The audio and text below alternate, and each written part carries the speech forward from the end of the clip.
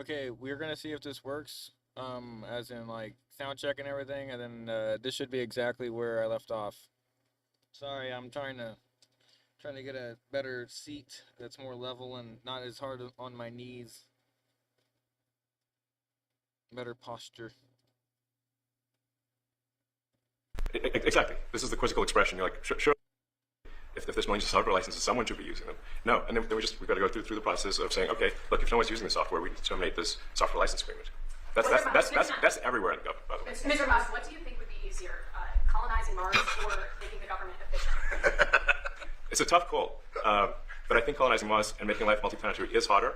And as I said, we do expect to achieve over time the $20 of savings. We can't do it in like a few months, but if you say by I think the official end of Doge, which the president may choose to extend, is the middle of next year. If you say by the middle of next year, with the support of the president and Congress, could we achieve $20 of savings? I think so. We're on track to do so. Do you have faith that Congress is Sorry for the hiccup. You had mentioned earlier in the week that Doge had become a whipping boy, and as the president mentioned, you went through a lot to go through this process. Yeah. Was it worth it for you, and what would you change?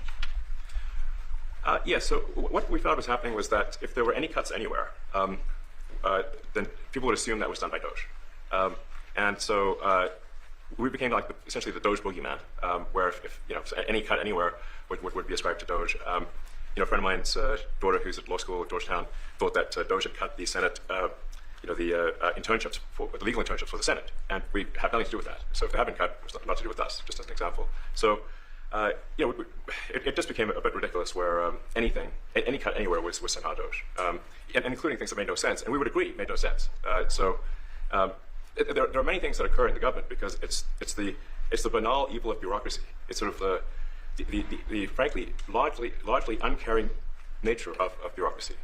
It's as the great Milton Friedman said, money is spent most poorly when it is someone else's money being spent on people you don't know, and that's how federal spending is.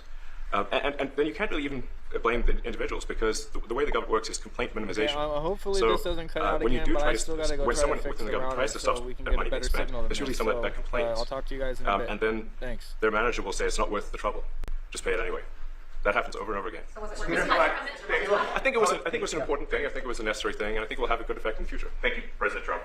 This week there was a video on board a plane that showed the First Lady of France slapping her husband, Emmanuel Macron. Do you have any world leader to world leader marital advice? Make sure the door remains closed. That was not good. Yes. No, I spoke to him, and he's fine. They're fine. They're two really good people. I know them very well, and I don't know what that was all about, but I know them very well, and they're fine. I got a little shiner here. What What is that? Democratic Party plan to avoid being swept in every battleground state again by spending $20 million to study how to speak to American men? Well, they spent 2.8 billion. We spent 1.5. We spent much less. We spent about half of what they spent, and at the end they were $28 million short. They had to be. They spent 2.8 billion. That's a lot, but they couldn't get 28 million at the end, and now they want to spend. I read that they want to spend money to learn how to talk. That's fake. You don't want to be fake. You shouldn't have to hire consultants to say what America needs, because then the consultants should be running the deal, not them. But I read that they want to spend a lot of money in each state. So we won all 7 swing states, 7 out of 7. We won a lot more than that. We won the popular vote. We won everything, and they want to spend money to find out what they did wrong. And I mean, I could tell you what they did wrong. I could tell you every one of their programs when they say men playing in women's sports. I would say that's not a winner. When they say transgender for everybody, I think that's not a winner. When they say open borders so the entire world population of criminals can pour into our country, I don't think that's a winner. I mean, I just gave them that for free. But I don't know if they'll change their ways. I see them all the time. I see people that I know in Congress, Democrats, they're trying to justify some of the things I just said. You can't justify them. I always hear they're 80-20 issues. I say they're not 80-20, they're 97-3. They might be 99-1. They're not 80-20. They wish they were 80-20. And they're wasting a lot of money if they're going to continue with that nonsense. And this is President, more of a big question, but back in the The Apprentice, you mentioned once in 2012 that Diddy was good for engineers back then. He has since found himself in some very serious legal trouble. Yeah, that's true. Would you ever consider pardoning him? Well, nobody's asked. You had to be the one to ask, Peter, but nobody's asked. But I know people are thinking about it. I know they're thinking about it. I think some people have been very close to asking. First of all, I'd look at what's happening, and I haven't been watching it too closely, although it's certainly getting a lot of coverage. I haven't seen him. I haven't spoken to him in years. He used to really like me a lot, but I think when I ran for politics, that relationship busted up. from what I read. I don't know. He didn't tell me that, but I'd read some little bit nasty statements in the paper all of a sudden. You know, it's different. You become a much different person when you run for politics and you do what's right. I could do other things, and I'm sure he'd like me, and I'm sure other people would like me, but it wouldn't be as good for our country. As we said, our country's doing really well because of what we're doing. So I can't, it's not a popularity contest. So I don't know, I would certainly look at the facts. If I think somebody was mistreated, whether they like me or don't like me, it wouldn't have any impact on me. Mr. President, on the Big Beautiful Bill, would you like to see the Senate build in some support for your tariffs on the Big Beautiful Bill, or should that be a standalone bill? I have great support on the tariffs. I mean, I was so honored that we got that ridiculous stay lifted, because that would have taken away presidential power. It would have taken away everything that was granted by the founders. It would have been a terrible thing. And it would have, most importantly, would have left us vulnerable. We have a lot of countries that use tariffs on us and use them viciously, actually, viciously. And if we didn't have the power to use tariffs on them, and instantly, not when you go back to Congress and try and get hundreds of people to agree on something, that would take months to get just one simple proclamation. If we didn't have the power to counteract their powers, you wouldn't have a country left. We have to act fast. We have to be fast and nimble, as they say. And that was a really great moment, I think, yesterday when that stay was lifted. And hopefully now we'll go to court and just win that battle. Because if we don't have the power to do what they're doing to us, we are going to be a great nation no longer. Elon Musk was once idolized by folks on the left in this country before joining your administration. Now he's considered a hero by conservatives. Why do you think this man, what he's done in American life, has been so politicized? Well, his life has been amazing. I mean, I look at so many different things. I look at that rocket being, guided back into position. I've never seen that before. I thought it was a space movie. I thought it was a movie. You look at what he's done in terms of communication. It's been unbelievable. So many different, even tunnels going underground, not having to go through all the process of going. He's got a company that does that. He's got so many different companies. Starlink, as an example. He saved a lot of lives, probably hundreds of lives in North Carolina. I don't even know if you remember, but I called you. They needed Starlink in North Carolina. And I didn't know what the hell Starlink was. I said, what is it? Who owns it? They said, do you know Elon Musk? I said, you happen to know the gentleman. This was before his government stay. And they said, we really need it, because North Carolina was literally became an island. It was, people had no communication. They had no access to anything, and they were dying. And I called up Elon, and you can't get it because it's so successful. It's very hard to get. And he had so much of it brought over there, and they told me it was unbelievable. It saved a lot of lives. So, he's just done a lot of things. I don't think he gets credit for what he's done. But he's a very good person, too. You know what? If he wasn't a good person, but he did the same things, I'd probably maybe speak differently. He happens to be a really good person who loves the country. Mr. President, on one big beautiful bill, you had indicated this week that there were some things you didn't like about what had passed in the House. What changes do you want to see the Senate make? And you had also indicated there were things you didn't like about the bill. What would you be suggesting he push senators to change in their version? Well, I'll tell you, I'll go first. It's an unbelievable bill. It cuts your deficits. It cuts, it's a huge cutting. But there's things I'd like to see maybe cut a little bit more. I'd like to see a bigger cut in taxes. It's going to be the largest tax decrease or cut in the history of our country. I'd like to see it get down to an even lower number. I was shooting for a slightly lower number. I would have liked to have done that. But with all of that being said, when you look at the tax cut and the fact that the original tax cut, which made us so successful, we had the most successful 4 years in the history of our country, the economy, and this is going to be even better. And you see that by the reports that came out just yesterday or tonight. I guess they were released this morning at 8 o'clock. You see the kind of numbers where somebody that's a pro is like, whoa, I haven't seen numbers like this since I've been doing this. These are human emotions of professionals that have never seen numbers like, and we've just started. The bill is a great bill. It's going to be jiggered around a little bit. It's going to be negotiated with the Senate, with the House. But the end result is it extends the Trump tax cuts. If it doesn't get approved, you'll have a 68% tax increase. You're going to go up 68%. That's a number that nobody's ever heard of before. You'll have a massive tax increase. If it does get approved, you'll have a large tax cut, the largest we've ever had. When you add the past tax cuts that we got you, the Trump tax, they call them the Trump tax cuts. It's an amazing bill. It does amazing things. With all of that, it's going to be adjusted a little bit over the next coming weeks, and I think it's going to be passed. The Republicans want to pass it. With all of the great things it does, including an extension of debt, it's the extension. We have to extend the debt. If we don't extend debt, we're in default. Now, the Democrats might like our country to be in default, but in 250 years, we've never been in default.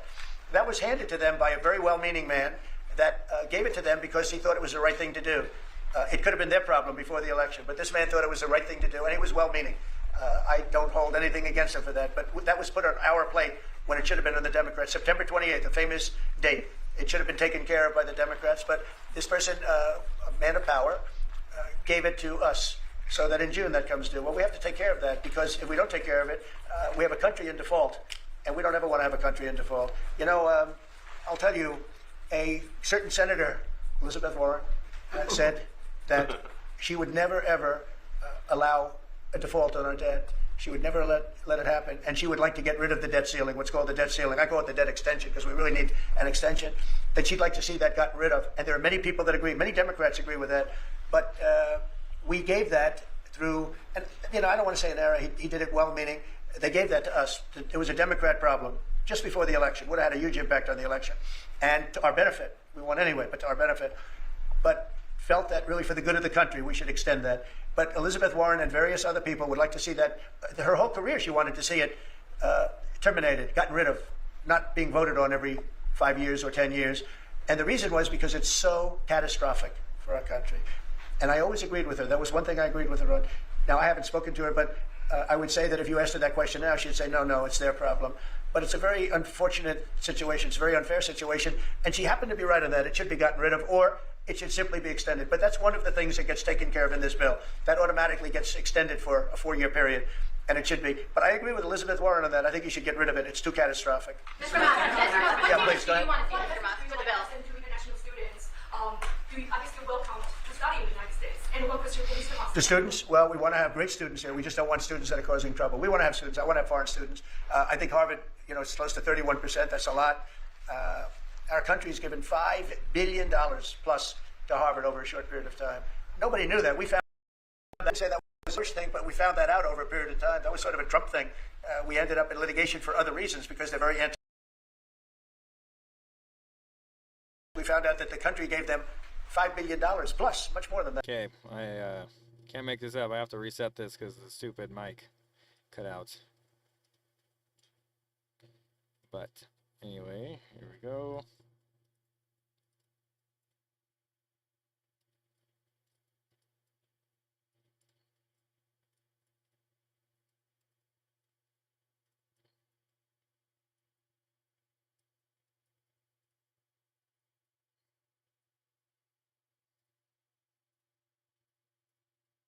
I think we have a very good, it's a very sad case. It's a case we win. We can't lose that case because we have the right to make grants. We're not going to make any grants like that. But I don't think Harvard's been acting very nicely. I think Columbia wants to get to the bottom of the problem. They've acted very well. And there are other institutions, too, that are acting, but Harvard's trying to be a big shot. And all that happens is every 3 days we find another $100 million that was given. 2 days ago, we found $200 million more. The money's given to them like gravy. I'd like to see the money go to trade schools, where people learn how to fix motors and engines, where people learn how to build rocket ships, because somebody has to build those rocket ships. Yeah. And I'd like to see trade schools set up, because you could take $5 billion plus hundreds of billions more, which is what's spent, and you could have the greatest trade school system anywhere in the world. And that's what we need to build his rockets and robots and things that he's doing, and to build lots of other things. And I went to school with people. In some cases, they weren't good students, but they could fix the engine of a car better than anybody I've ever seen. They could take it apart blindfolded. They had an ability at that. And they did very well. They made a lot of money. It's a very skilled job. It's great. But I'd like to see a lot of money going into trade schools. I've always felt that. And we probably found our pot of gold, and that's what's been wasted at places like Harvard. And the money's been wasted. Yeah, please. I wanted to ask quickly, Mr. Musk, is your eye okay? What happened to your eye? Well, I wasn't anywhere near France, so. No, I didn't notice about First Lady of France. getting slapped, I didn't notice. I was just watching around with Lil X, and I said, go ahead, punch me in the face, and he did. Turns out even a 5-year-old punching you in the face actually does. That was X that did it? Yeah, X could do it. If you knew X, I still smile right now. But I didn't really feel much at the time, and then I guess it bruises up. But I just watched around with the kids. I didn't notice it, actually. I know that you try to stay pretty neutral because not your war. But By the way, not my war. your war. But as you try to fix it, and as you survey this hellscape of the Ukrainian front lines, It's horrible. and you and your team deal with a very stubborn Vladimir Putin. Do you And Zelensky. But do you look at this Very stubborn conflict Zelensky, too. any differently now? Like, do you look at this and see Putin as the good guy or the bad guy? So I've known him very well.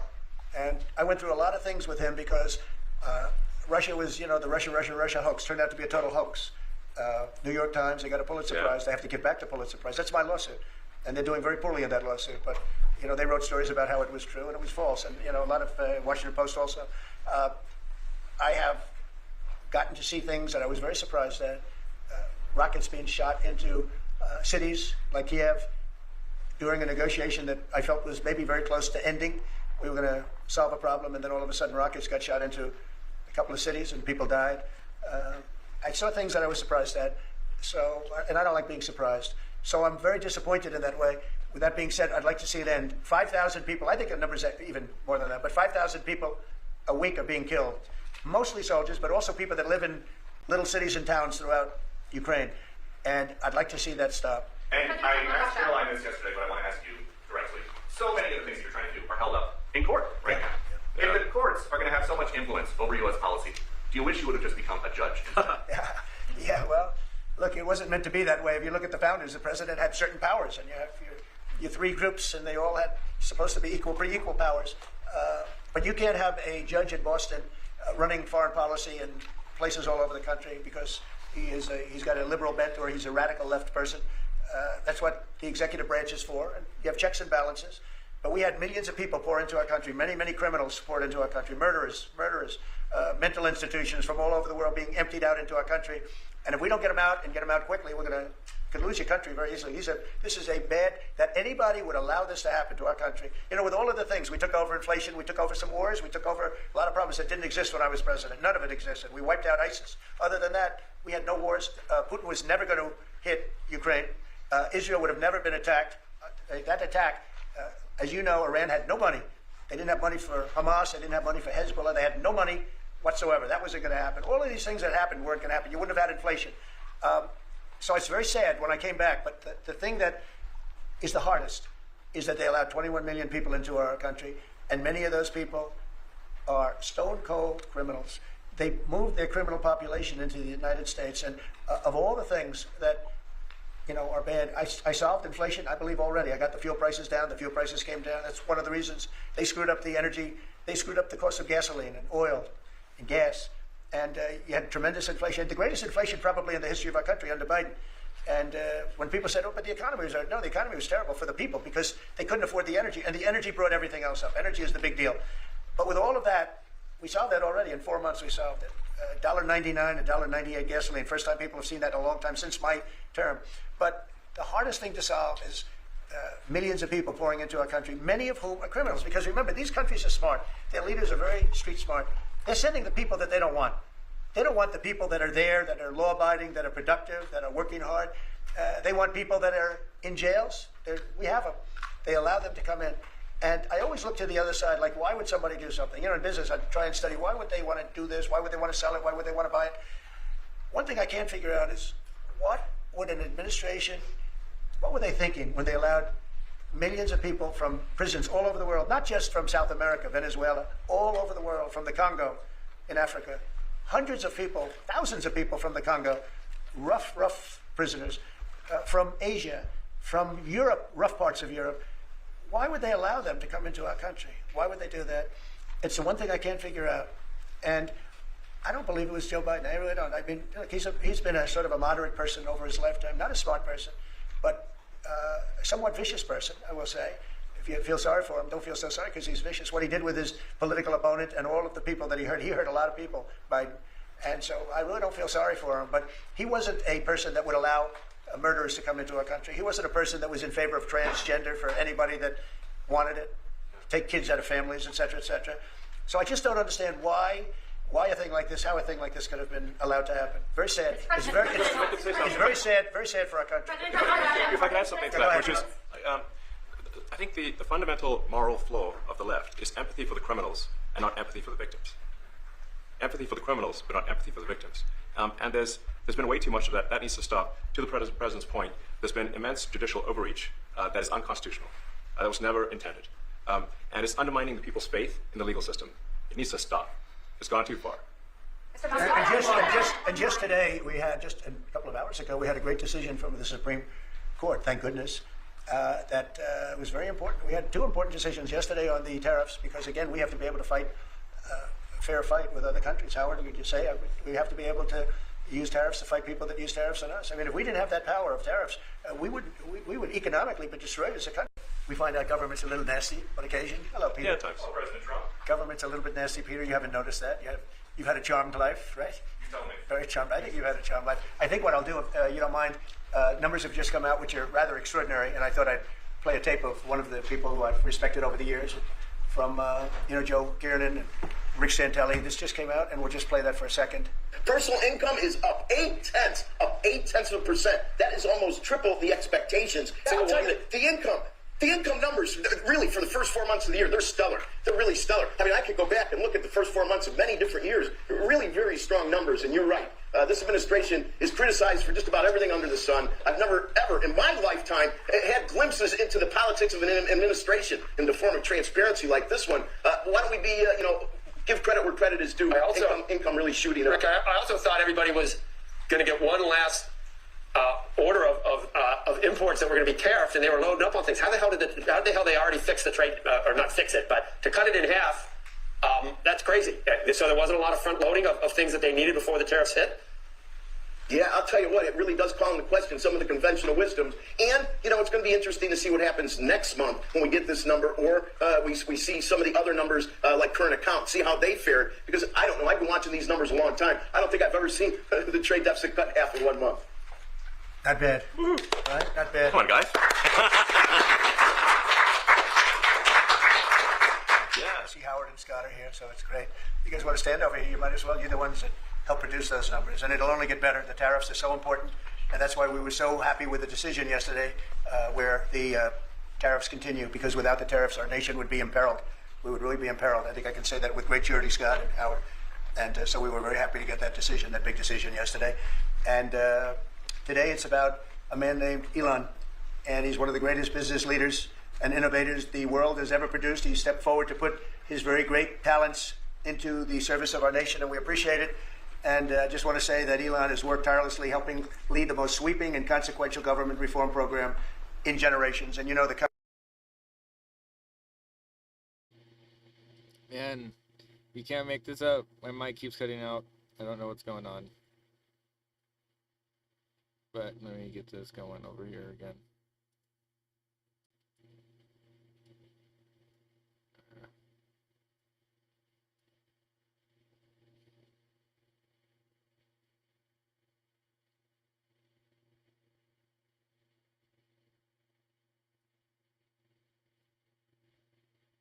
that he's found and his people have found. He's brought a group of very smart people in, and they found things that are pretty unbelievable.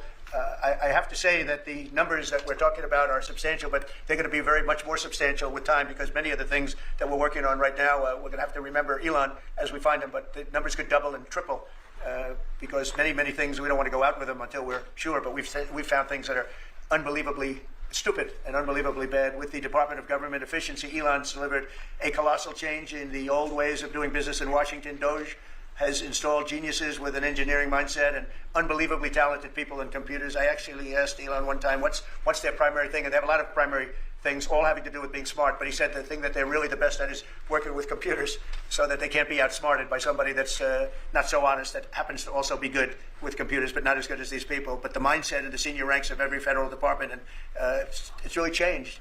And with Elon's guidance, they're helping to detect fraud/waste and modernize broken and outdated systems. So as you know, we're talking about various systems and changing systems. And, sadly, it takes a long time to do that. You'll change, let's say, a system at IRS and computerize it properly, where the job can be done in 1/10 the time, but it takes sometimes years to rebuild those systems.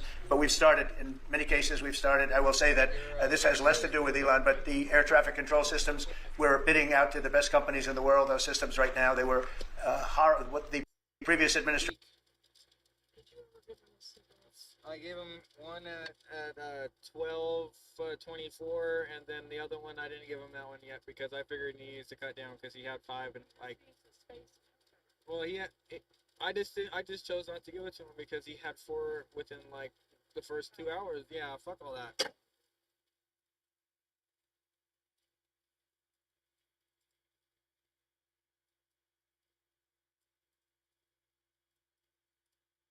Was horrible.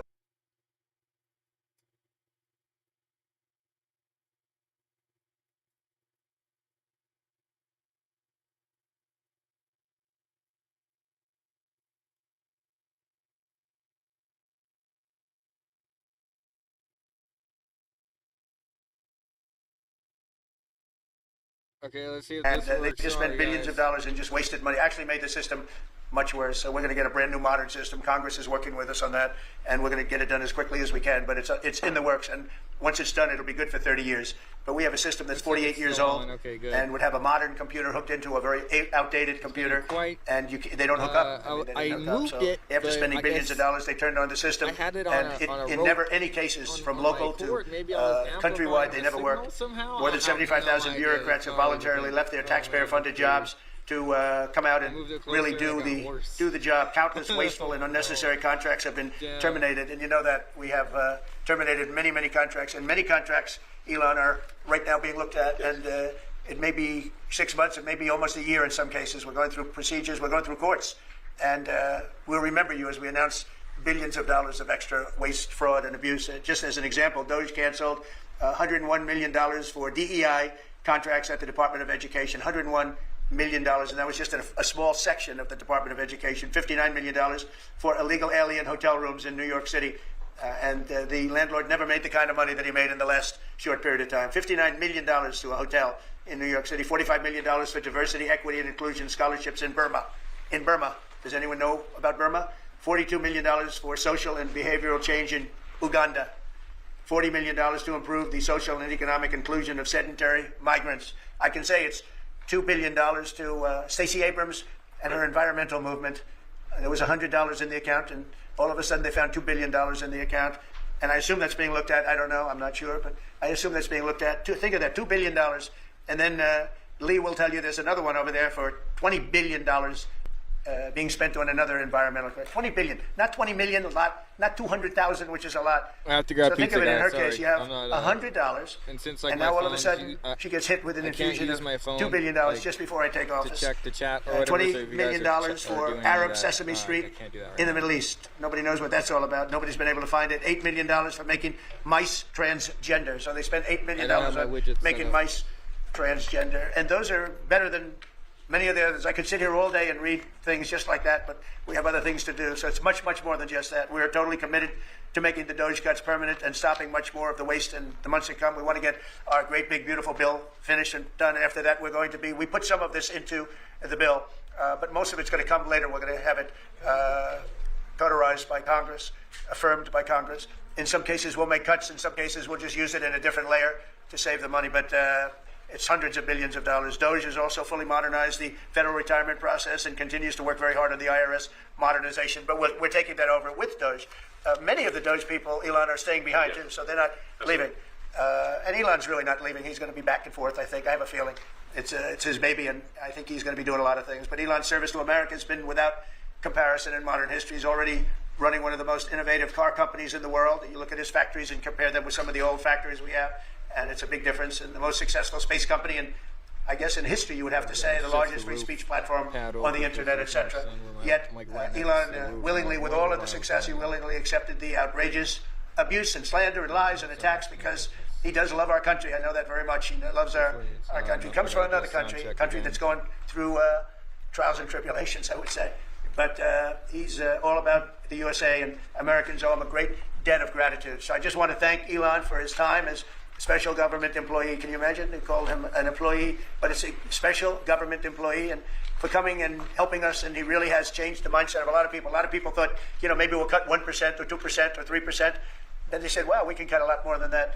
And we're going to do it very surgically. We're going to continue on the march. We're making America great again. When I was in Saudi Arabia, we were in, as you know, three really great countries, predominantly the three. Qatar was great, UAE was great, Saudi Arabia, incredible. Such an incredible experience to be in those three countries. But the Crown Prince of Saudi Arabia, and I must tell you, the great leaders of the other two that we just mentioned, they all said the same thing, that the United States is the hottest country right now anywhere in the world. And 6 months ago, we thought it was dead. It was like a dead country. And it would have been a dead country if we didn't have the right result on November 5th. It would have been a horrible, horrible situation was going on with the borders, with transgender for everyone, men playing in women's sports, and so much more. But they were saying the hottest country anywhere in the world. And then I played that little clip because that was one person who was respected. But there were two people, because Joe was in that one too. Joe's a good man. But that was one group of people saying something about the success of what we've done over the last 4 months. They could not believe it. In the one case, they said they've never seen anything like it as long as they've been doing what they've been doing. They've been doing it for a long time. So I want to thank Elon for helping. And again, you know, the United States right now is the hottest country anywhere in the world. There's no country as hot, and we're doing really well. We came when I left, we had no wars, we had no problems. We defeated ISIS, we rebuilt our military, and we had no inflation. And when I came back, we had a lot of inflation. We had wars all over the place. We had the embarrassment in Afghanistan where we gave up billions and billions of dollars of military equipment, the most embarrassing moment in the history of our country, I believe. I believe that strongly. We have Russia with Ukraine. We had the attack on Israel in October, the horrible attack, October 7th. Horrible, horrible attack. Nobody's ever seen anything like it. And now we have something where we're really healing a lot of that. We stopped India and Pakistan from fighting. I believe that could have turned out into a nuclear disaster. And I want to thank the leaders of India, the leaders of Pakistan, and I want to thank my people also. We talk trade. And we said we can't trade with people that are shooting at each other and potentially using nuclear weapons. And they're great leaders in those countries, and they understood and they agreed. And that all stopped, and we're stopping others from fighting also, because ultimately we can fight better than anybody. We have the greatest military in the world. We have the greatest leaders in the world. We put one of them in charge of the Joint Chiefs of Staff, as you know, General Raisin Kane. And we wiped out ISIS, completely wiped out ISIS in 3 weeks. They said it would take 5 years, and we did it in 3 weeks. And that's the way it is. But we don't want to have to use our military. We want to be peace through strength when we can. And that's the way we're going to have it. So I just want to thank Elon and all of his people. Most of those people are staying. Almost all of them are staying, and they're going to be with us. And you're going to see the results coming long into the future. Even a year and 2 years later, you're going to see a lot of the results. And those hundreds of billions of dollars are going to be adding up, and they're going to continue to add. It'll be interesting, really interesting to see what the final number is going to be. But again, Elon gave an incredible service. Nobody liked him. And he had to go through the slings and the arrows, which is a shame because he's an incredible patriot. The good news is that 90% of the country knows that, and they appreciate it, and they really appreciate what he did. And I gave him a little special something we have here. Thank you. A very special, that I give to very special people. I have given it to some, but it goes to very special people, and I thought I'd give it to Elon as a presentation from our country. Thank you. Thank you, Elon. Thank you. Take care of yourself. Thank you. You see the luck. The luck in this is amazing. That's right. Large luck. Well, let me say perhaps a few words. That this is not the end of Doge, but really the beginning. My time as a special government employee necessarily had to end. It was a limited time thing. It's 134 days, I believe, which ends in a few days. So that it comes with a time limit. But the Doge team will only grow stronger over time. The Doge influence will only grow stronger. It's I liken it to sort of Buddhism. It's like a way of life. So it is permeating throughout the government, and I'm confident that over time we will see $1 trillion of savings and a reduction in $1 trillion of waste and fraud reduction. The calculations of the Doge team thus far, in terms of an FY25 to FY26 delta, are over 160 billion, and that's climbing. We expect that number will probably go over 200 billion soon. So I think the Doge team is doing an incredible job. They're going to continue doing an incredible job, and I'll continue to be visiting here and be a friend and advisor to the president. And I look forward to times being back in this amazing room. By the way, isn't this incredible? Like this incredible, it's stunning. I think the way that the Oval Office, how the president has just completely redone the Oval Office is beautiful. I love the gold on the ceiling. It's pretty nice. Yeah. That's been there a long time. That was plaster. Nobody ever really saw it. They didn't know the eagle was up there. And we highlighted.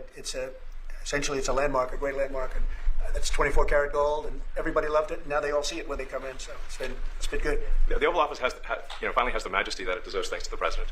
So I look forward to continuing to be a friend and advisor to the president, continuing to support the Doge team, and we are relentlessly pursuing $8 trillion in waste and fraud reductions, which will benefit the American taxpayer.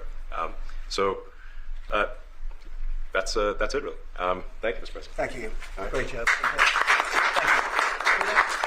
President Trump. The president mentioned that you had to deal with all the slings and arrows during your time at Doge. There's this. Some of the people, some of the media organizations in this room were the slingers. Well, so there is a New York Times report today that accuses you of blurring the line between. Is the New York Times, is that the same publication that got a Pulitzer Prize for false reporting on the Russiagate?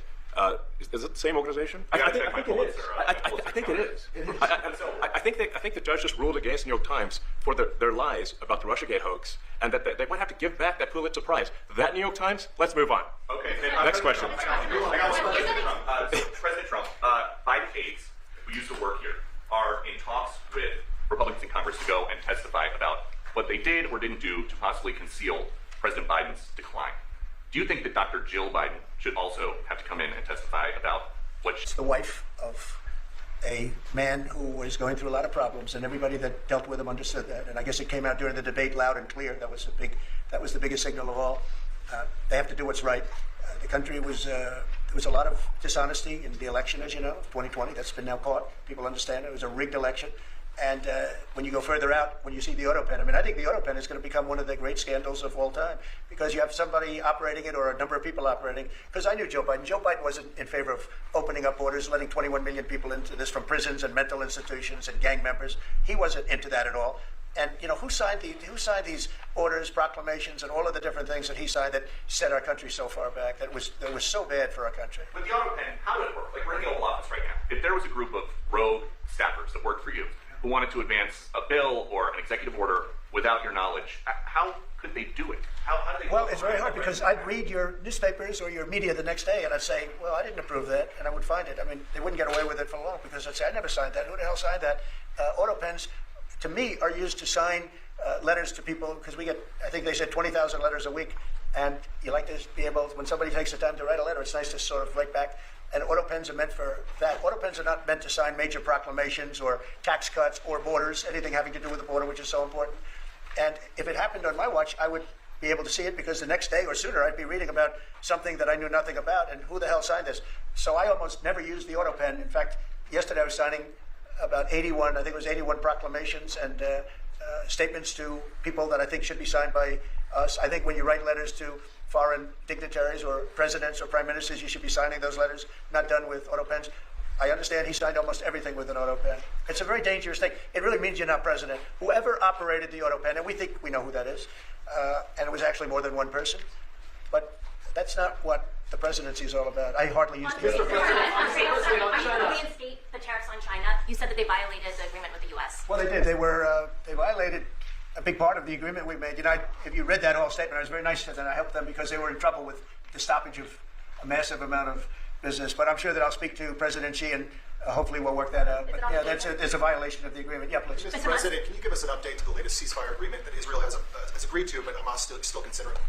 Well, they're very close to an agreement on Gaza, and we'll let you know about it during the day or maybe tomorrow, and we have a chance of that. And I think we have a chance of making a deal with Iran also. They don't want to be blown up. They would rather make a deal, and I think that could happen in the not-too-distant future. That would be a great thing if we could have a deal without bombs being dropped all over the Middle East. That would be a very good thing.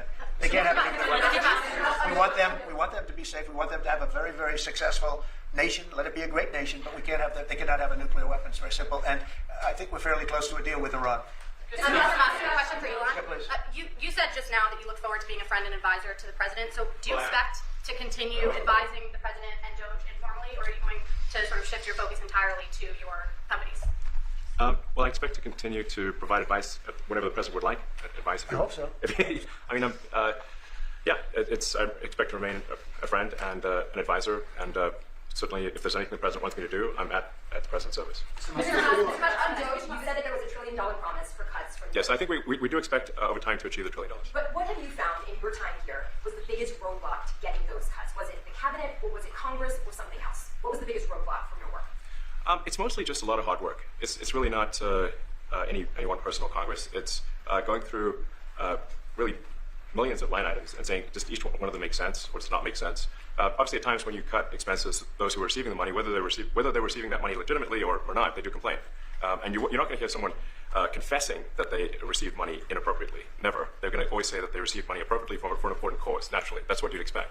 So we just have to. It's just a lot of work going through the vast expenses of the federal government and just really asking questions. What's this money for? Are you sure it's actually being used well? Many times we can't even find anyone who defends it. So for a lot of the expenses, there's actually no defender at all. And then we have to just work through the process of stopping the spending, where there's often literally no defender. Nobody even knows why the money's being spent. It's truly absurd. I mean, we find situations where there are millions of software licenses with 0 people using them. 0. Exactly. This is the quizzical expression. You're like, surely, if there's millions of software licenses, someone should be using them. No, and then we've got to go through the process of saying, okay, look, if no one's using the software, we need to terminate this software license agreement. That's everywhere in the government, by the way. Mr. Musk, what do you think would be easier, colonizing Mars or making the government efficient? It's a tough call, but I think colonizing Mars and making life multiplanetary is harder. And as I said, we do expect to achieve over time the $1 trillion of savings. We can't do it in like a few months, but if you say, by the, I think the official end of Doge, which the president may choose to extend, is the middle of next year. If you say by the middle of next year, with the support of the president and Congress, could we achieve $20 of savings? I think so. We're on track to do so. Do you agree that Congress is Go ahead. Mr. President, you had mentioned earlier in the week that Doge had become a whipping boy, and as the president mentioned, he went through a lot to go through this process. Yes. Was it worth it for you, and what would you change? Yes, so what we found was happening was that if there were any cuts anywhere, then people would assume that was done by Doge. And so we became like essentially the Doge boogeyman, where if any cut anywhere would be ascribed to Doge. A friend of mine's daughter, who's at law school at Georgetown, thought that Doge had cut the Senate, the internships, the legal internships for the Senate, and we have nothing to do with that. So if they have been cut, it's not to do with us, just as an example. So it just became a bit ridiculous where any cut anywhere was somehow Doge, and including things that made no sense, and we would agree made no sense. There are many things that occur in the government because it's the banal evil of bureaucracy. It's sort of the frankly largely uncaring nature of bureaucracy. It's as the great Milton Friedman said, money is spent most poorly when it is someone else's money being spent on people you don't know, and that's how federal spending is. And then you can't really even blame the individuals because the way the government works is complaint minimization. So when you do when someone within the government tries to stop money being spent, there's usually someone that complains, and then their manager will say it's not worth the trouble, just pay it anyway. That happens over and over again. So was it I think it was an important thing. I think it was a necessary thing, and I think it will have a good effect in the future. Thank you, President Trump. This week there was a video on board a plane that showed the First Lady of France slapping her husband, Emmanuel Macron. Do you have any world leader to world leader marital advice? Make sure the door remains closed. That was not good. Yes. No, I spoke to him, and he's fine. They're fine. They're two really good people. I know them very well, and I don't know what that was all about, but I know them very well, and they're fine. I got a little shiner here. What is that? Democratic Party plan to avoid being swept in every battleground state again by spending $20 million to study how to speak to American men. Well, they spent 2.8 billion. We spent 1.5. We spent much less. We spent about half of what they spent, and at the end they were $28 million short. They had to be. They spent 2.8 billion. That's a lot, but they couldn't get 28 million at the end, and now they want to spend. I read that they want to spend money to learn how to talk. That's fake. You don't want to be fake. You shouldn't have to hire consultants to say what America needs, because then the consultants should be running the deal, not them. But I read that they want to spend a lot of money in each state. So we won all 7 swing states, 7 out of 7. We won a lot more than that. We won the popular vote. We won everything, and they want to spend money to find out what they did wrong. And I mean, I can tell you what they did wrong. I can tell you every one of their programs when they say men playing in women's sports. I would say that's not a winner. When they say transgender for everybody, I think that's not a winner. When they say open borders so the entire world population of criminals can pour into our country, I don't think that's a winner. I mean, I just gave them that for free. But I don't know if they'll change their ways. I see them all the time. I see people that I know in Congress, Democrats, they're trying to justify some of the things I just said. You can't justify them. I always hear they're 80-20 issues. I say they're not 80-20, they're 97-3. They might be 99-1. They're not 80-20. They wish they were 80-20. And they're wasting a lot of money if they're going to continue with that nonsense. And this one's a more of a basic question, but back in Wilson the Apprentice, you mentioned once in 2012 that Diddy was a good friend of yours back then. He has since found himself in some very serious legal trouble. Yeah, that's true. Would you ever consider pardoning him? Well, nobody's asked. You had to be the one to ask, Peter, but nobody's asked. But I know people are thinking about it. I know they're thinking about it. I think some people have been very close to asking. First of all, I'd look at what's happening, and I haven't been watching it too closely, although it's certainly getting a lot of coverage. I haven't seen him. I haven't spoken to him in years. He used to really like me a lot, but I think when I ran for politics, that relationship busted up. From what I read, I don't know. He didn't tell me that, but I'd read some little bit nasty statements in the paper all of a sudden. It's different. You become a much different person when you run for politics, and you do what's right. I could do other things, and I'm sure he'd like me, and I'm sure other people would like me, but it wouldn't be as good for our country. As we said, our country's doing really well because of what we're doing. So I can't. It's not a popularity contest. So I don't know. I would certainly look at the facts. If I think somebody was mistreated, whether they like me or don't like me, it wouldn't have any impact on me. Mr. President, on the Big Beautiful Bill, would you like to see the Senate build in some support for your tariffs on the Big Beautiful Bill, or should that be a standalone bill? I have great support on the tariffs. I mean, I was so honored that we got that ridiculous stay lifted because that would have taken away presidential power. It would have taken away everything that was granted by the founders. It would have been a terrible thing. And it would have, most importantly, would have left us vulnerable. We have a lot of countries that use tariffs on us and use them viciously, actually, viciously And if we didn't have the power to use tariffs on them, and instantly, not when you go back to Congress and try and get hundreds of people to agree on something, that would take months to get just one simple proclamation. If we didn't have the power to counteract their powers, you wouldn't have a country left. We have to act fast. We have to be fast and nimble, as they say. And that was a really great moment, I think, yesterday when that stay was lifted. And hopefully now we'll go to court and just win that battle. Because if we don't have the power to do what they're doing to us, we are going to be a great nation no longer. Elon Musk was once idolized by folks on the left in this country before joining your administration. Now he's considered a hero by conservatives. Why do you think this man, what he's done in American life, has been so politicized? Well, his life has been amazing. I mean, I look at so many different things. I look at that rocket being, guided back into position. I've never seen that before. I thought it was a space movie. I thought it was a movie. You look at what he's done in terms of communication. It's been unbelievable. So many different, even tunnels going underground, not having to go through all the process of going. He's got a company that does that. He's got so many different companies. Starlink, as an example, he saved a lot of lives, probably hundreds of lives in North Carolina. I don't even know if you remember, but I called you. They needed Starlink in North Carolina, and I didn't know what the hell Starlink was. I said, "What is it? Who owns it?" He said, "Do you know Elon Musk?" I said, "Yeah, I happen to know the gentleman." This was before his government stay, and they said we really need it because North Carolina was literally became an island. It was people had no communication, they had no access to anything, and they were dying. And I called up Elon, and you can't get it because it's so successful. It's very hard to get. And he had so much of it brought over there, and they told me it was unbelievable. It saved a lot of lives. So, he's just done a lot of things. I don't think he gets credit for what he's done. But he's a very good person, too. Mr. Musk, if he wasn't a good person, but he did the same things, I'd probably maybe speak differently. He happens to be a really good person who loves the country. Mr. Musk, one thing, the beautiful bill, you had indicated this week that there were some things you didn't like about what had passed in the House. What changes do you want to see the Senate make? And you had also indicated there were things you didn't like about the bill. What would you be suggesting he push senators to change in their version? Well, I'll tell you, I'll go first. It's an unbelievable bill. It cuts your deficits. It cuts, it's a huge cutting. But there's things I'd like to see maybe cut a little bit more. I'd like to see a bigger cut in taxes. It's going to be the largest tax decrease or cut in the history of our country.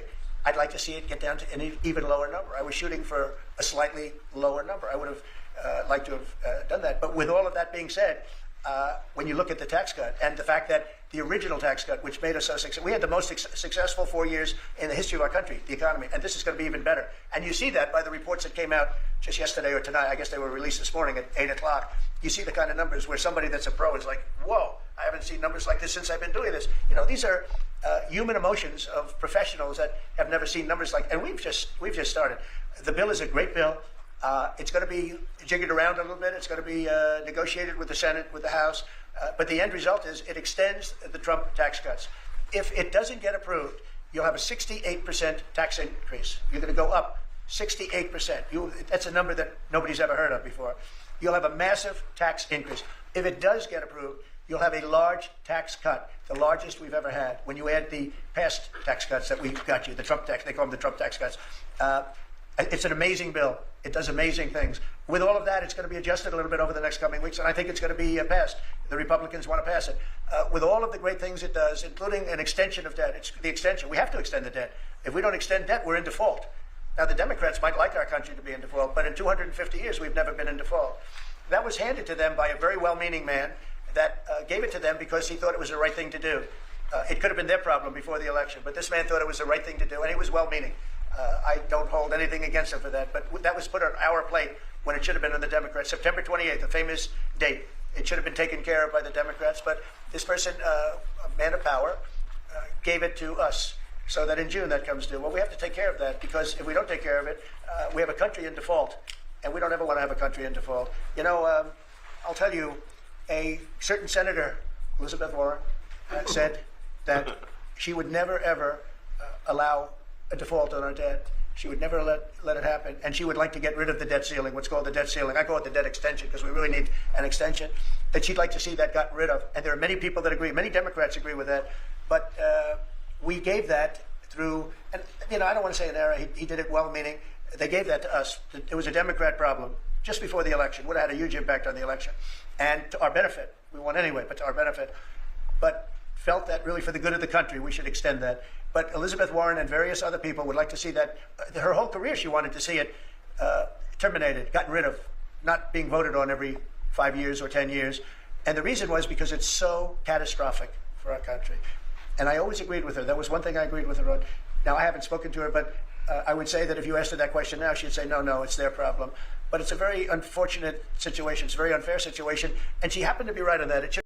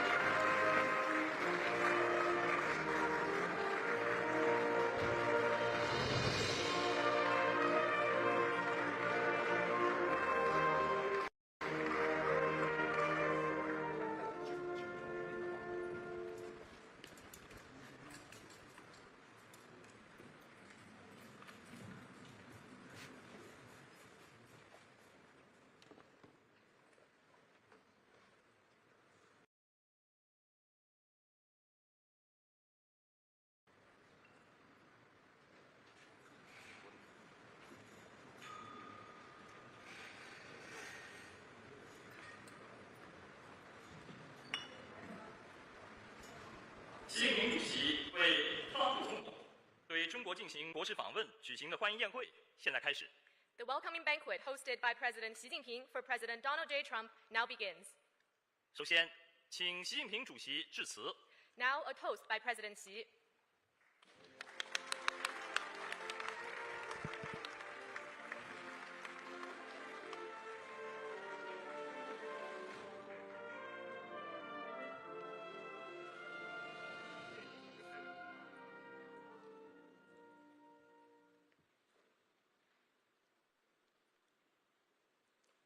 尊敬的特朗普总统、女士们、先生们，很高兴为特朗普总统对中国进行国事访问举行国宴。首先，我代表中国政府和中国人民，对特朗普总统和美国代表团表示热烈欢迎。Honorable President Donald J. Trump, ladies and gentlemen, it is a great pleasure to host the state banquet in honor of President Trump during his state visit to China. On behalf of the Chinese government and people, I'd like to extend a warm welcome to President Trump and the U.S. delegation. 这是一次历史性访问。今年是中国15开局之年，14亿多中国人民立足于5000多年中华文明深厚基础，正在以高质量发展全面推进中国式现代化。今年也是美国独立250周年，3亿多美国人民正在重振爱国、创新、开拓精神，推动美国发展迈向新的征程。中美两国人民都是伟大的人民，实现中华民族伟大复兴和让美国再伟大，完全可以并行不悖，相互成就，造福世界。This is a historic visit. This year marks the start of China's 15th five-year plan for economic and social development. The over 1.4 billion people of China, drawing on the rich heritage of our over 5,000-year civilization, are advancing Chinese modernization on all fronts through high-quality development. This year is also the 250th anniversary of American independence. The over 300 million American people are reinvigorating the spirit of patriotism, innovation, and enterprise, and ushering in a new journey for the development of the United States. The people of China and the United States are both great peoples. Achieving the great rejuvenation of the Chinese nation and making America great again can go hand in hand. We can help each other succeed and advance the well-being of the whole world. 55年前，尼克松总统派基辛格博士访华，中美开展乒乓外交，双方官民并举，推开了中美冰封20多年的大门，成为当代国际关系史上重大事件。此后，中美之间以很多开放合作的故事，不断书写着友谊的佳话。新形势下，我同特朗普总统顺应两国人民和国际社会期待，通过多次会晤和通话，推动中美关系保持总体稳定。55 years ago, President Richard Nixon sent Dr. Henry Kissinger to visit China, and ping-pong diplomacy was carried out between our two countries. Through efforts of the two governments and peoples, the door that had remained frozen for over 20 years was opened, marking a milestone in contemporary international relations. From then on, China and the United States have written many chapters of friendship through mutual openness and cooperation. Under the new situation, President Trump and I, fully aware of the expectations of our two nations and the international community, have had multiple meetings and phone calls and kept China-US relations generally stable. 今天，我同特朗普总统就中美关系和国际及地区形势深入交换意见。我们一致认为，中美关系是当今世界最重要的双边关系，只能搞好，不能搞坏。两国合则两利，斗则俱伤，应该成为伙伴而不是对手。我们同意构建中美建设性战略稳定关系，推动中美关系稳定、健康、可持续发展，为世界带来更 work and never mess it up. Both China and the United States stand to gain from cooperation and lose from confrontation. Our two countries should be partners rather than rivals. President Trump and I also agreed to build a constructive China-US relationship of strategic stability to promote the steady, sound, and sustainable development of China-US relations and bring more peace, prosperity, and progress to the world. 尊敬的特朗普总统先生、女士们、先生们、朋友们，纵观中美关系发展历程，能不能做到相互尊重、和平共处、合作共赢，是中美关系能否稳定发展的关键所在。当今世界变乱交织，中美关系承载着两国17亿多人民的福祉，关乎世界80多亿人民的利益。我们应当共同扛起这个历史重任，推动中美关系这艘巨轮沿着正确的航道平稳前行。Honorable President Donald J. Trump, ladies and gentlemen, friends. Looking back at the course of China-US relations, whether or not we could have mutual respect, peaceful coexistence, and win-win cooperation is the key to whether the relationship can advance steadily. The world today is changing and turbulent. China-US relations concern the well-being of the over 1.7 billion people of both countries and affect the interests of the over 8 billion people of the world.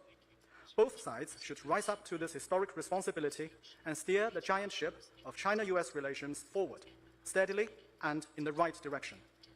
最后，我提议，为中美两国发展繁荣和人民幸福，为中美关系的美好未来和两国人民的友谊，为特朗普总统以及在座的各位朋友的健康，干杯！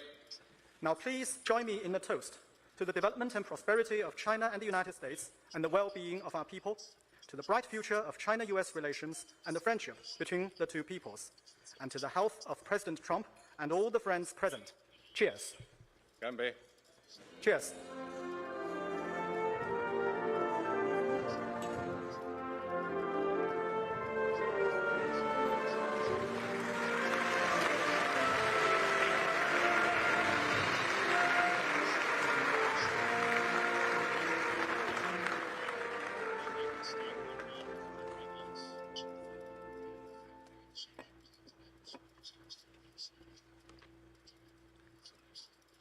谢谢习近平主席。 Thank you, President Xi. 现在请特朗普总统致辞。 Next, a toast by President Trump.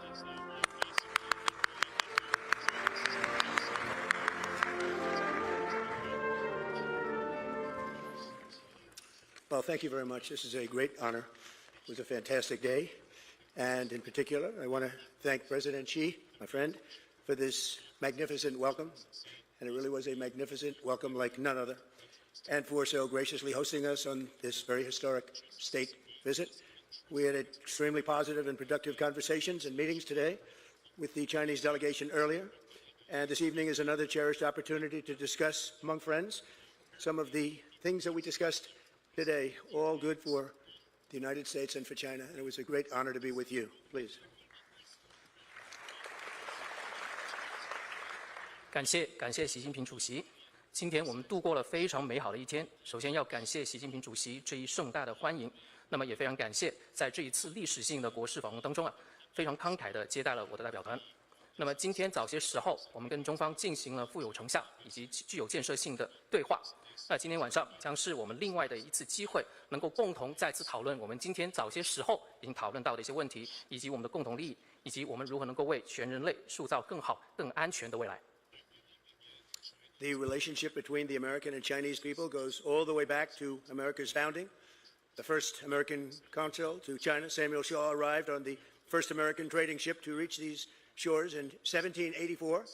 The Chinese merchants had a name for the Americans. They called their visions the New People. 2.5 centuries later, that first connection has grown into one of the most consequential relationships in world history. 美国人民和中国人民之间的友谊可以追溯到美国的建国之初。那么，美国的第一任驻华大使萨缪尔·肖先生在1784年乘坐第一艘美国的商船到达了中国的沿岸。当时中国的商人是这样称呼到来的美国访客，他们将当时到来的美国访客称为一个崭新的民族。250年后的今天，这一个当初的友谊已经慢慢地演变成为当今世界当中最举足轻重的关系之一。From the beginning, our citizens have shared a deep sense of mutual respect. Founding father Benjamin Franklin published the sayings of Confucius in his colonial newspaper, and today's sculpture, recognizing that ancient Chinese sage, is carved into the face of the United States Supreme Court very proudly. 从一开始，我们两国之间的人民就已经有深厚的相互的尊重。美国的国父本杰明·富兰克林曾经在他的殖民报纸当中刊登了孔子的《论语》，而今天在美国最高法院建筑物的门前，可以说有一个雕刻，这个雕刻就是为了向中国的这一名古代的圣人进行致敬。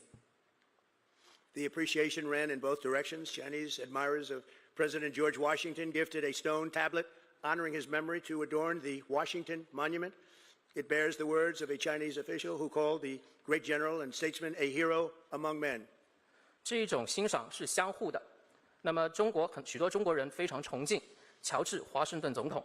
那么这些人当时就向美国捐赠了一个石碑，就是为了纪念华盛顿总统。目前这个石碑已经镶嵌在华盛顿纪念碑里面，石碑上刻有当时的一名中国官员形容这一名伟大的将军和政治家，他们把他称为人中豪杰。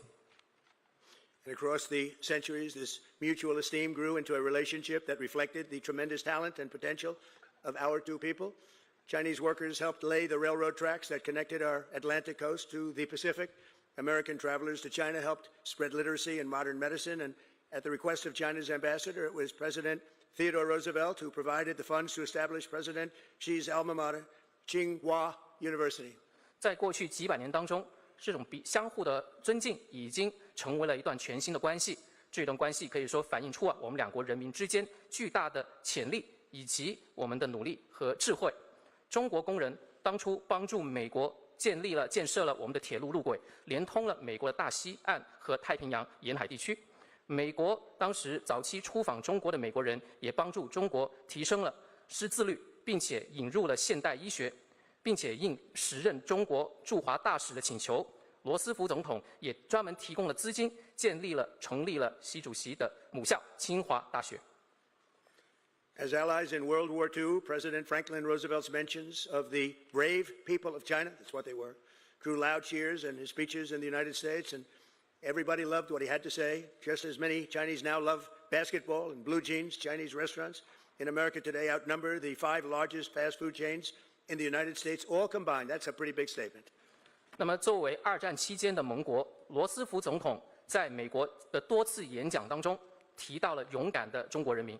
正如当前许多中国人非常喜欢篮球和穿蓝色的牛仔裤，在美国目前的中餐厅的数量要比美国前5大快餐连锁店的总的店面还要多。This bond of commerce and respect that stretches back 250 years is the foundation for a future that benefits both of our nations. The American and Chinese people share much in common. We value hard work, we value courage and achievement, we love our families, and we love our countries. Together we have the chance to draw on these values to create a future of greater prosperity, cooperation, and happiness, and peace for our children. We love our children. This region and the world is a special world with the two of us united and together. 那么至于商业当中的纽带以及我们的相互尊重，可以说追溯到250年前，是我们将要构建的未来的基础。至于未来将会惠及我们两国的人民，美国人民和中国人民有许多的共同点，我们都崇尚劳动，我们都崇尚勇气和成就，我们都非常爱我们的家庭，我们也爱我们的国家。我们两国一道，我们将有机会基于我们共同的价值观，创造出一个更加繁荣、基于合作、幸福、和平的未来，为我们的子孙、为本地区以及全世界造福。Thank you again, President Xi, for this beautiful welcome. And tonight it is my honor to extend an invitation to you and Madam Peng to visit us at the White House this September 24th. And we look forward to it. And I'd now like to raise a glass and propose a toast to the rich and enduring ties between the American and Chinese people. It's a very special relationship. And I want to thank you again. This has been an amazing period of time. Thank you, President Xi. 那么再一次感谢习主席，感谢这一美好的欢迎。那么今天晚上，我也想借此机会向您以及彭女士提出邀请，于9月24号邀请你们出访白宫。那我也希望，针对美国人民和中国人民之间深厚的以及持久的友谊，我提议我们进行举杯。那么我们这两国关系是非常独特的一项关系。感谢。感谢。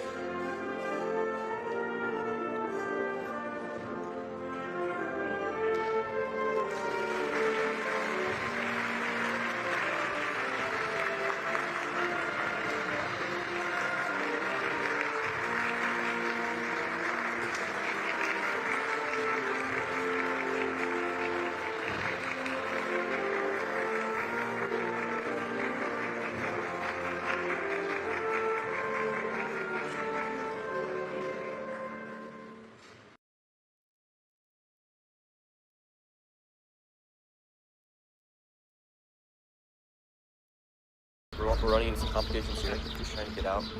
They're asking why are we trying to leave the hotel early.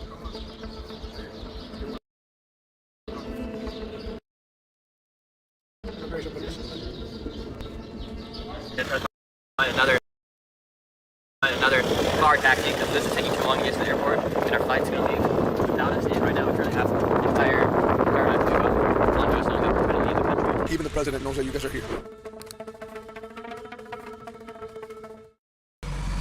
¿Qué sería su mensaje a Donald Trump y Marco Rubio? Donald Trump y Marco Rubio, estoy esperando por ustedes, por favor, para ver si podemos vivir como personas, vivir como ser humano, tener las primeras necesidades como vive un ser humano, porque estamos viviendo peor que los animales. Peor que los animales estamos viviendo. ¿Cree que sería bueno que los Estados Unidos ayuden? Claro, por supuesto. Todo el mundo está esperando la intervención. La intervención porque la gente piensa que la intervención que van a matar a la gente, no. Ya ellos saben los puntos claves, que saben que hay el Comité Central, que es el punto cero, que sabe, todo el mundo sabe dónde están los campos. Ellos saben dónde están los campos. ¿Qué es un buen sueldo aquí en Cuba? ¿Viste? Ahí está.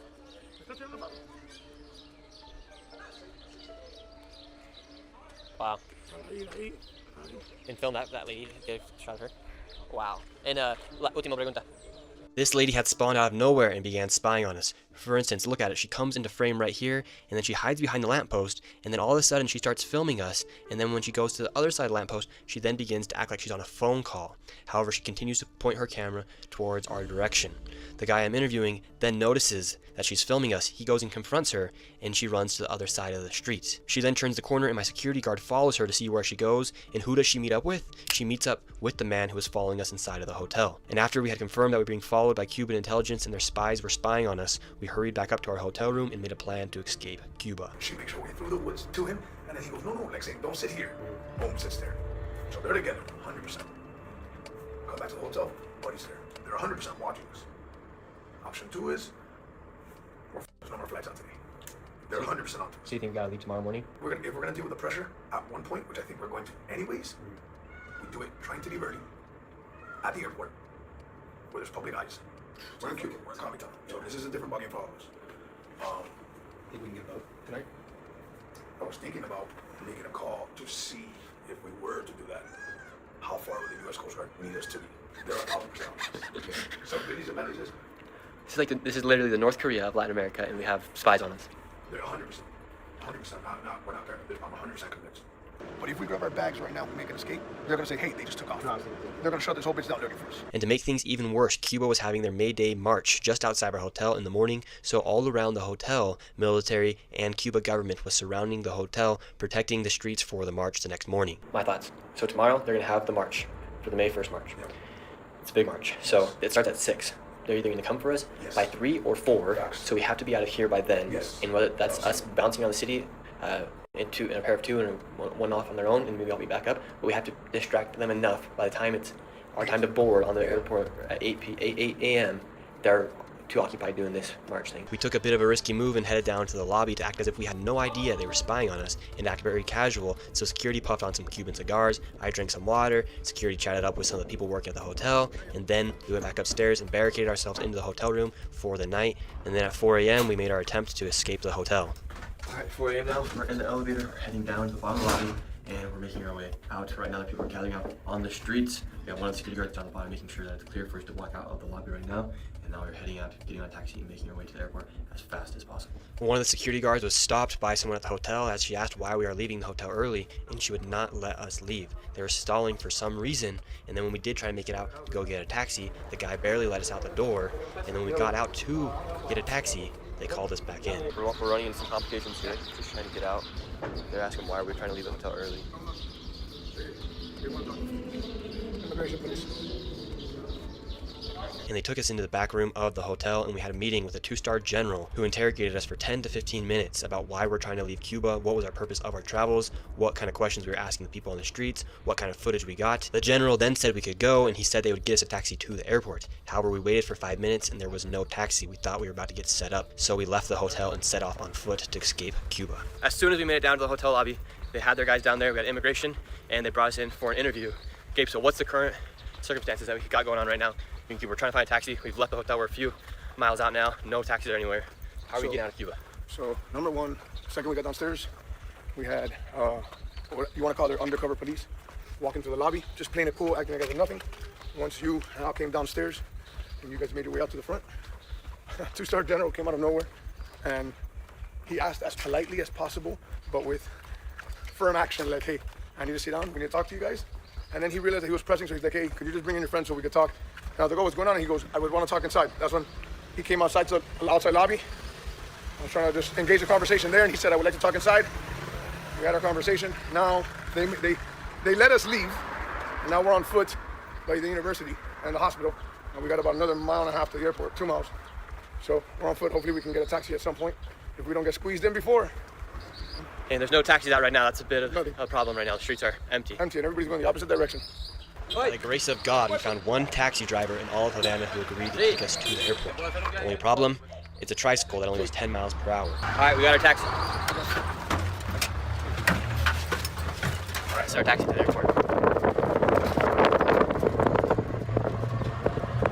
Not the taxi I thought we were gonna get into to make it to the airport. This is our taxi we have right now. It's the only option we had available. We're gonna try to find another car taxi because this is taking too long to get to the airport, and our flight's gonna leave without us. And right now we currently have the entire around Cuba onto us, knowing that we're gonna leave the country. Now we weren't able to get another taxi. We've been in this taxi for the past hour or so. The sun came up, we finally made it to the airport, and now this is our last stretch in order to get out of Cuba. They might catch us one more time inside the airport, so we don't know exactly. We're not out of here for certain, for good. They might make one last push at the airport. They could either ask us some more questions or not let us board our flight. They do have all my camera gear inside the airport right now, so we have to get all of that. And everyone's on the know that we're trying to leave Cuba right now. We'll see if they let us board our commercial flight. We made it to the airport, and now I had to go get my camera gear that they had seized just 24 hours before. They questioned me for another 30 minutes. They then took one of my security guards, questioned him as well, and then they ended up letting us get onto our Oh my gosh. Muchas gracias. Gracias. Oh, we're making it onto the plane right now. I've never been so happy to make it onto a plane.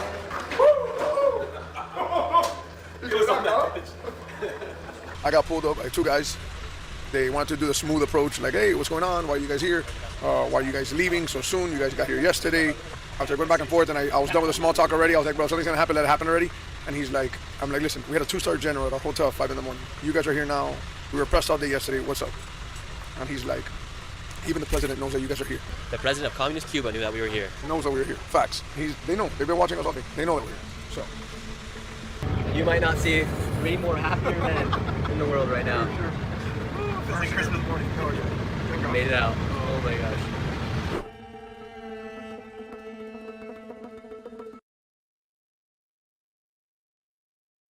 This week, South Dakota Attorney General Marty Jackley joined 22 other attorneys general in a request to keep a lower court stay on a rule involving an abortion drug. Jackley stopped by Dakota News Now to discuss his concerns about the abortion drug. This as others continue to push back on his efforts.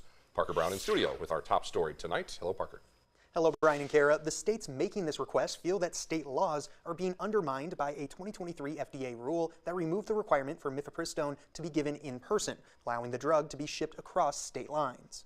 We certainly have had issues with mifepristone and some of the abortion pills here in South Dakota. South Dakota Attorney General Marty Jackley says that this most recent request to the Supreme Court is just the newest part of an ongoing saga. Earlier this year, the state settled its case with Mayday Health over abortion pill ads and passed legislation to make distribution or advertisement of abortion pills illegal. Jackley believes the pause on the FDA rule should remain in place because state law should take precedent and because of safety concerns he has. The federal government, the FDA, is doing things that are either in state jurisdiction or that just aren't safe, especially for young women that are ordering these pills and not having either parental notifications depending upon their age, not having in-person meetings or any medical oversight. The ACLU believes access to abortion pills should not be restricted, regardless of concerns some may have, and they've been active in asking the Supreme Court to reject the efforts of opponents. South Dakota ACLU Advocacy Manager Samantha Chapman says mifepristone is safe and effective. This is a medication that is legal in many states across the country to use, and it also has many applications beyond just medication abortion.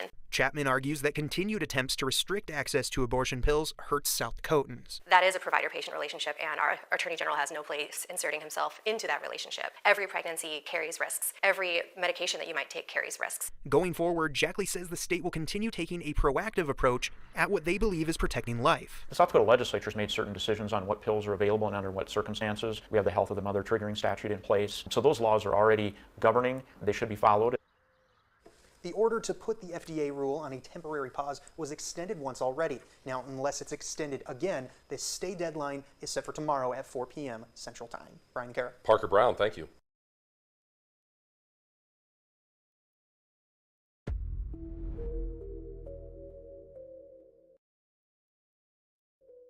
If Trump actually is able to accurately release the truth about the UFOs and release these files, that's probably going to greatly improve his legacy as a president. Wouldn't you agree?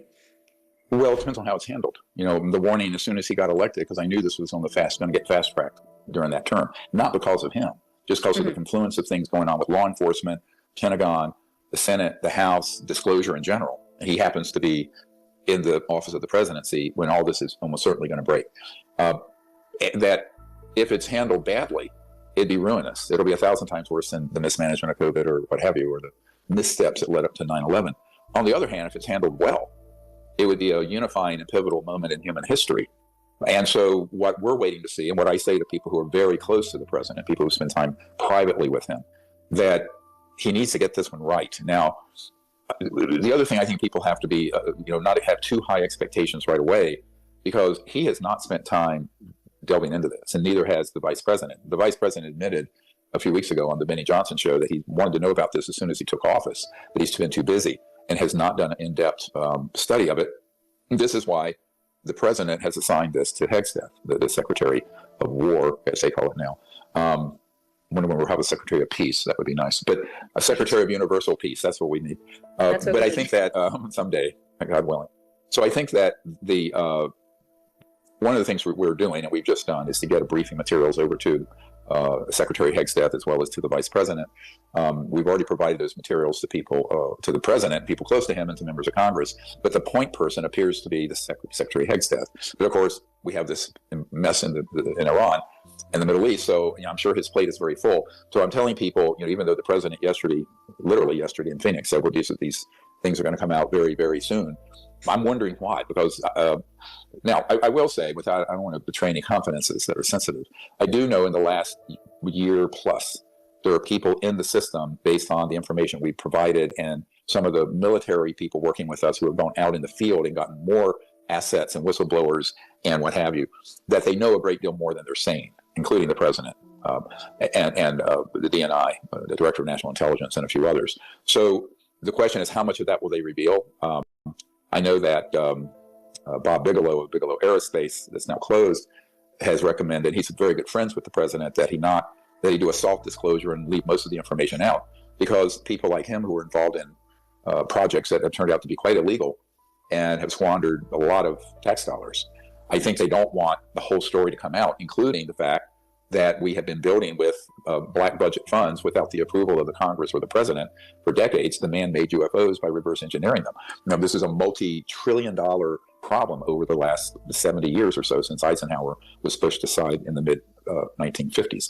So, the question is, how much of that will they acknowledge, and how much of the information they disclose will be things that look scary that aliens did that were actually done by psychological warfare operations out of the CIA working with these corporate aerospace giants that we know about. So this is what I'm watching for. And believe me, we may have another press conference. It depends, what comes out, and we will have to analyze it very carefully and point out the things that are misdirects or wrong information. And honestly, I don't think it would be done deliberately by Mr. Hegstead or the president. It's because they simply don't. Frankly, they need a subject expert. And I have offered to help guide them through that. But I think what happens, these things tend to happen very hastily, without enough thought and without enough research. And because everyone on this call knows how much most of the information on the subject has been deliberately curated for the false information, and inside this sort of haystack of disinformation are the gold nuggets in there. But you really got to know what you're doing. And every one of these people, because there are people who are on our team who are friends, personal friends with Secretary Hegstead and the vice president and the president. And so I know for a fact that none of them have had adequate information and perspective and analysis done. So it's going to be interesting, to see what this first tranche is. And if it combines information with disinformation, we're going to have to go very public with correcting that. And of course, I'm not shy about doing so, but no, not at all.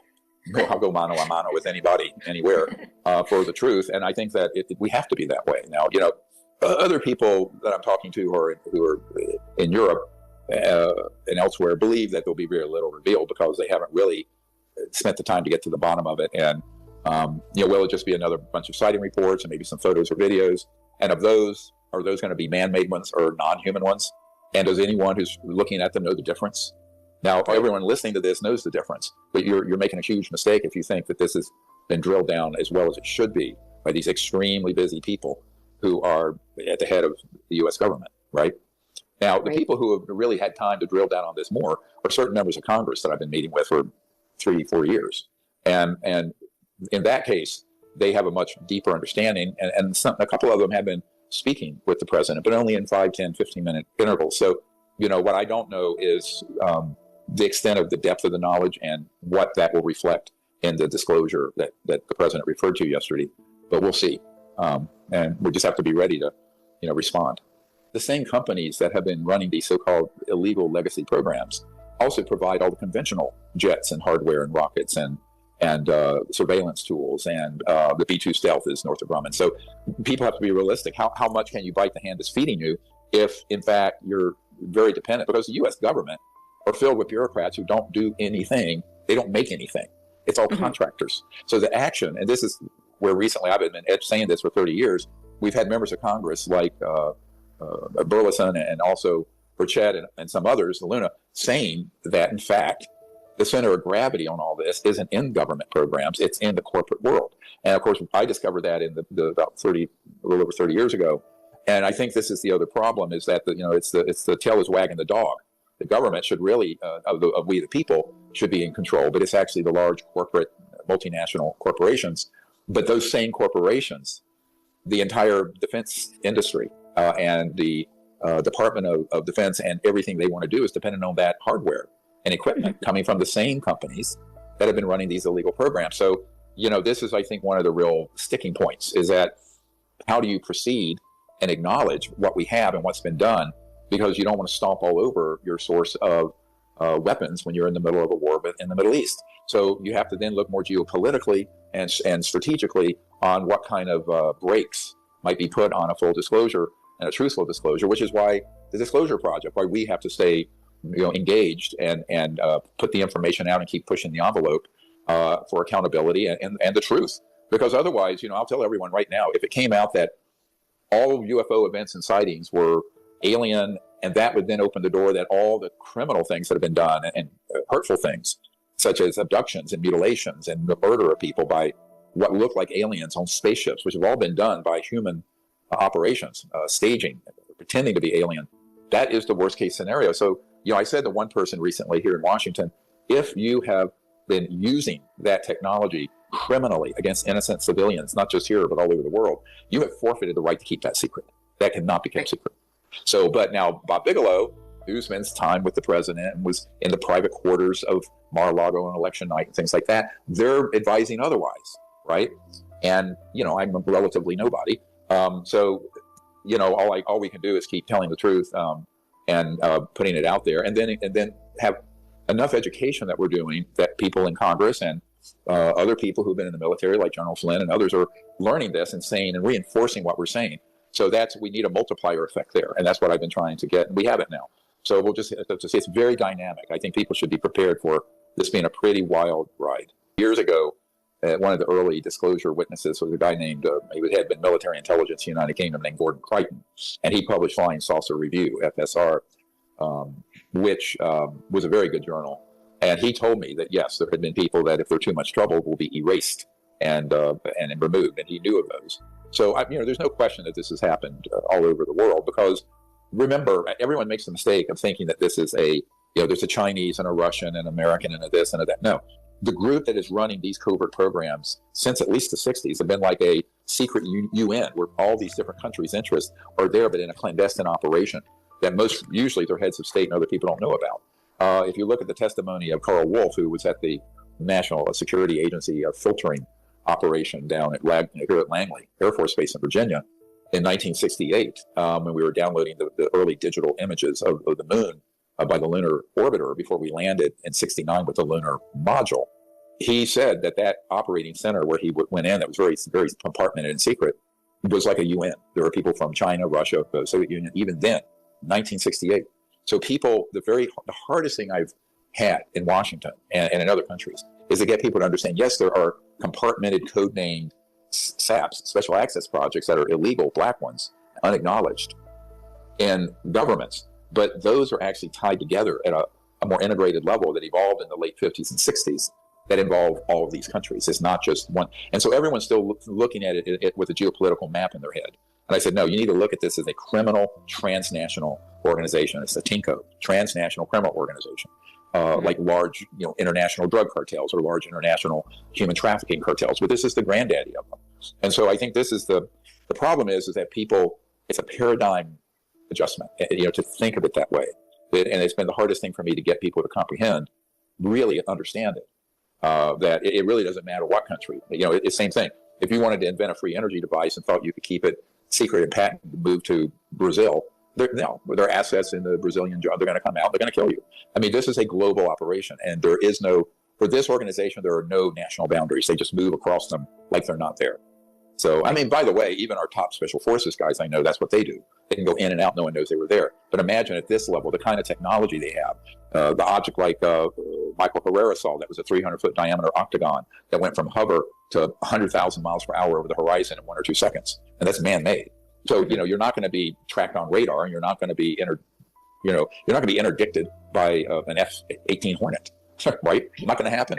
So this is the issue, and this is something we know, that there have these objects that are man-made UFOs have been tracked in Russian airspace, in China. One was actually downed in northern Iran and had to be blown up on the ground in situ, right where it landed. And those were man-made objects that were anti-grav. So we've had that confirmed by some inside military folks. So I think that this is very complex, and this is why I think at some point, if there's an initial release that then creates more interest, there should be some kind of a governmental retreat where we should go in and be the subject experts to unpack all this, because it needs to be a couple of days, because it's so important. Right now, I don't see that anyone quite, except a few members of Congress and some people who are kind of peripheral to the cabinet and to the Oval Office, have as deep understanding as they need. So this is what I'm hoping will close that gap before the train leaves the station too much further. Now, almost everyone I've ever briefed in government, whether it was a CIA director or even 3-star generals at the Pentagon, had no knowledge of it. They were never read in. And so, when you go from having no information to this about ready to be officially acknowledged by the government, I think there's a very steep learning curve, we would say, that needs to happen in order for it to occur safely and appropriately and truthfully.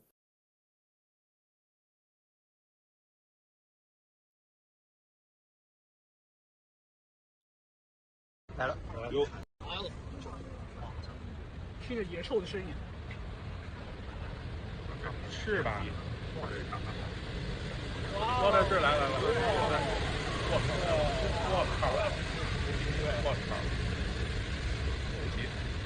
我可能让他自己这个前面2级啊，这个含着这个机，这好像是大，那个这个那个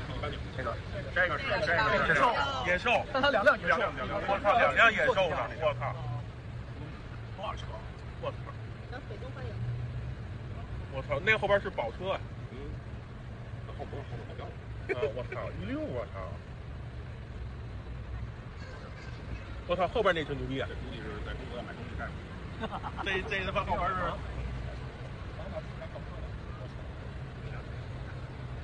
我操，后边几乎都是他们的车了啊！光物资在700-800斤不我操！他今晚上还不让他俩活动，也挺早的，就9时就睡了，天上人家上来了，让人家上来了，就洗洗睡了，多没劲了。还得处理国家大事儿。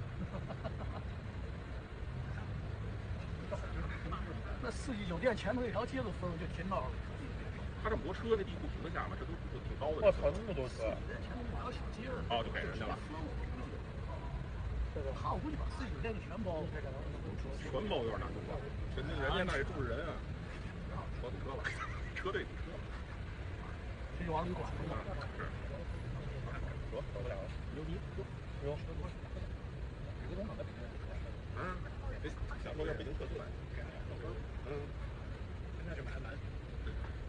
不是怎么还跟着俩腰子头？不是这有点，怕我们晕倒是吧？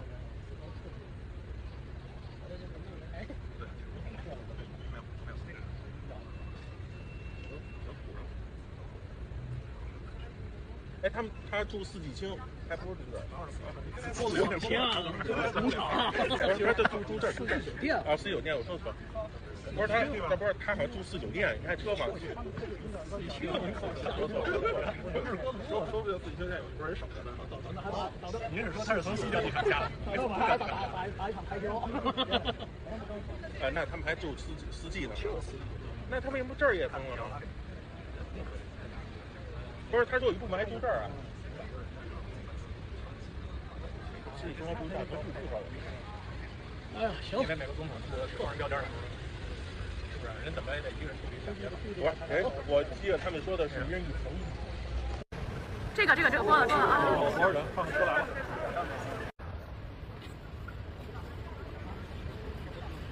嚯，帅！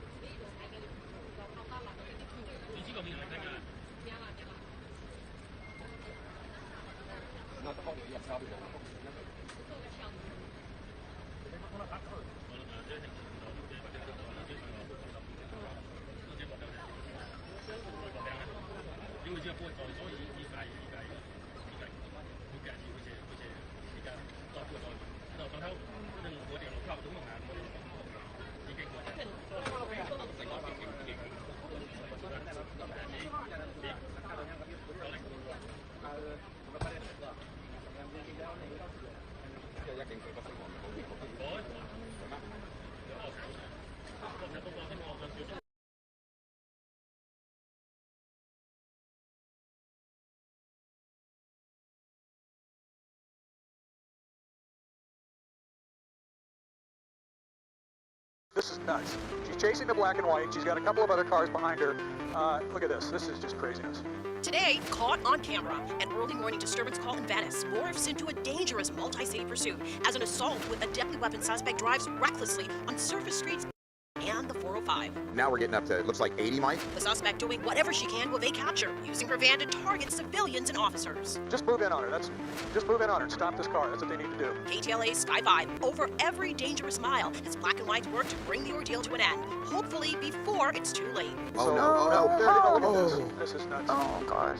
This is caught on camera.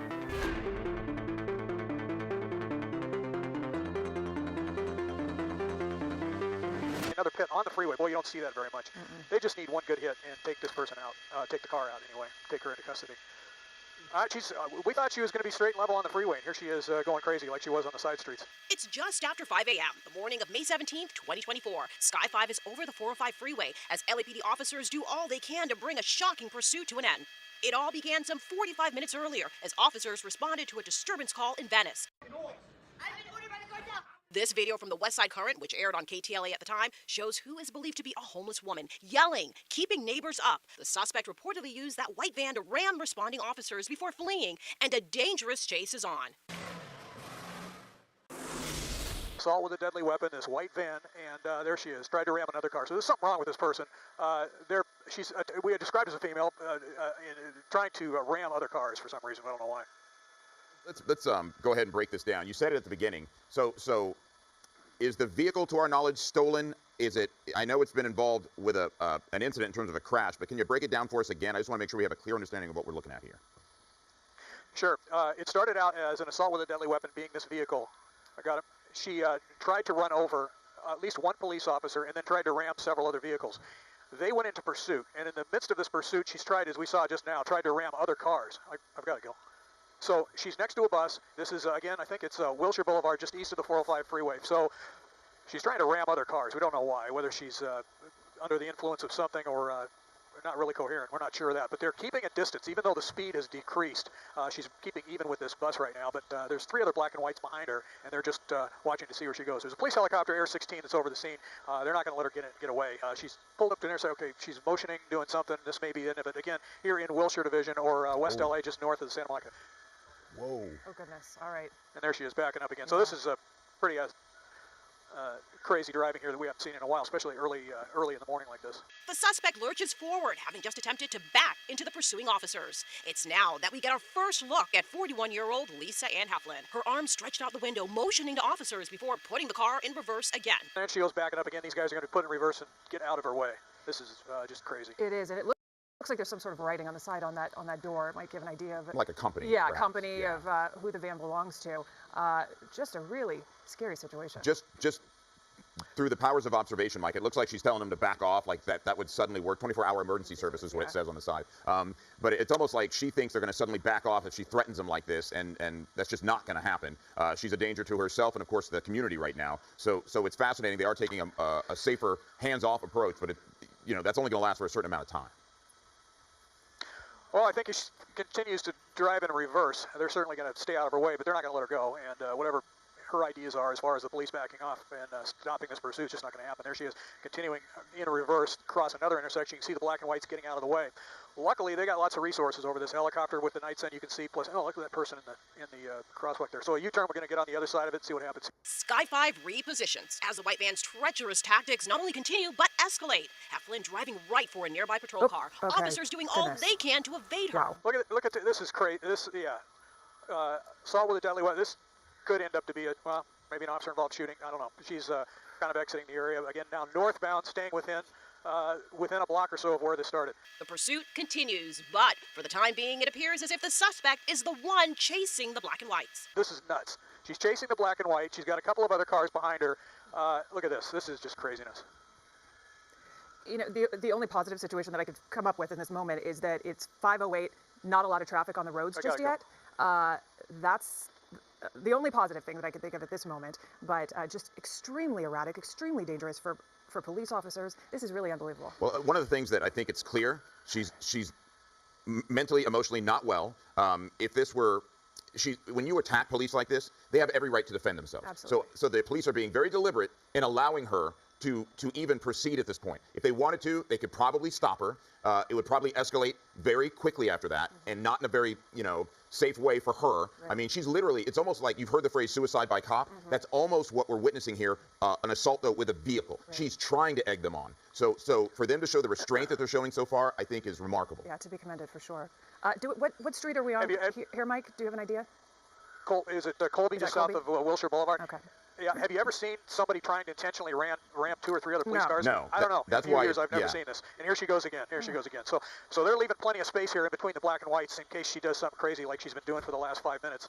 And boy, I tell you, they not only are they defensively driving, but they have to watch out for what she's going to do. And she's shown that she really doesn't care about anybody's safety, certainly. And that's the thing, Mike, and you just said it. The fact that it's one thing for the police to show restraint for themselves, but there's going to come a point, as Megan pointed out, it's early. As people start coming out, they start realizing, as they're getting ready to go to work early in the morning, the police are going to have to do something more drastic to put this to an end, because it's obvious that she's a danger to the community, and you got to protect the citizens. And right now, she's a threat to everybody, including herself. The game of chicken continues as a van reverses down Colby Avenue. Patrol cars maneuvering all they can to avoid her, 2 of them colliding in the process. Heflin continues back and forth up Colby Avenue. Who knows what her problem is, but hopefully it's going to end here soon, and they're going to take her into custody. But they're not going to approach that car while she's still doing these crazy moves.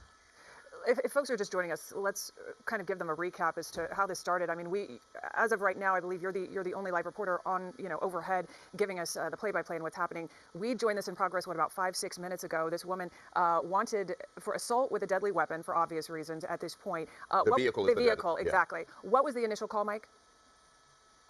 That's all we heard scanner-wise was they were in pursuit of an assault with a deadly weapon vehicle, and the person driving the car had already tried to ram several other cars. So you've seen this for the last couple of minutes. This was ongoing while we were leaving the airport. So there's other cars involved that she has tried to ram. Don't know if any other parked cars or any other people were injured in this, or she had crashed into them.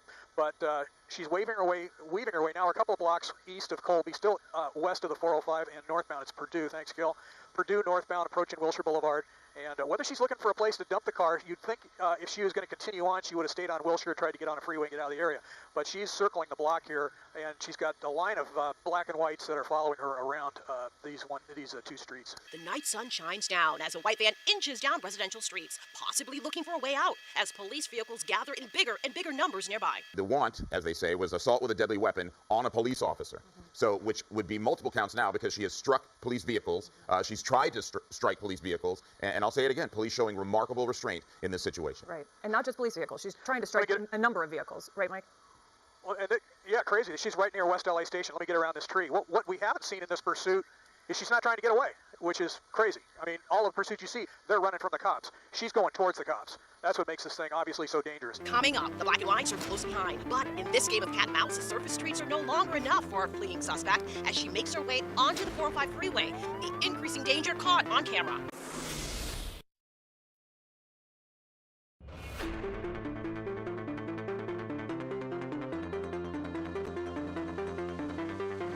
They just need coordination. They just need time to coordinate. As long as she stays in that same area, they can get those black and whites around her, prevent her from going anywhere. If she wants to crash another couple of cop cars, that's one thing. But at least they can. It looks like they're moving. They're pitting her. Yep, yeah. We'll see what happens here. Pit maneuvers failed as LAPD officers escalate their efforts to bring this wild pursuit to an end before the assault with the deadly weapon suspect can do even more damage on the streets of West LA. Yeah, they want to get her stopped. It's time to put this thing to an end, and they are going to do that. All right, so she's now on Santa Monica Boulevard. Is that correct? Yeah, get close to the freeway here, approaching the 405, wrong side of the road, high rate of speed, driving erratically.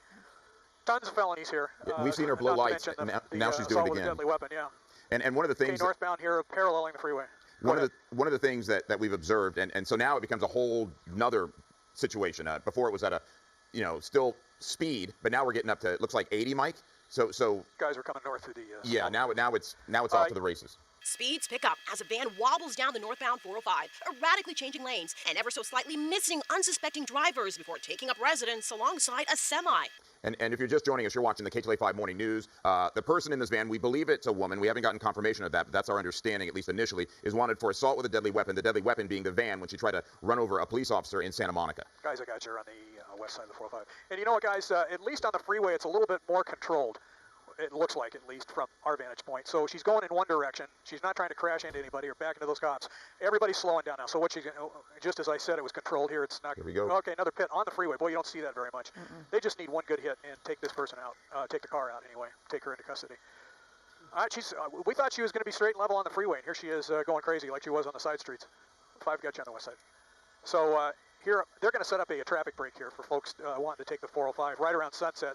They're going to break the traffic northbound. In fact, they already have, and just take this car out as quickly as possible. They're going to box her in, and it's going to be all over with, hopefully, soon.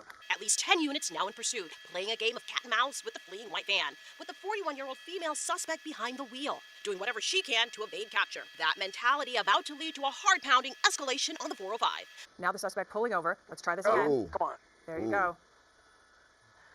All right, now opposite direction. We're going the wrong way on this northbound side. We also hear that an officer has been injured in this. I don't know if you heard that. 2, Mike. 2. We're getting word. 2? Okay. Yeah, from our folks here that 2 officers have been taken to the hospital, condition unknown, because of the assault by this person. Whether she struck them, they were on foot. We don't know whether this started as a traffic stop or not. It could have been that, which would explain if they were on foot. But she's just out of control. What they're going to do here is just wait to see. Okay, now just move in on her. Just move in on her and stop this car. That's what they need to do. Now she's going the wrong way, or the person's going the wrong way. Yeah, wrong way, southbound on the northbound side. Oh, no. Oh, no. Now, she's going to crash into a couple of northbound people. Think about this if you're driving on the 405 northbound, you see this car coming towards you with all the black and whites. Kind of crazy. It absolutely is. And once again, this is about at sunset, northbound 405.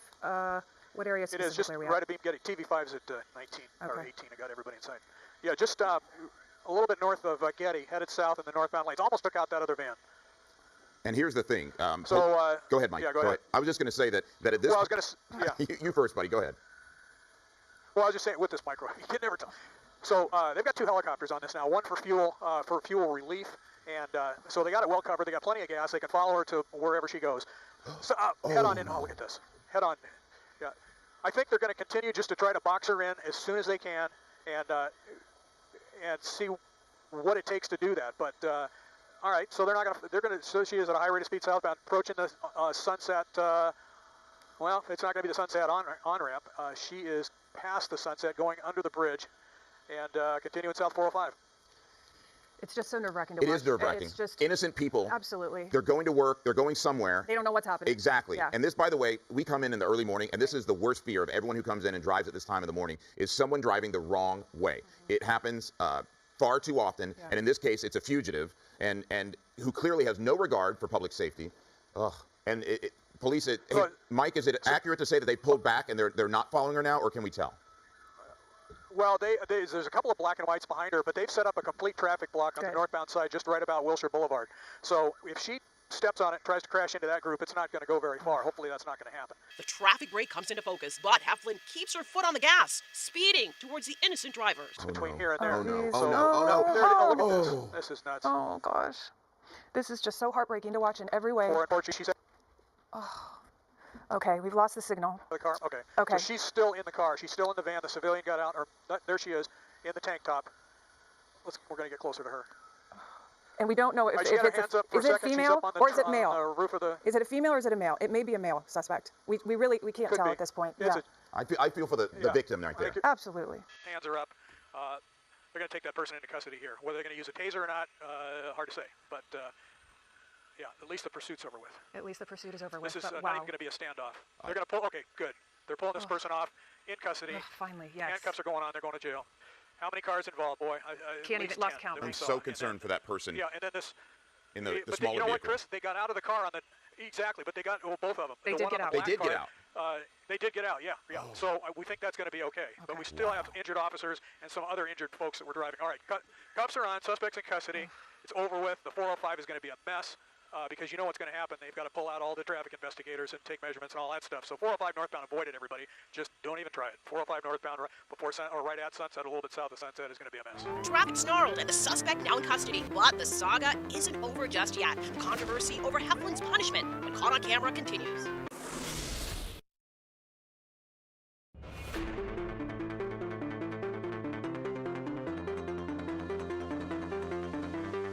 Between here and there. Oh no! So, Oh no! Oh no! Look at this.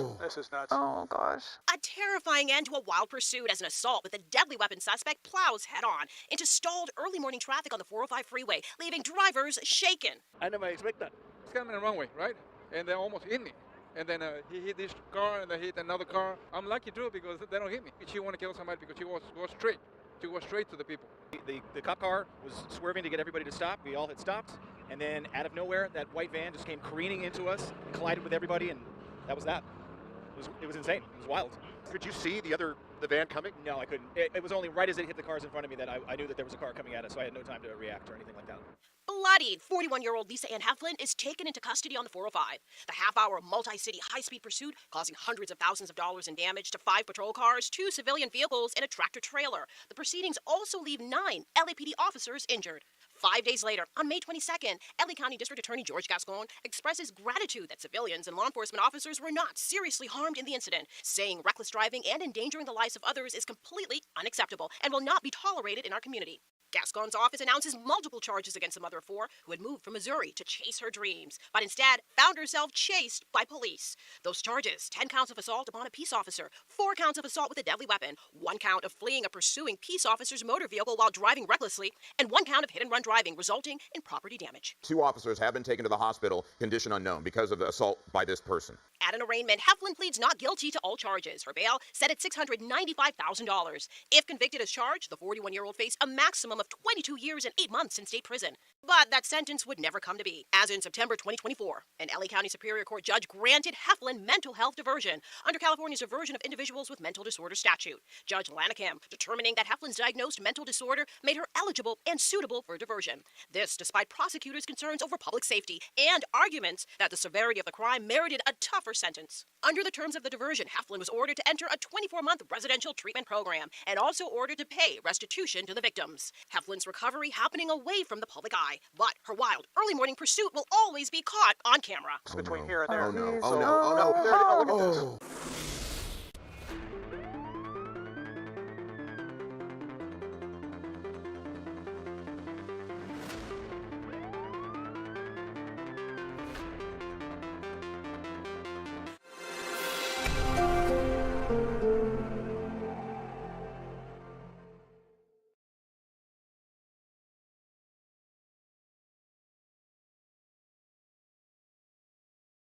In this video, you're going to understand why the left hates Elon Musk so much and why Elon has more bodyguards than Trump. That's true, by the way.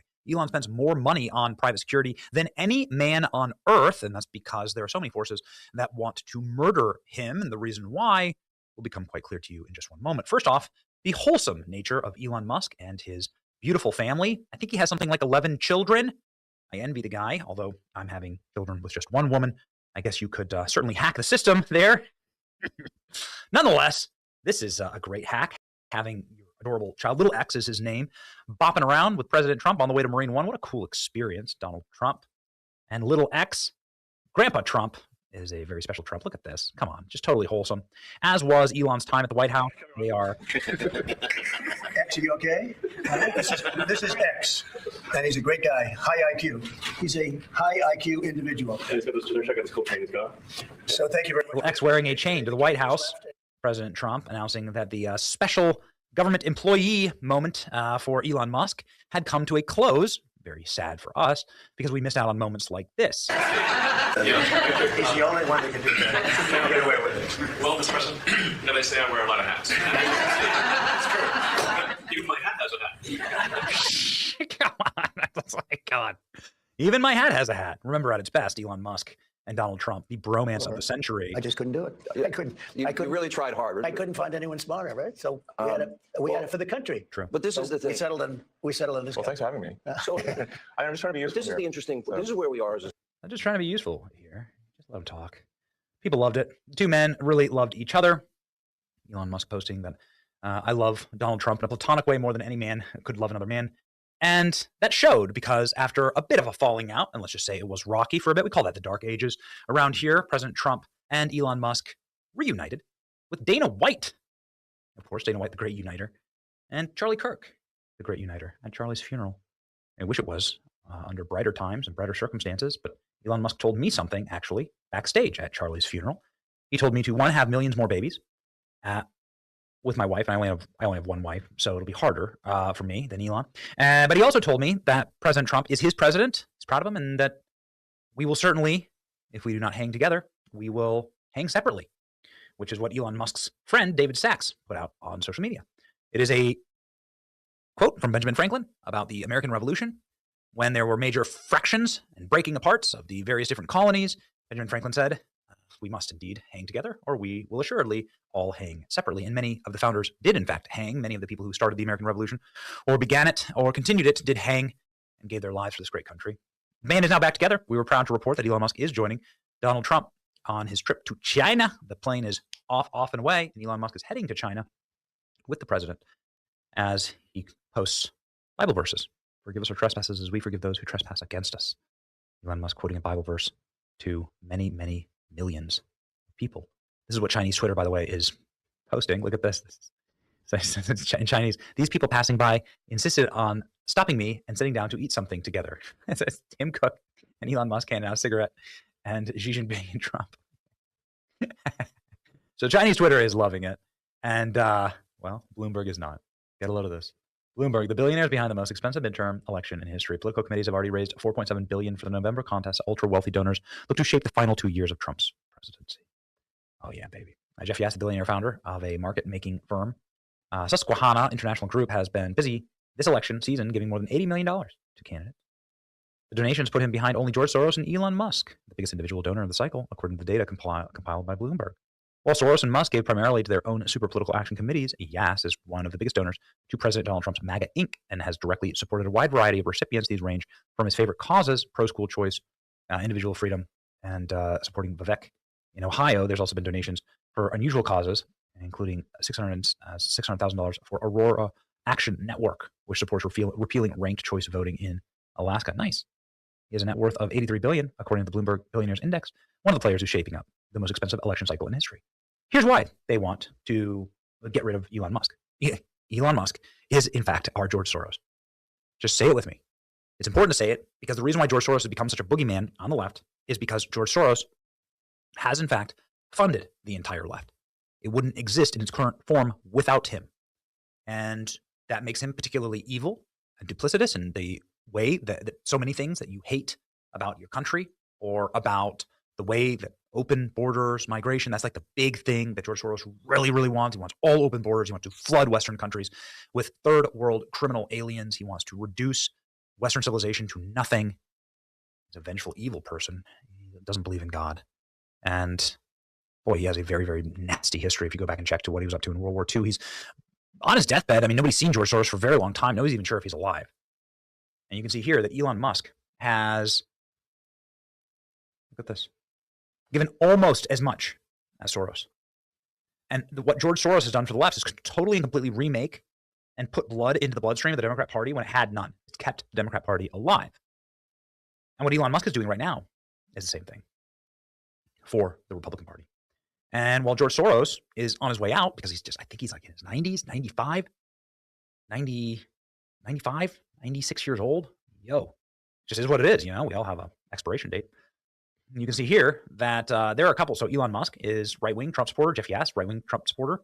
Mark Andreessen is certainly center-right. Same with Ben Horowitz. Miriam Adelson as well, and Paul Singer. And so you're talking like some really strong money pouring into the Republican coffers. The GOP and its allied House and Senate super PACs, along with Trump's political action committee, have amassed $900 million through the first quarter, 3.5 times, $265 million. That's 3.5 times the amount the Democrats have. Woo. And a huge portion of that is our George Soros. Not because he's evil, right? Or because he wants to help the Nazis during the Holocaust, which George Soros did. Read up on it. That happened. So evil. But because he wants to do the opposite, actually. I hate him for it. So Elon Musk has donated $84 million to Republicans in 2026. It sounds like he hasn't even gotten started yet. Here's what he says about his America PAC. Normally, PACs go somewhat dormant after a big election. America PAC is going to do the opposite and keep grinding, increasing Republican registrations in key districts around the country, preparation for special elections and midterms, and of course, play a significant role in primaries, says Elon Musk. Yo. So how's that going for him? Well, it's looking like a very good bet right now, actually. There's a 54% chance that Republicans keep the Senate, not take the Senate, morons. There's an 81% chance that Democrats take the House, but that number is waning by the day. And Republicans actually only have to win a few critical seats, and you're going to have a really, really bad time for Democrats. The math just doesn't work out. We'll see. Look at this. So they're saying that Senate control will remain with Republicans. House control slightly favors Democrats, but not on this map, actually. There's the crystal ball. Democrats 208, Republicans 211, with 16 toss-ups in the middle. Oh boy, that's going to be very interesting. Money well spent if you are fighting a demonic predator cult, right? Yeah. If the question is existential, and it's about Western civilization and survival, and that's why we were thrilled that Elon Musk and Trump are back together, fighting together, and let's win together. It's your boy Benny. Like, share, subscribe. To keep winning. See ya.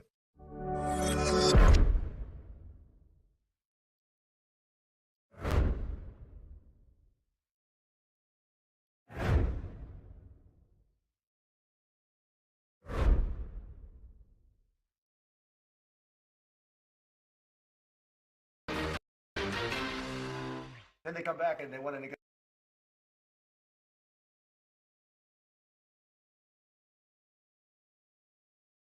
negotiate, and they give us it's a stupid proposal. And nobody would take it. They cannot have a nuclear weapon. And they didn't say that in their letter.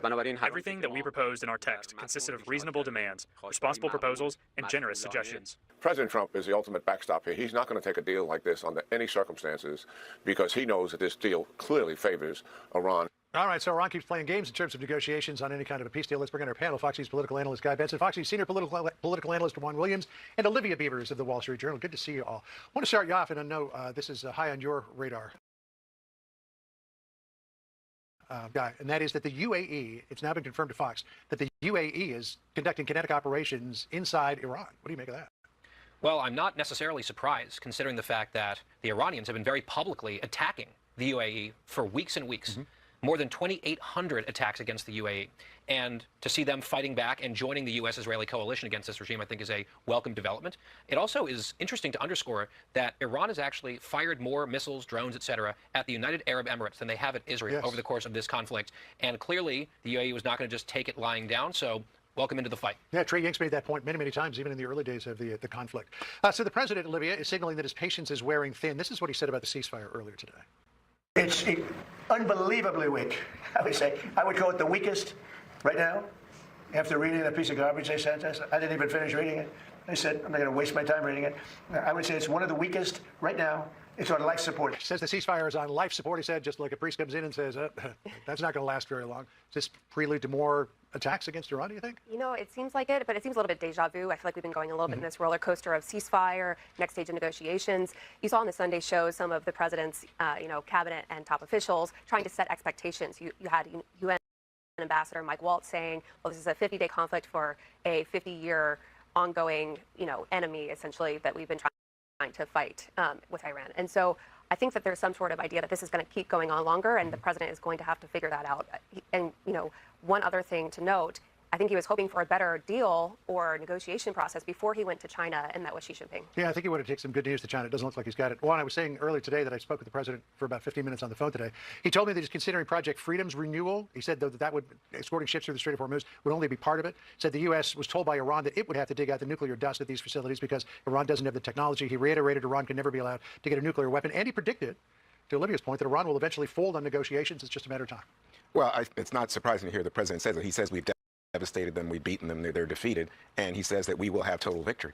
But what we can see is that we still have major military assignments in the Middle East. We can see the strait is still closed. And, yesterday what we heard from Benjamin Netanyahu, the Israeli prime minister, is they've got to get that nuclear material out of Iran, and Iran clearly still has that nuclear material. So, part of this is it's just difficult as we look at this moment. You would say that the president very much wants a deal. He's looking for a deal, but he's pointing out that the Iranians are in a weak position.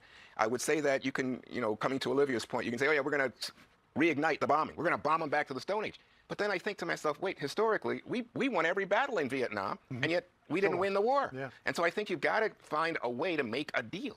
Yeah, you've got to resist the quagmire idea. Right. One of the other things... There's no boots on the ground for us in Iran, which is a huge difference with Vietnam. And we also have a very willing and able ally, I think, chomping at the bit to resume bombing if they get the green light in the Israelis. Yeah, I'm sure Israel would love to do that. One of the other things that President Trump and I discussed, we discussed this on your fine radio program this afternoon, is he wants to make a push to make Venezuela the 51st state. This has got a lot of play today. He told me this morning there's $40 trillion in oil there and that Venezuela loves Trump. Delcy Rodriguez so far saying, we're not interested. Canada said the same thing, but I mean, what do you think? We were just talking before the show started, and I think you're going to see some liberals who are going to be very upset that Washington, D.C. or Puerto Rico or some of these places that have had a push for statehood are not considered before that. But I get why the president might be trying to push that with how much money and oil is in Venezuela. But it's going to be a long, hard fight to actually have that happen. What about China, John? China could be the 51st state. I love that. Hey, I want to ask you about the L.A. mayor's race because it's the hottest thing in Hollywood, this guy, Spencer Pratt. He's run this viral campaign. There's the list of candidates in the mayor's race. Pratt is getting all the buzz. And there was a Democratic ad campaign against him that could be the biggest chance for an ad like that to backfire. Listen to what the Democrats put out. Pratt opposes using taxpayer money to build brand new houses for our unhoused neighbors, saying it's time for the homeless to get help or get out. Pratt thinks LA needs thousands more police officers rather than more social workers. A lot of people are saying, yeah, and so we should elect a mayor. Well, the question is, how much anger is there at Democrats for what has been a very troublesome, turbulent time, not only with Bass, but, just throughout the state. How angry are Democrats in the state with Democratic leadership? It'll take a lot, though, let me just say that. Bass is a kind of, social media star right now, and the ad, I think, might help him. But can he, in fact, beat Bass in a Democratic stronghold? What do you think, Guy? Afraid to say that I mostly agree with Juan, where I want Spencer Pratt to do well. I think he's running an extraordinary campaign, a lot of attention. He has an ability to speak clearly and passionately about the failures, the obvious failures of the people who've been running Los Angeles, two of whom are his opponents. And he also has an authenticity about him where he doesn't have this politician speak. There's a lot to like. The question is, if you go and look up the partisan voter registration in Los Angeles, it is a very tough hill to climb for anyone who is not on Team Blue to win. But could the stars be aligning with enough people fed up with the failures locally to give him a shot? Maybe. 15 seconds, Olivia. I mean, this guy's running a viral campaign unlike any other that will probably be the mold for future. I think the fact that he has been able to get this much traction in LA, which has not gone red in 30 years, is just enough of a sign that it's been a successful campaign. All right, it was going to be fun to watch. No question about that. Thanks for joining us tonight, Guy. Good to have a twofer with you. That's great. Appreciate it. Be sure to like and subscribe for all the Fox News latest on YouTube and catch full shows streaming now on Fox 1.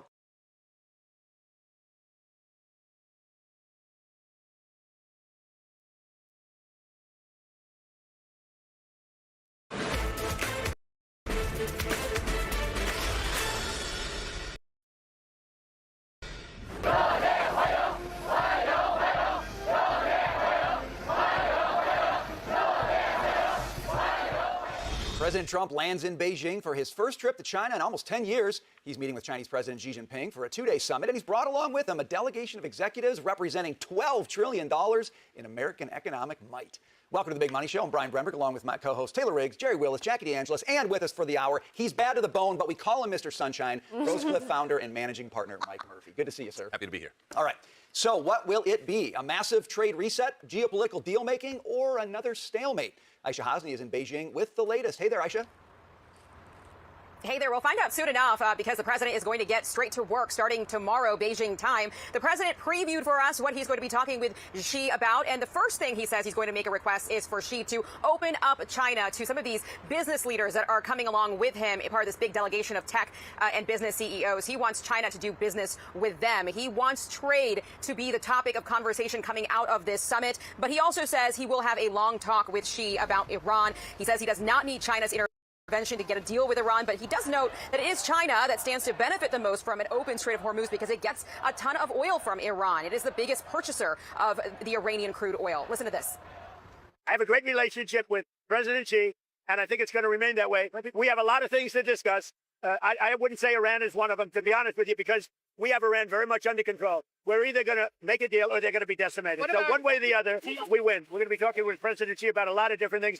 I would say more than anything else will be trade.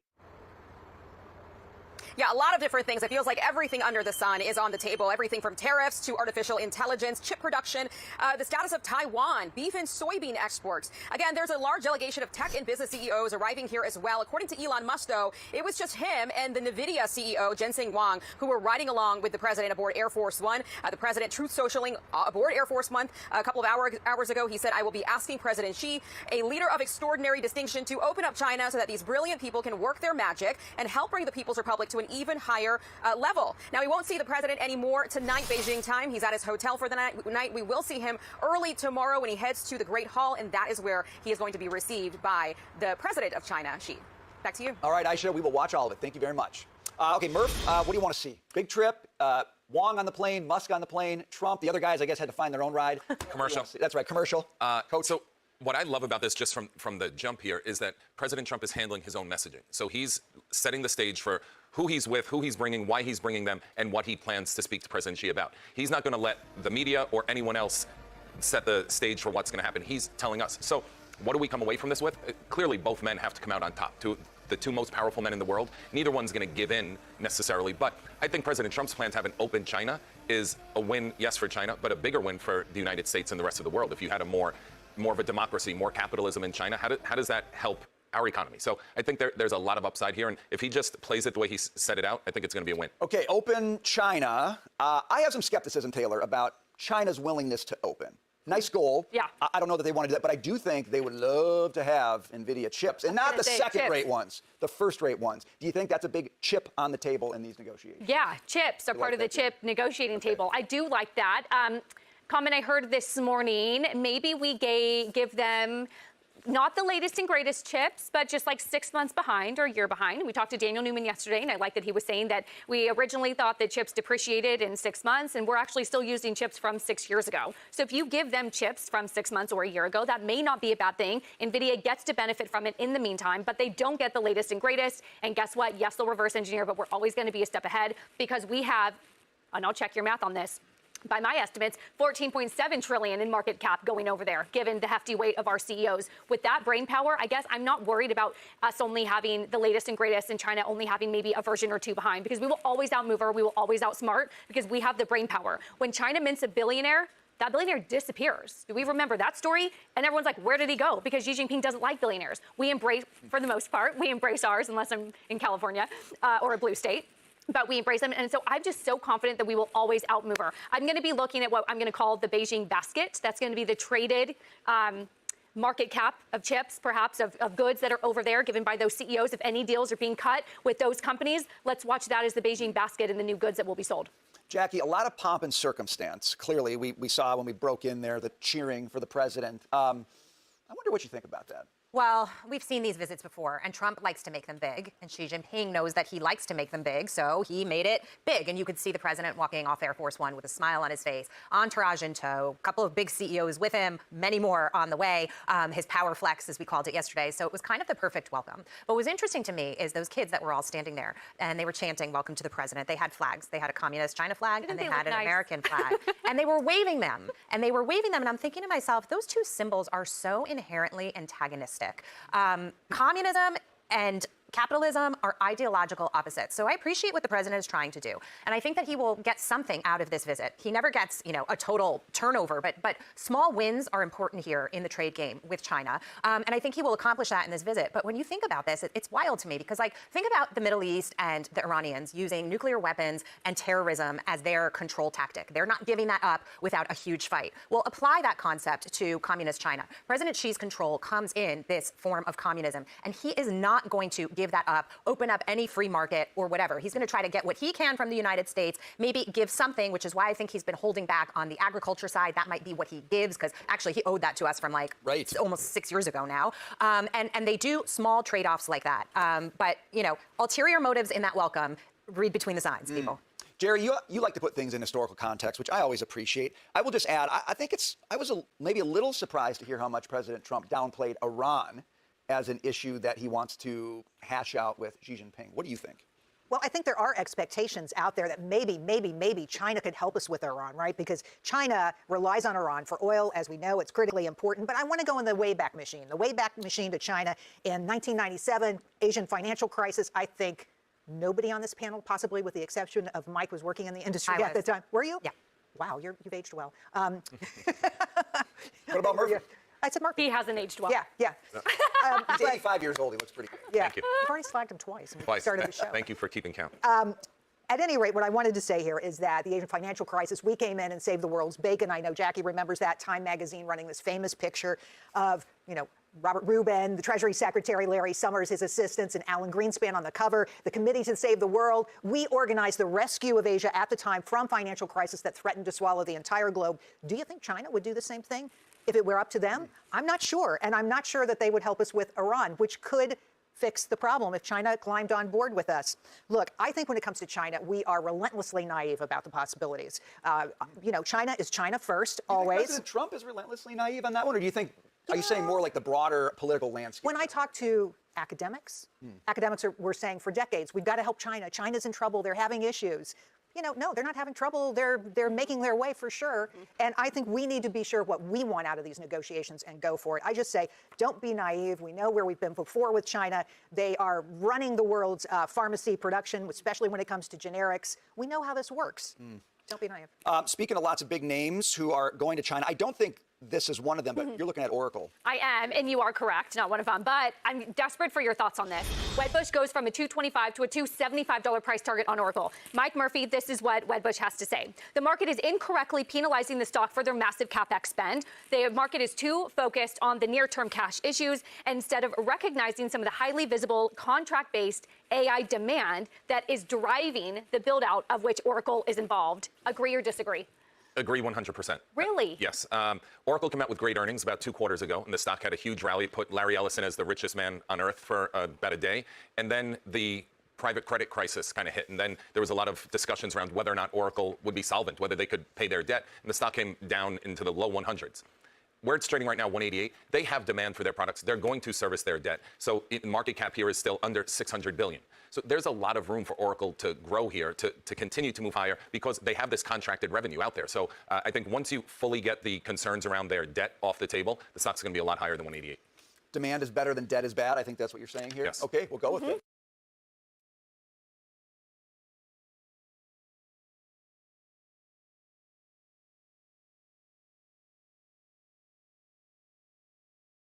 Families who need access to medical benefits, that those programs are protected for the people who actually need them, that they don't exist to enrich fraudsters, but they exist for the American people for whom Congress has said they're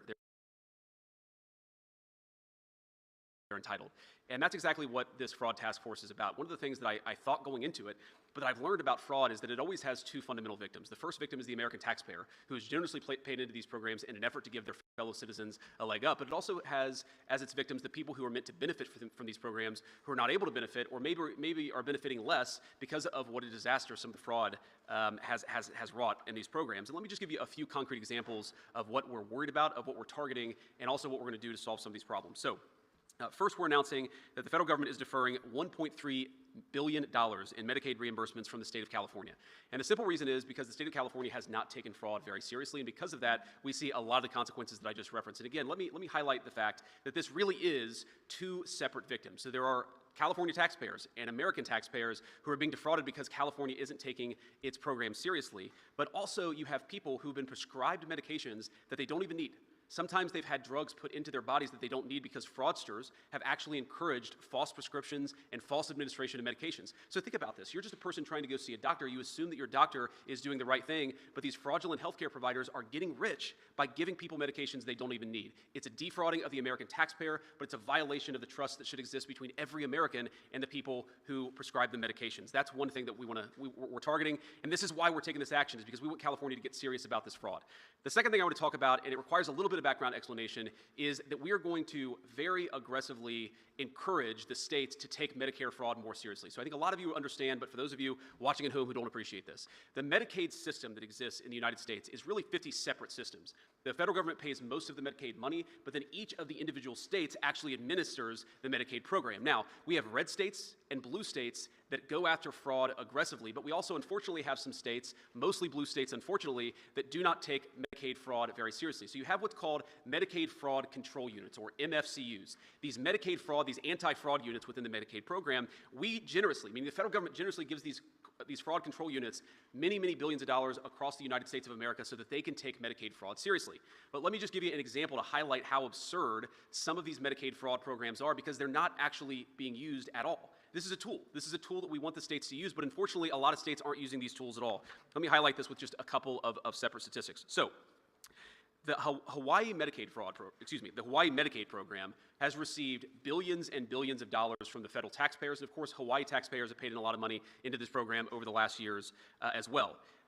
Guess how many convictions or indictments has Hawaii had over the last few years in its Medicaid fraud program? The answer is 0.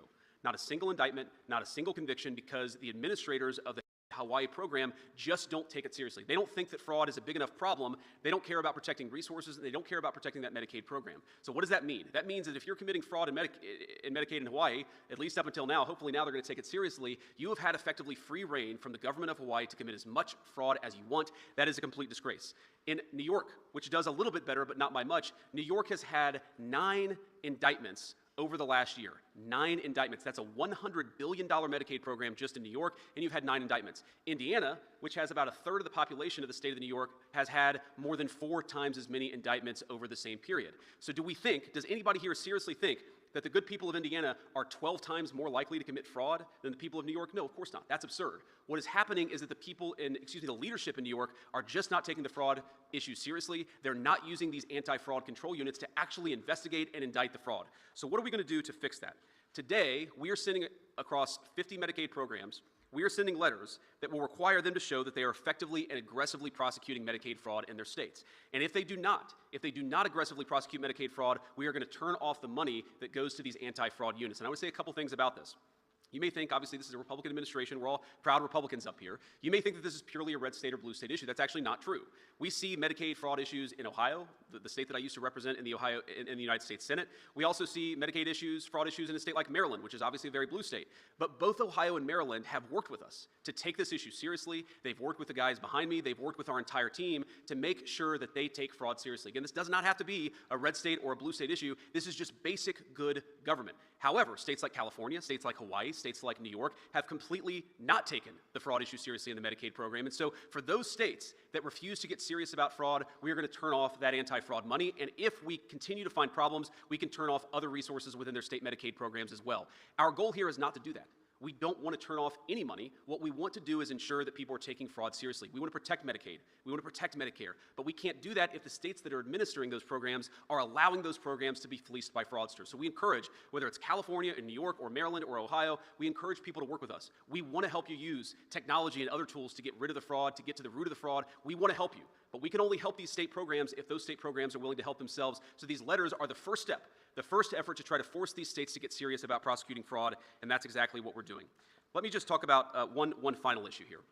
We see a lot of fraud in the home health care and in the hospice care system. I think Dr. Oz will probably talk a little bit more about that. But again, you have to appreciate that this fraud issue is fundamentally theft from the taxpayer, but also theft from people who need these programs.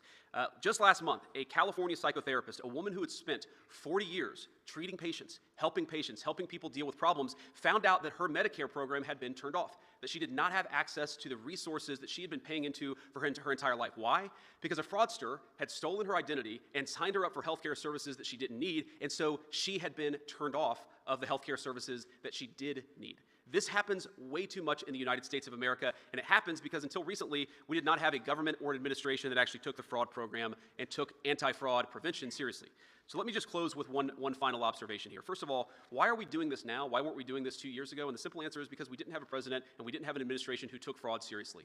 So I want to thank the President of the United States, though I know he's busy in China. All of these efforts, all of these things that we're finding are because we have a president who has told us, take the fraud issue seriously, get to the root of it, and turn off the money when we find out that money is going to fraudsters. So that's exactly what we're doing. But I just want to say that for me, and I think for a lot of people who are involved in this effort, this is very personal. Because I'm not just the Vice President of the United States. I come from a family, and I grew up in a family where we sometimes benefited from these programs. The generosity of the American people is one of the most amazing things about our country. I think all of us, of course, just passed tax day. None of us like paying our taxes, but we do it. And why do we do it? Because we know that it goes to give a bite to a low-income family that can't afford food. We know that it goes to pay the military who keep us safe. We know that it goes to some essential services. But that trust in our government, that trust in our institution, it depends on us taking that trust seriously.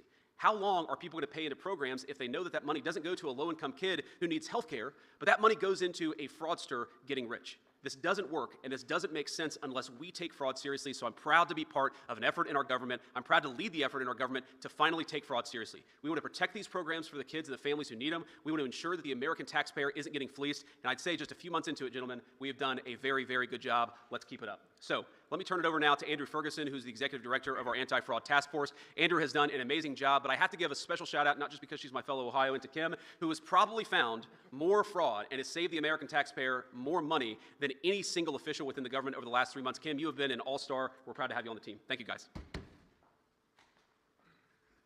Well, I couldn't have put it better than the Vice President did. The only reason that what happened today happened is because President Donald Trump took this issue seriously that has plagued this country for decades and is committed to an all-of-government approach. And so to him is to who the credit goes. But the Vice President deserves tremendous credit here. It's hard to get the whole machinery of government moving. You need someone with the Vice President's abilities, with his gravitas, and with his determination to drive at these issues. That's the other reason we're here today. And while I'm at it, I want to thank Dr. Oz and Kim Brandt. A lot of the fraud problems are at HHS, and these two have committed countless hours, night and day, their staffs, their resources, to getting at these problems and fixing it, and where the states are unwilling to do their jobs and fix these problems, Dr. Oz and Kim have stepped up to take care of it. He's not up here today, but I want to thank March Bell as well. He's the Inspector General of HHS. A lot of the work we're going to have to do to get the states back in line and stopping fraud is going to go through March's office. You'll see his signature on the letter that went to the state Medicaid control units today. There's going to be a lot of work happening in the IG's office, and we're really pleased to partner with him. It's a shame we have to be up here at all, and with all due respect to the press, with this room full of reporters. It should not have taken a brave kid with a cell phone camera to point the American people at this issue. This is the result of decades of corruption, particularly in blue states like Hawaii, like the Vice President was just explaining, California, Minnesota, and New York, that have taken tens of billions of dollars to pay lawyers to go after Medicaid fraud that just simply have not done it at all. That's the whole point of these programs. If we have these cooperative federalism programs, we love federalism, we want to partner with states, we love subsidiarity, but if the states are going to participate in this, they have to protect their own citizens when they get access to these dollars. And not only are these dollars supposed to go to fight Medicaid fraud, I want to shine a light on the real human dimension of the complete negligence and malfeasance of some of these states here. One of the things they are obliged by law to do is stop elder abuse. That is one of the express commands that Medicaid fraud control units are given, is you are supposed to police Medicaid abuse and elder abuse in the Medicare system too, where so many of America's elderly citizens receive care. And so when the states just take this money and turn it into a jobs program for blue state lawyers, they are effectively participating in the elder abuse in those states, because the American people turned over their money to these state programs to protect their parents and their grandparents from elder abuse. And if you aren't doing it, you are effectively participating in that process. The Vice President highlighted this problem that we have in Medicaid, which is if a fraudster takes your identity, signs you up for benefits, when you go to try to get the actual benefits you need, you can be denied them. This is a problem we have found all over the federal government in benefits programs. I mean, imagine, we have examples of this. A mother on SNAP benefits going to the grocery store and trying to scan her EBT card to get groceries for her children, and some gang somewhere in California took her identity, maxed out her EBT card, and so her children are going to go hungry because of fraud that no one in the states is policing. And that is why what we are doing today is so important. The states should be our partners with this. We want to partner with the states, but what we aren't going to do as stewards of the American taxpayer dollar is to send those dollars, billions of them, to the states to line the pockets of state attorneys general who don't want to participate in protecting our benefits programs so that the people who really need them, the people that the American people have agreed to part with their hard-earned dollars to help, to defend, to protect, and to get through hard times, actually get the money. And if the states don't want to cooperate, for the first time, HHS, the Fraud Task Force, the Vice President, and the rest of the federal government are going to tell you, cooperate or lose your funds, and we will do the job for you, because at the end of the day, if the states won't protect American citizens, the President of the United States and the Vice President will. And that is why I am so honored to be able to participate in this process, because this is ultimately about making sure not only that we aren't stolen from as taxpayers, but the American people who are entitled to this, for Medicaid and for Medicare, people who have paid into these programs their entire lives actually get the benefits that they are entitled to. And with that, I'm going to turn it over to Dr. Oz to talk about all of the efforts at HHS. Thank you, Andrew. Mr. Vice President, thank you for the leadership, the spirited desire to harness a group of stallions. They're back there, by the way, if you want to see the men and women who are leading the task force there at the back of the room, but they've done all the work that allowed us to come up here. In February, we had the largest anti-fraud announcement from CMS the day after the State of the Union address, in which the President created this task force and appointed the Vice President to lead it. Today's effort is larger. It's much larger. And there's a reason for that. Half of the fraud, we believe, in the federal government could be coming out of healthcare services. We're a large rhino that can be stabbed effortlessly by foreign governments, like syndicated criminal entities, and smaller time operators who can take advantage of the system with, as Andrew pointed out, as little as a Medicare beneficiary number, which is basically a credit card, to defraud this system. Unfortunately, that results in about $100 billion of estimated theft just from Medicare and Medicaid. That, just to put it in the context of affordability, which is a very important subtext of this discussion, we would be able to double the life expectancy of the Medicare Trust Fund if we could deal with the fraud issues just in Medicare. So anyone who's out there working their tail off, hoping Medicare will be there with them and for them, and we know many young Americans don't think that's going to be the case, it will be the case. If we take the fraud out, it will be there for you and your children as well. And stopping this as a means by saying the Medicare Trust Fund is a noble purpose, but as is pointed out by the Vice President and Mr. Ferguson, it is about the human cost. Because if these fraudsters are willing to take your money, they will definitely steal your life and take your health along the way. So let's transition to the 5 major actions. I'm going to go through them in order. I'll share them with Kim, who her nickname is Killer Kim. Mr. Vice President, you'll learn why in a second. She is unstoppable, and you want federal employees like Kim out there like bulldogs going after this fraud. It's right there for us to find. And if we have partnership with the states, it'll help a lot. First, we need a better nickname for her if she's going to work in healthcare. She's a Buckeye. She's a Buckeye, so I gave her a choice. Is that a typical name in Ohio? I don't know. Okay. California Medicaid deferral that the Vice President mentioned is $1.34 billion. Their submissions of Medicare records and the backup estimates are generating major red flags for us. And we have looked carefully at these records. We are allowed to audit, looking back for a quarter. Dan Brillman, Caprice Knapp, who lead the Medicaid program, spearheaded this effort with a great team. We've discovered $630 million in billing from the folks who are egregiously the top 5% of outliers in billing. This is numbers so big you can't imagine anyone billing for these numbers of patients and that much for each patient. And so we're asking California to clarify for us how it got there. Second big area of his observation is when you bill within a state, you should be comparable to the states around you. But in California, that's not been the case. In California, the growth of spending in personal care services, in-home services, is twice the rate of the average of the rest of the country. Let me say that again. The rest of the country is at one number. California is twice that number in its growth rate. We estimate there's $500 million that could be at risk taken from federal taxpayers. That means people in New Mexico, which is a blue state, are paying extra taxes so that California can get away with something that they can't defend. So there's $500 million there we're going to defer till they can show us more convincingly why that's the case. And there's another $200 million that we're stopping in questionable expenditures. Much of that is linked to immigration-related costs. You know, folks who are undocumented, and we're not sure why we're paying for this. And as you know from the Working Families Tax Cut legislation, which I'm going to emphasize is a program that saved Medicaid. The President and Congress saved Medicaid with that bill. That became legislation. There's another $200 million at risk there. Added together, $1.34 billion. It's the largest deferral we've ever made. We're making it for a good reason. We'd like the state to at least come to the table and explain to us how these outlier payments have been generated. Second major issue is home health care fraud and hospice fraud. So let's just clear this up. Hospice, end of life, designed 40 years ago, a beautiful program that's designed to take care of you because you have cancer and you're not going to survive more than 6 months. To do that, trade your Medicare benefit for hospice benefit. So you give up Medicare, because why would you want to have coverage for things you choose? You're dying. You want to die with dignity and grace. It's a beautiful program. Unfortunately, in California and other states, fraudsters have stolen it and given you hospice you didn't want, which means you're not getting care. And you can't even find out what happened because you weren't in the mix of this. There have been a lot of people complaining about this over the years, including people that should have been listened to, like the Auditor General of California, who in 2022 raised this issue to the current governor, and for some reason they have not taken action. Unfortunately, we have a reality that, again, we got to face. A third of all hospices, a third of all these programs in the entire country are in Los Angeles. Ask yourself, how is that possible? It's not. There are not that many people dying in Los Angeles. We're not talking about California, just Los Angeles. So Kim and the team, with Janina Wugo and a bunch of other great folks, went through the list of all the people, and we believe that at least half of the hospices in the entire area around Los Angeles are fraudulent. And today we announced 800 of those hospices have been suspended. That's getting us close to where we think we should be. 800 hospices that last year charged the federal taxpayer $1.4 billion will no longer be paid. Now, Mr. Vice President, if your core business was shut down by the federal government, would you call? Yes. You would call. Crickets. We have less than 20 who have complained. We're not even sure those are legitimate. 800 hospices shut down, and we're not hearing much. It's crickets out there. So we believe we're on the right path here.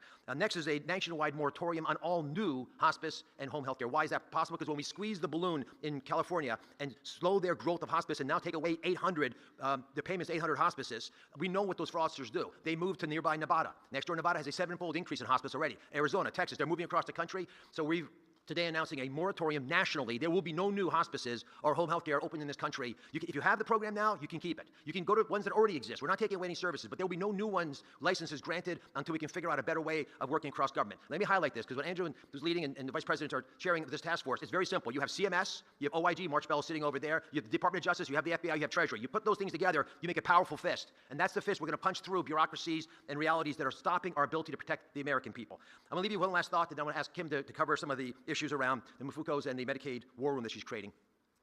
It is a reality that states are all over the place in their desire to partner with the Vice President and the task force. There was a letter sent out 2 weeks ago asking every single state to respond within 10 days to whether or not they would be willing to revalidate their providers. What that means is if you're providing home health care services, which are unlicensed people, providing services in undocumented areas that are unverifiable right now in many instances, basically you're having your kids carry the groceries upstairs for you. These are services your family used to provide for you. We asked all the states to work with us to validate if these are legitimate services from legitimate providers.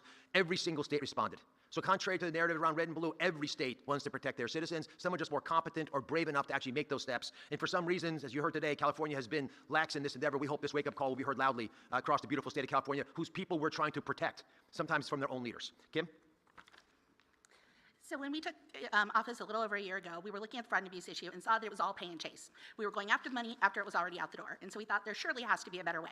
So we created the Medicare fraud war room, where we looked at claims in real time before they were paid so that we could determine, were they legitimate? Were there the outliers that we've heard examples of today? And how could we stop it? Over the past year, since the Medicare war room started on March 31st of last year, we have stopped over $2 billion from going out the door just by targeting those high-risk providers. Recently, a couple of weeks ago, we've decided to take it a step further, and we're now doing a Medicaid war room. And what's unique about this is it's the first time that we've ever partnered across the board with our law enforcement partners, the HHS OIG, DOJ, the states, the Mifukas, the Medicare Fraud Control Units, all working together for the first time to look at Medicaid claims in real time and be able to determine how we can stop those payments from going out the door, to stop the instances of an 89-year-old woman who had over 5,000 skin substitutes, or to stop the types of things that are just really aberrantly ridiculous. So what we've done is we have data analysts, we have forensic auditors, we have law enforcement people, all coming together in a virtual room. It's not an actual room like you think of like on TV, but they're all in a virtual room where they are looking at this in real time and then making determinations about how we can shut those bad guys down and how we can take action.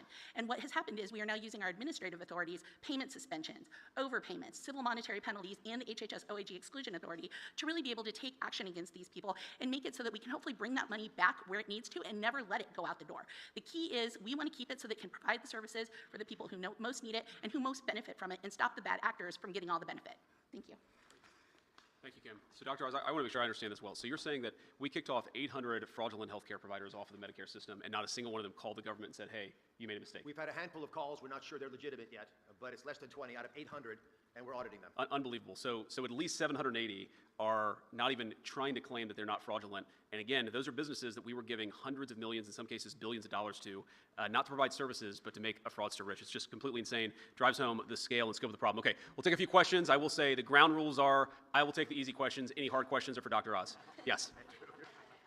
With NBC News. I want to ask you first on the issue of fraud. As you're saying, if the administration is calling to specifically withhold Medicaid payments, why should the people who rely on those payments suffer the consequences for a state's failure to go after bad actors? And I have another question for you. So I want to be clear here. We're talking about withholding the Medicaid fraud enforcement payments that go to the state bureaucrats. We're not talking about withholding people's benefits. We're talking about turning off the resources that the state government should be using to police fraud, and then instead we're going to use those resources ourselves because we're actually taking the fraud issue very seriously. But I do think it raises a very important issue. There are going to be some, I'm sure, some politicians who say what you're doing here is harming the Medicaid program. We're trying to save the Medicaid program from dysfunctional state bureaucrats. If you allow hundreds of millions, billions, even more money to go out the door, not to healthcare services for low-income families, but to fraudsters, you eventually are going to destroy the Medicaid program. So this is why we say red state, blue state, this does not need to be a political or a partisan issue. We want to work with you to eliminate fraud and make these programs last longer for the people who truly need them. Thank you. And can I ask you, Mr. Vice President, when approaching the war with Iran, do you agree with the president's position that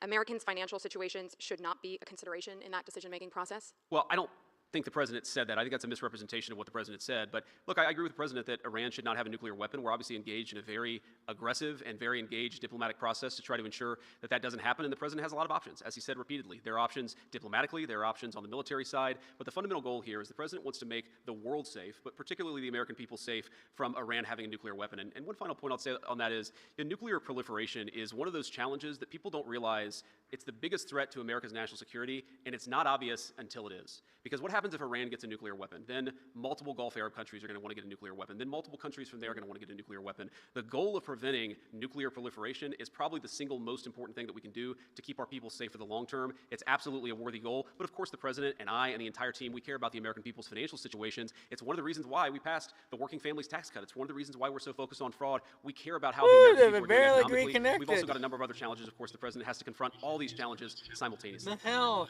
Yeah.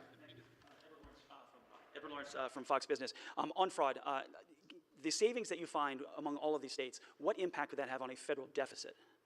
Well, I think it'd have a very big impact, but a lot of it does depend on how well the states work with us. We think we're going to be much more effective if we're working with California as opposed to fighting California over every $1 billion of Medicaid fraud that exists in their system. I mean, there could be tens of billions, hundreds of billions of fraudulent payments within the California system if you count what's going to illegal aliens, if you count what's going to people, fraudulent businesses, if you count what's not going to the people who actually need it, but going to fraudsters. We would find that money a lot easier if California was working with us, which is why we've taken some of these steps. I mean, the letters fundamentally are outreach. We're going to the states and saying, here are the things that we can do to work on this issue together. And of course, if they don't work with us, there are going to be penalties. We don't want to get there. We want to work with these guys. You heard Dr. Oz say this earlier. I've looked at the numbers myself. It's true. If you just deal with the fraud issue, you can prolong the Medicare and Medicaid trust funds well into the future. So it does have a significant budgetary impact. Whether that's hundreds of billions of dollars or maybe even more, we're not going to know until we do the work, but we're going to do the work. Yeah, if I could on China, let's do one question from each person. Go ahead. We can do both, you guys. You guys can fight for who goes first. Sure. Mr. Vice President, Reagan Reese with the Daily Caller. What's your reaction to the alleged home health fraud in Ohio, and why do you think this is happening in a red state? And just a question of clarification. You mentioned that some states aren't cooperating. What does that look like? Are they not responding to your calls? Are they stonewalling you guys? If you could expand on that. So I'll let Dr. Oz go into the details a little bit, but on the Ohio issue in particular, look, this happens everywhere. We're a big country. Hundreds of billions of dollars goes out the door every single month from the federal government, and inevitably, you're going to have people who try to take advantage of it. What bothers me is not that you have a few fraudsters out there. It's that the government hasn't taken seriously pushing it back. You're always going to have bad people. You're always going to have a few bad apples try to take advantage of the system. What's so unique about this country until recently is that we didn't take that seriously. We didn't try to push back against the fraud, and that's what's changed. When I talk about cooperating with these various states, and again, we've had some good cooperation with both red states and blue states, it's very context specific. But for example, let's say that we know we have a number of fraudulent Medicare or Medicaid providers, working with the federal government to identify who those are, to kick them off the rolls so that when those companies, those fraudulent companies submit a reimbursement, they don't actually get any money in return. Now, sometimes the federal government has a better perspective on that, sometimes the states do, but that's one example of ensuring that local providers that are fraudulent are not able to get reimbursed or not able to get access to the resources. That's just one example. Dr. Oz, I'm sure you probably have 100 more in that brain of yours. Very succinctly, Minnesota, which we announced the deferment there when the Vice President and I were in this room several months ago, sued us. And we're trying to get them to wake up to a problem. The amount that we deferred was a small percentage of their rainy day fund. They sued us and sought a temporary restraining order. That's not what a partner does. The judge did not give them a temporary restraining order. We're going to California now in part because we couldn't get them to respond on things that we think they should have taken proactive steps on. If they've been warned for at least 4 years by their own auditor general that there's a massive problem with hospice and they don't deal with it, it pollutes the entire ecosystem. It creates corruption that rots the foundation of who we are. So on the 19th of December, after it had gone through all the different processes, the State Department of Health in California was going to mandate by the first of the year that you cannot have more than one hospice per provider. This is a red flag issue. Why would a doctor need to have 20 hospices? Have one hospice, do it right. They do 20 hospices because they're taking bribes, they're selling their license and their soul. For reasons we don't understand, and I'd love to pose that right here to the state of California, someone very senior in their government pulled down that rule, never let it issue, and we never got help from them. That's why we went out the first week of January to say, what's going on here? And we find out that, as Vice President mentioned, the Medicare fraud detection units sometimes are not being enabled to do their jobs. These are the kinds of behaviors that people take when they're trying to hide the ball. And the question I'd love to ask the media to opine amongst yourselves, we're debating it as a task force, is do the governors always feel that fraud in Medicaid is a flaw? Or are there sometimes, some reasons, why it might be a benefit, might be a feature of the way they're running Medicaid? The same way we had to stop legalized money laundering through state-directed payments and provider taxes and the Working Families Tax Cut legislation, we are concerned that some governors see these programs as jobs programs, and their downstream impact of that resembles political patronage that we're very serious about. Mr. Vice President, thank you so much. Leonardo Feldman with Newsweek. Can you tell me a little bit about, the president has been toying this idea of a joint ticket between you and Rubio. What do you think about that? Oh, man. What I think is there are a few topics that I want to talk about less than what office I'm going to run for years down the road when I'm having a good time and trying to do good work in the job that the American people already elected me to do. Look, as I've answered this question probably in any number of ways. I love Marco. I think he's a great Secretary of State. He's become a very, very dear friend. But I think both of us are very much focused on accomplishing the American people's business right now. If I was the American people, there are a few things that I would hate more than a person who's barely been in one office for a year and a half, who's angling for a job 2.5 years down the road. Let's do a good job now. We just got to keep at it. Signed into all my Streamlabs, but I'm running on OBS. I have a broad question. This is Kit with CNN. It's not us who are bringing this up. A couple days ago, Trump made this statement to people in the Rose Garden. Why do you think he does that? Do you think it's a little bit of toying with you both over your succession? Why do you think he brings that up? Just number one. Well, I just don't think it sounds like the President of the United States to have a televised competition for who would succeed him as his apprentice. I just think that's not at all what you would expect the President to do. But no, look, I think the President, he's always been fascinated by politics. If you talk to him, he was fascinated by politics 30 years before he ever ran for office. So I think it's natural for him to joke around with us a little bit, to play around with the idea. But I can tell you the President is as focused as any of us on making sure we do as good of a job now for the American people. You'll see a box at the top. What are you going to be announcing, and are you engaging in good faith with the governor there about her? She said that she responded to a CMS letter. There's kind of back and forth. Yeah, there's been some back and forth. We'd love to have a better conversation, a better relationship, and work very deliberately on this question of fraud, and certainly have an open hand, have an open heart in this White House to working with anybody, including the governor of Maine. I'm not going to tell you everything I'm going to say tomorrow in Maine, because if I did that, why would I go to Maine tomorrow? But I'm looking forward to it. It's a beautiful time of year to be in the state of Maine. We're going to campaign a little bit with Paul LePage and talk about the fraud efforts that we have going on, and talk about a few other things as well. Thank you. This is Elizabeth Mitchell with the Daily Signal. The Fraud Task Force and ICE identified more than 10,000 alleged cases of fraud in the optional practical training program. Some Republicans have been calling for this program to end in light of this. Is the Trump administration looking into changes to this program in light of the fraud? Sorry, changes to which program in particular? The optional practical training program. Yeah, so we're looking into a lot of this stuff, and the fundamental question obviously is we want to save the American people money, but we're also trying to preserve programs that exist for the benefit of the American people. We're also trying to make sure that we do this in a way that's defensible, that's not going to get challenged in a court, or if it does get challenged in a court, where we can defend things. So, Dr. Oz, do you want to say anything about that particular program? We're looking at everything. I will tell you that once a week I get an update from Andrew and from the team on the number of things that we found in the anti-fraud task force, and it's kind of shocking. People, I go on the road and talk to, a lot of folks out there. I was in Iowa last week, and one of the most common questions I got was, is the anti-fraud thing, is it hard? And I'm almost confused by the question, because unfortunately there's so much fraud in the federal government. There was so much that we allowed to accumulate over the 4 years of the Biden administration, and frankly probably over 40 years of bad American governance. There is so much fraud for us to go after. What we're trying to do is go after the highest value targets and the things that preserve these programs for the American people. Thank you. Yes, sir. Thank you. You said that administrators they don't care, or that they're neglectful with the funding, but does your team think that there are bureaucrats in federal or state governments who are actually complicit in helping fraudsters? Well, we think it's possible, right? I don't want to prejudge these things, but we've certainly seen reports of, for example, Gavin Newsom in California or Tim Walz in Minnesota getting these reports that there were fraudulent activities happening in their states and they're looking the other way. Whether that rises to the level of criminal conduct, I don't know, but we're certainly looking into it, because as much as we care about protecting these programs, we also care about ensuring that federal and state officers aren't violating the law. And if they are violating the law, then of course we have to prosecute them. That's an important part of equal justice under law. So we're looking into this stuff, but I can't commit to it, because unlike the last administration, we tend to only prosecute people when they've actually violated the law, not just because they have the wrong political affiliation. Yeah, go ahead. Dead Americans on food stamps, you mentioned the other day, 186,000 dead Americans, to your knowledge, are receiving food stamps. Are you confident that you can get that number down to zero? Well, I want to be clear, I don't actually think 186,000 dead Americans are receiving food stamps, because that would be impossible. I don't think that we have 186,000 ghosts walking into the grocery store and achieving benefits. I think that we have people who are claiming that they are getting food stamp benefits. They're using the identity of a dead person. So it's very much a living person. It's a living fraudster who's stealing the identity of a dead American. I just want to be very clear about that. But look, we know this is happening. We think that it's costing the American people hundreds of billions of dollars. By the way, another hidden cost of fraud is that it drives up the cost of goods for everybody. Because if you've got hundreds of billions of dollars chasing food that is going to dead Americans, living fraudsters, that's going to raise costs for everybody. So it actually is one of these things that has multiple victims, including the fact that it's driving up the cost of good for other Americans. And on the yes, China all the way in summit, the back. No, sorry, man. You got two, I think. I really like your jacket, but still only one question. I'm going to stick to my rule here. Thank you, Mr. Vice President. Daniel Baldwin, One American News. You spoke a little bit about states cooperating, and that was a big theme the first time you and Dr. Oz came here and spoke to us about the Minnesota Medicare payments. Sure. You referenced Maryland as a blue state that's cooperating. You mentioned red states that were cooperating. Have you guys been successful in putting up any guardrails with states that have cooperated thus far, and what do those guardrails look like?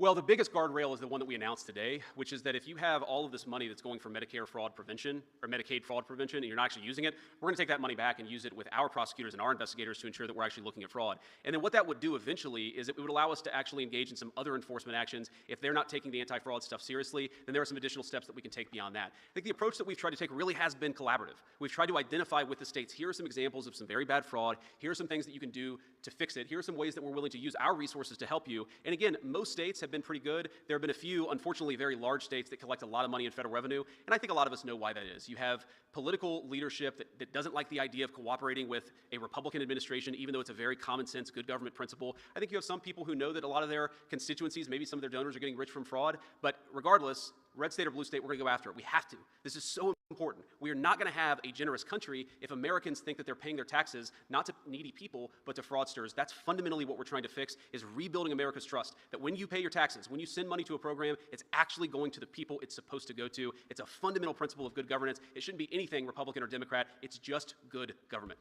Yep. Go ahead. Taylor with Spectrum, good to see you. Good to see you. You've emphasized a lot how you want this not to be partisan, and you want they're not get gonna rid of blue say states. anything. The president, when he posted about you just not becoming gonna fraud say czar last anything. month, he wrote, You're just the not gonna say focus will be anything. everywhere, but primarily in those blue states where crooked Democrat politicians have had a free-for-all. I'm curious, as you guys have been trying to interact with these states, do you worry that the president's remarks like that undercut the efforts for this not to be partisan, and that could lead to resistance? No, I don't worry about that because he's talking about crooked governors. Of course, if you have a crooked governor, they're not going to work with us, and we're going to have to use other tools to ensure that they do. But I think that there are a lot of governors, Democrat and Republican, who recognize that this is a very serious problem, that we're offering resources to try to help solve that problem. And I think a lot of them recognize that, yeah, they've got maybe a few crazy people in very far left states, but most people, most Americans want to solve this problem. And I've actually been gratified by the fact that we've gotten a lot of cooperation from across the political spectrum. One other point about cooperation, we're not there yet, but one of the things we're going to do on the fraud task force is, look, we're learning. We're learning a lot about the way the government operates. I mean, Andrew I almost feel bad for him sometimes because he comes to me once a week and says, here's this bureaucratic hurdle, or here's a wall that I'm running into that I would have never known even existed until we started to take this fraud stuff very seriously. So we've learned a lot over the last 6 months. We are eventually going to realize that there are tools that we do not have, that there are things that we need to do that Congress is going to have to step in and cooperate on us. I think that's going to be a big question of bipartisanship and common sense is when we identify some tools that we need to more fully go after the fraud problem, is Congress willing to play ball, or are they going to fight us every step of the way? I hope they play ball. Partisanship is crazy in this town, but again, this is such a common sense thing that I would hope that everybody would want to protect the American taxpayers' money. Go ahead. Jennifer Jacobs, CBS News. On Iran, can you tell us where negotiations stand? The president, before he left for Beijing, called the latest proposal unacceptable. So is the U.S. even talking to the Iranians right now, or where are things at this point? Yeah, so look, obviously these negotiations are very sensitive. I'm not going to tell you everything because we're trying to have a productive conversation. I spent a good amount of time on the phone with both Jared Kushner and Steve Witkoff this morning, a number of our friends in the Arab world this morning. Look, I think that we are making progress. The fundamental question is, do we make enough progress that we satisfy the president's red line?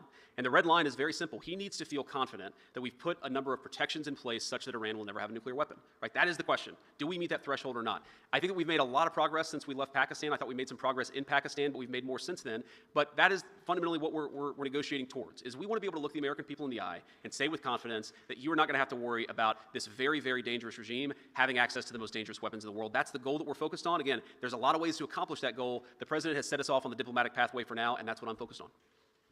Yep. We'll do a couple more here. Thanks a lot. There was pushback from Senate Republicans yesterday at the conference meeting about the cost of the ballroom, which has ballooned to about $1 billion for the security aspect. Is there an IG, either for GSA or the Treasury, who would or should be eyeballing that project? And how do we make sure it doesn't balloon like some of these other government spending building projects? Well, I'm sure because of the nature of the project, you're going to have inspector generals who look at this, who look at the auditing, who look at the accounting, who make sure that this is done in a good way. I will say the President of the United States is a very good builder, and the reason why this is expensive is not because of the ballroom. The reason this is expensive is because of the security precautions necessary, things that have nothing to do with the ballroom itself, but have to do with the actual security infrastructure on the White House. We saw a couple of weeks ago what can happen when you gather the President of the United States and a number of people who are in the line of succession in the same room. We almost had something very terrible happen, and thanks to the Secret Service and their incredibly quick response, we didn't have a terrible thing happen. But one of the things it's taught us is that we've got to update, and there are things, frankly, I wouldn't even talk about in a public forum. There are parts of our national security, and there are parts of the international sort of world that are very, very dangerous, and the president needs to be protected. The senior officials in our government need to be protected, and that's fundamentally what this is all about, is ensuring that on the White House grounds, we have what's necessary to protect the president, whether he's engaged in a state dinner, which of course is an important part of the president's functions, or whether he's engaged in the day-to-day functions of being president of the United States. Go ahead. Thank you, Mr. Vice President. My question is, what's your message to Americans as the Iran war continues to impact the economy, especially after yesterday's inflation report? Well, I guess my message to Americans is, we know that we have a lot of work to do in order to deliver on the prosperity that the American people deserve. The president is hyper aware of this. I'm hyper aware of this. We talk about it all the time. We know that the American people inherited a very bad inflation crisis. Yes, the inflation number last month was not great, but take it back to the May of 2023 in the Biden administration, or take it back to even further, we're not seeing anything like what we saw under the Biden administration, and that's a problem in and of itself. Because what it means is that a lot of Americans saw their wages eaten away under the Biden administration. They saw the values of their paycheck eaten away during the Biden administration. And one of the things we were elected to do, of course, was to fix that problem. And I promise you the president is laser focused every day on fixing that problem. Now, what I will also say is that whether it's the working families tax cuts, putting more money in the pockets of the American people, whether it's bringing a lot of investment into the United States so that we can build the factories and the jobs of the future, the president's laser focused. This stuff does take time. In the same way that the Biden administration's inflation crisis ate away at workers' paychecks for 4 years, it's going to take us a little bit of time before we get workers in a position where we feel like we can look them in the eye and say, you are much, much better off, but that's what we're trying to do. We're going to keep on working at it. I think we've made a lot of progress. If you look at the average household wage increase since Donald Trump became president, it's gone up, but we came from a pretty deep hole. We're digging meaning a pretty deep hole, the Biden administration, we're digging ourselves out of it, and what I want is for us to completely dig out of that hole and then to build a brighter and better and more prosperous future for the American people. That's what they elected us to do, and that's very much what we're focused on. Sir. Thank you, Mr. Vice President. Can we quantify the amount of fraud that's related to illegal immigrants? And what are the asks of California and these other states? What can they do to claw back some of this money that's being deferred? You know, I don't know that you can quantify it because it's so hard to keep track of all of the criminal migrants who are taking advantage of our system. I mean, they're taking advantage by, the average criminal migrant that we have in an American prison is costing us $60,000 to $120,000 a year, depending on the location. They're collecting health care benefits. A couple of states, California, New York in particular, they actually allow illegal aliens to benefit from the American people's, health care programs, which is just a disgrace and just a travesty. I mean, if you go into an emergency room, you should know that you're waiting in line with other American citizens, not with people who have been placed to the front of the line by a fraudulent Medicaid program in California, but that's what's happening. We know this is what's happening, and again, it's driving up costs for everybody, it's making it harder to access health care, and it's absolutely fleecing the American taxpayer. It is a lose-lose-lose proposition. I've seen efforts to try to quantify this. I think the answer is hundreds of billions of dollars a year, whether it's 300 or 6, it is a lot of money between Medicare, Medicaid, food stamps, prison fees, everything that goes into the criminal migrant problem in the United States of America, it's a lot of money. And again, I talk about the American people. We're a generous country. We're a generous people. I love that about this country. But part of that generosity is that it extends to our fellow Americans. We cannot give Medicare and Medicaid benefits to everybody all over the world. It's going to bankrupt those programs. They ought to belong to Americans first. And that, to me, is the fundamental meaning of America First, is that all of us take a look at our programs, take a look at the fraud, and we say, how do we ensure that the federal government works for the American people first? That's what we're doing every single day, and we're going to keep at it. Thank you, guys.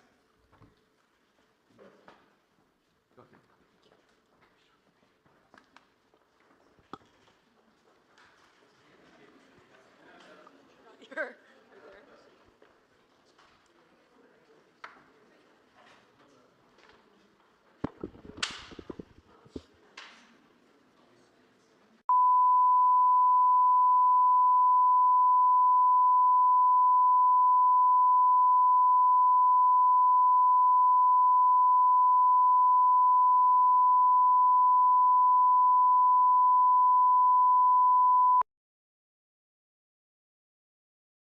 What the fuck was that? They just cut the feed? Oh my god, I was scared for my life.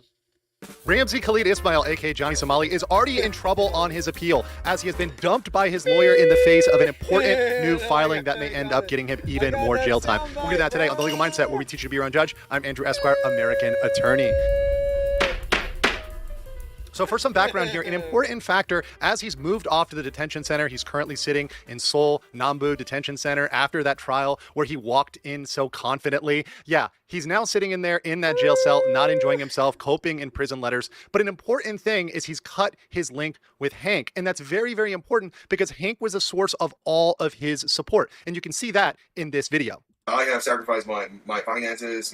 I've actually, Johnny ran out of money because they refused Johnny to work. So I've been actually providing for him. He's helped me a lot. He's helped me with not only legal fees.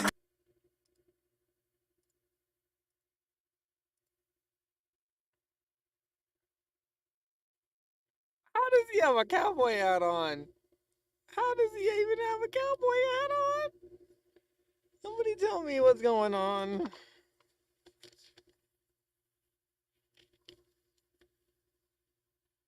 I'm supposed to be telling you guys what's going on. I thought he was in jail. How does he have a cowboy hat on? Stuff like this, you know what I mean? Yeah. And once again, Hank paid for the entire bill there. Johnny did not foot a single dime towards that. There were IOUs we exposed on this channel that Johnny wrote to Hank, but that was fully funded by Hank to the tune of tens of thousands of dollars. He's helped me pay for a lawyer and stuff like that, and he's a great friend. Like, honestly, I respect him for that. And when I get out of here, a lot of it I do owe to Hank. Now, despite saying he owes things to Hank, he's absolutely stabbed him in the back, taking tens of thousands of additional dollars from Johnny Somali, according to all reports.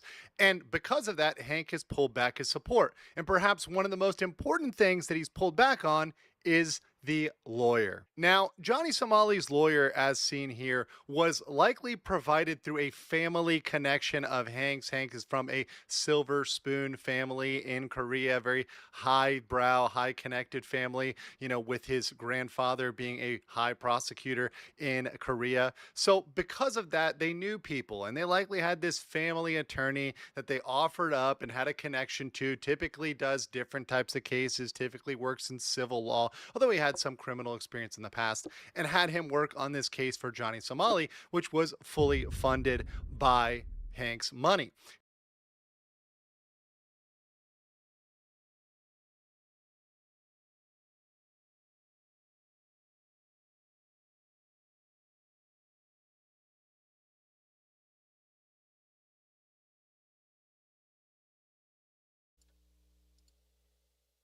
EMP.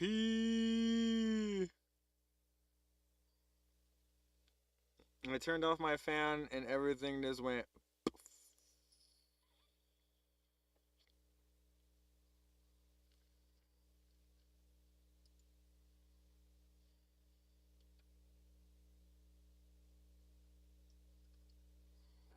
She just. Oh, it's 100% charged.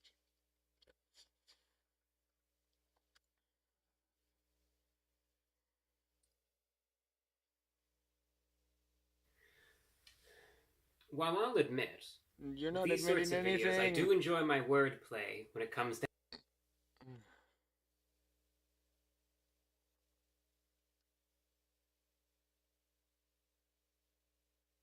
President Donald Trump is visiting.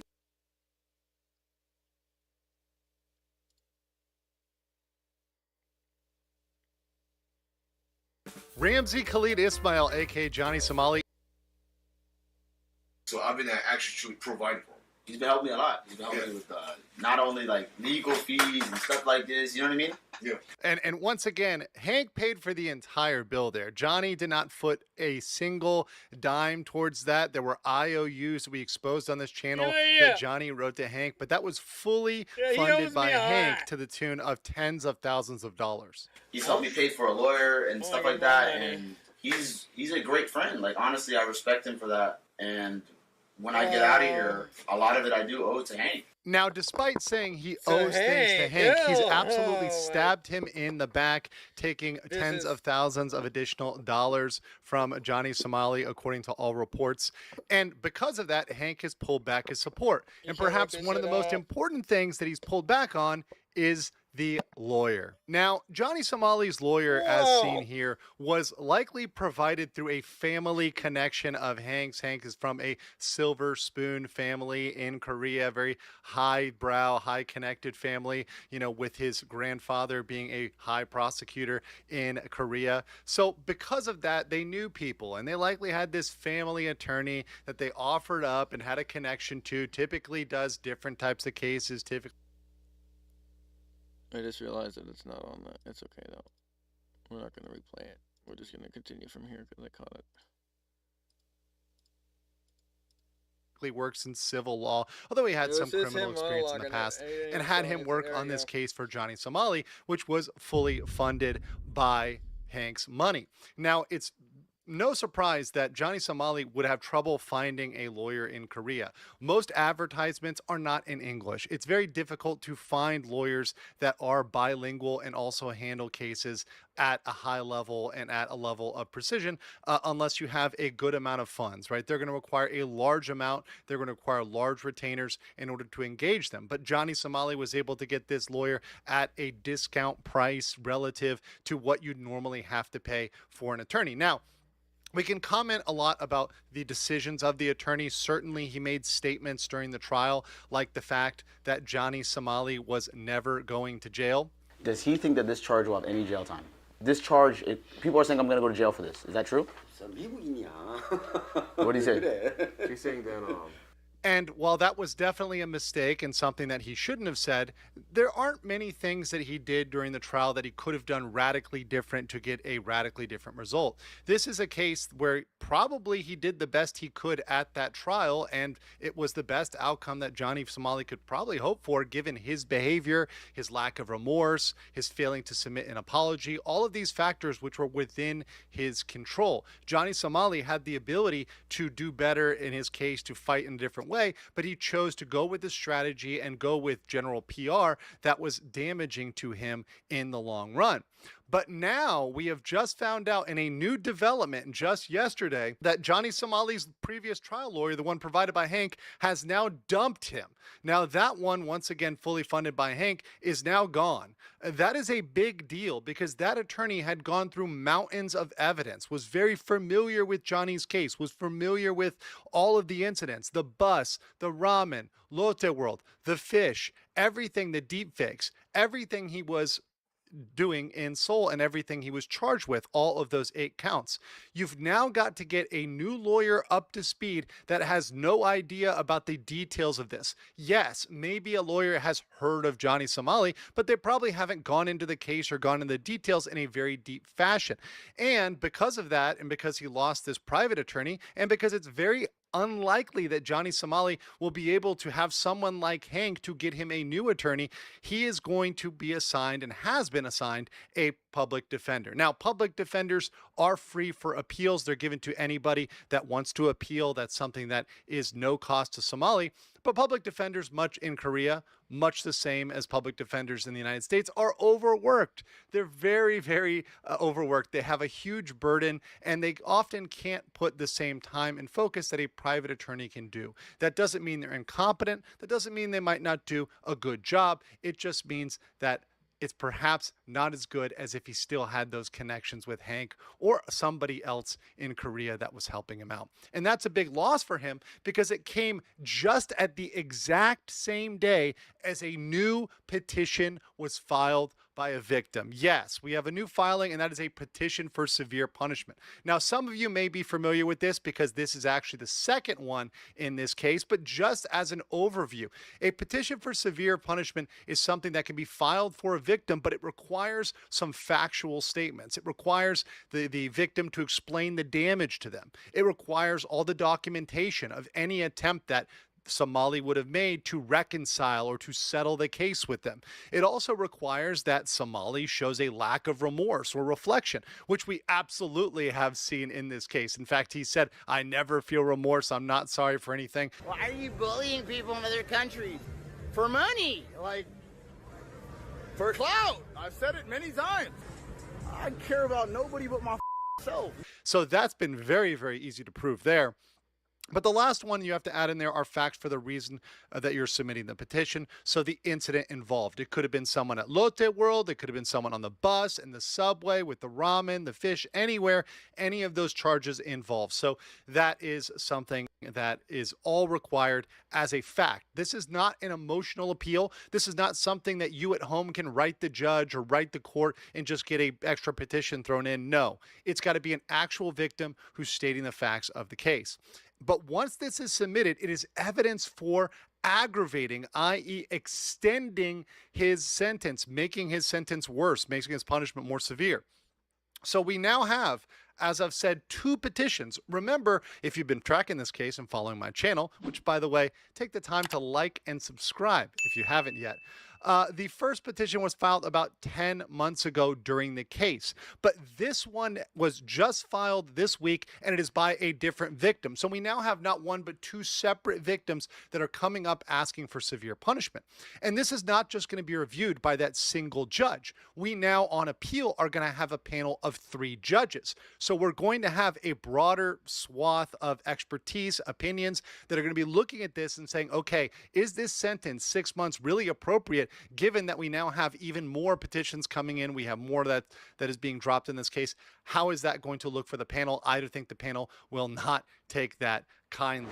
So let's go to my judgment. So in judgment, losing Hank has been a massive L for Somali. Hank had a lot of flaws and Hank had a lot of problems and defects. But despite all those flaws, he was a huge help to Somali financially, connection-wise. Korea is not an easy country to navigate without Korean allies. And I say that as someone who lived there for 3 years and relied on many, many Koreans to just get by in daily life, dealing with bureaucracy, everything else.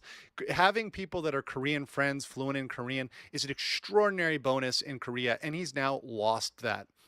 Furthermore, this public defender is going to need to review this case and get on top of all this evidence, which is horrible for Somali rushing his case. As we've talked about, his 6-month sentence is looking more like a year because of the length of this appeal. And with this switch to a public defender, the appeal is going to take even longer. You could say, you could think that if it was the same attorney, reasonably you can imagine that they might get ready quicker because they're already familiar with the facts, they're already familiar with the circumstances, they're familiar with what happened in the trial. Well, now this public defender's got to catch up on all of this, the relevant law, and that is a big disadvantage. And for the debatable flaws that Johnny's first attorney may have had, he actually was passionate about wanting to fight the appeal of the deepfake charges. It's not to be said whether or not the public defender, we don't know whether this public defender will actually care to fight this on the merits of the law. We'll have to see. And lastly, this new petition is vastly increasing the odds for a larger sentence, and we are hoping for the maximum possible punishment. But it's very clear at this stage that Somali's appeal is already in danger. I want to know what you guys think in the comments below, and I will catch you on the next one.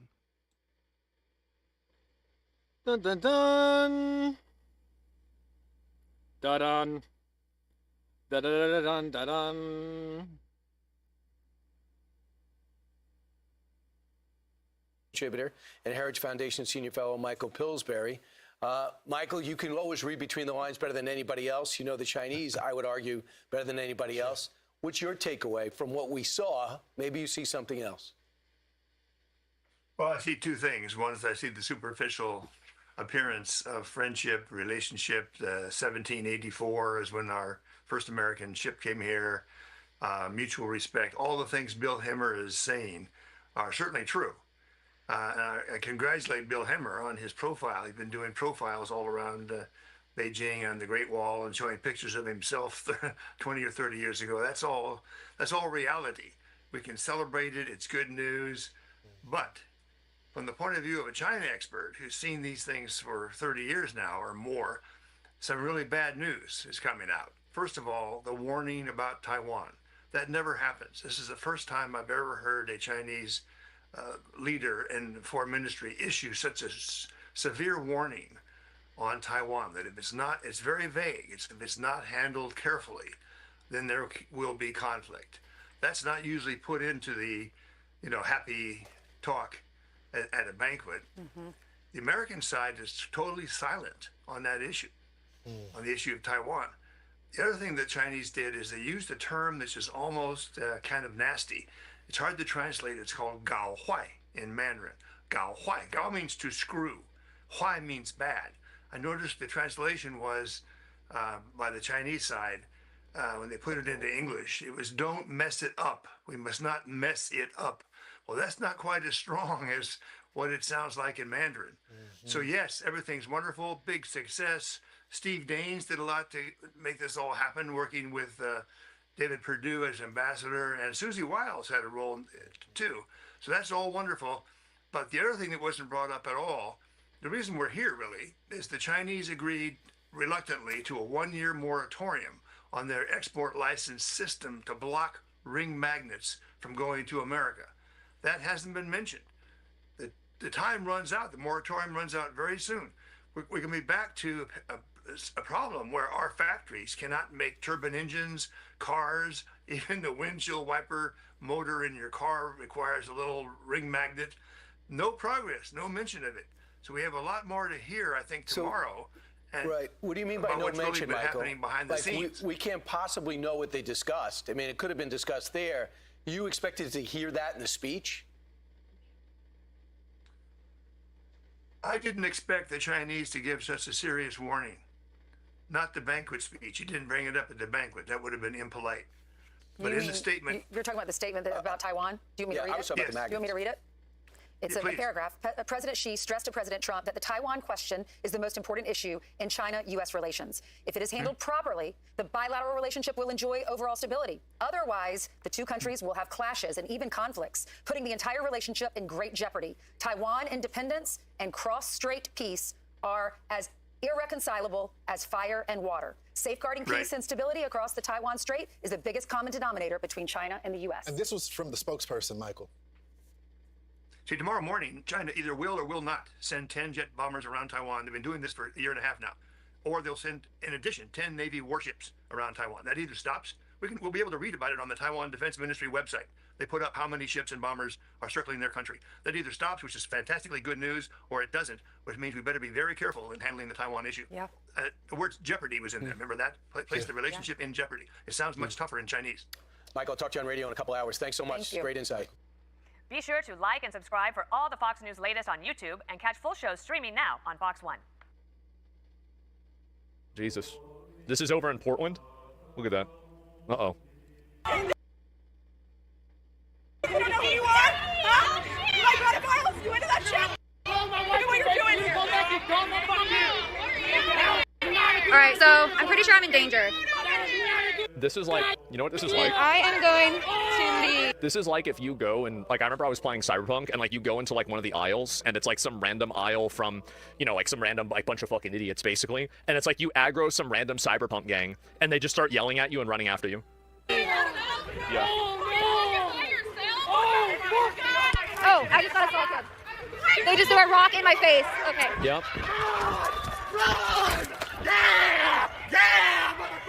Okay, so that one just threw a rock in my face. Isn't it crazy that there's a really, really easy solution to this. There is. There is a super easy solution. Some people might not like it, but it works. I just hope that in the year 2028, I'll have a chance for the guy that will solve the problem. I don't know, maybe it'll take 2032, maybe 2036, but eventually, I'm going to be able to vote for a guy that's going to solve this problem. I'm waiting for that. I'm very excited to be able to vote for that guy.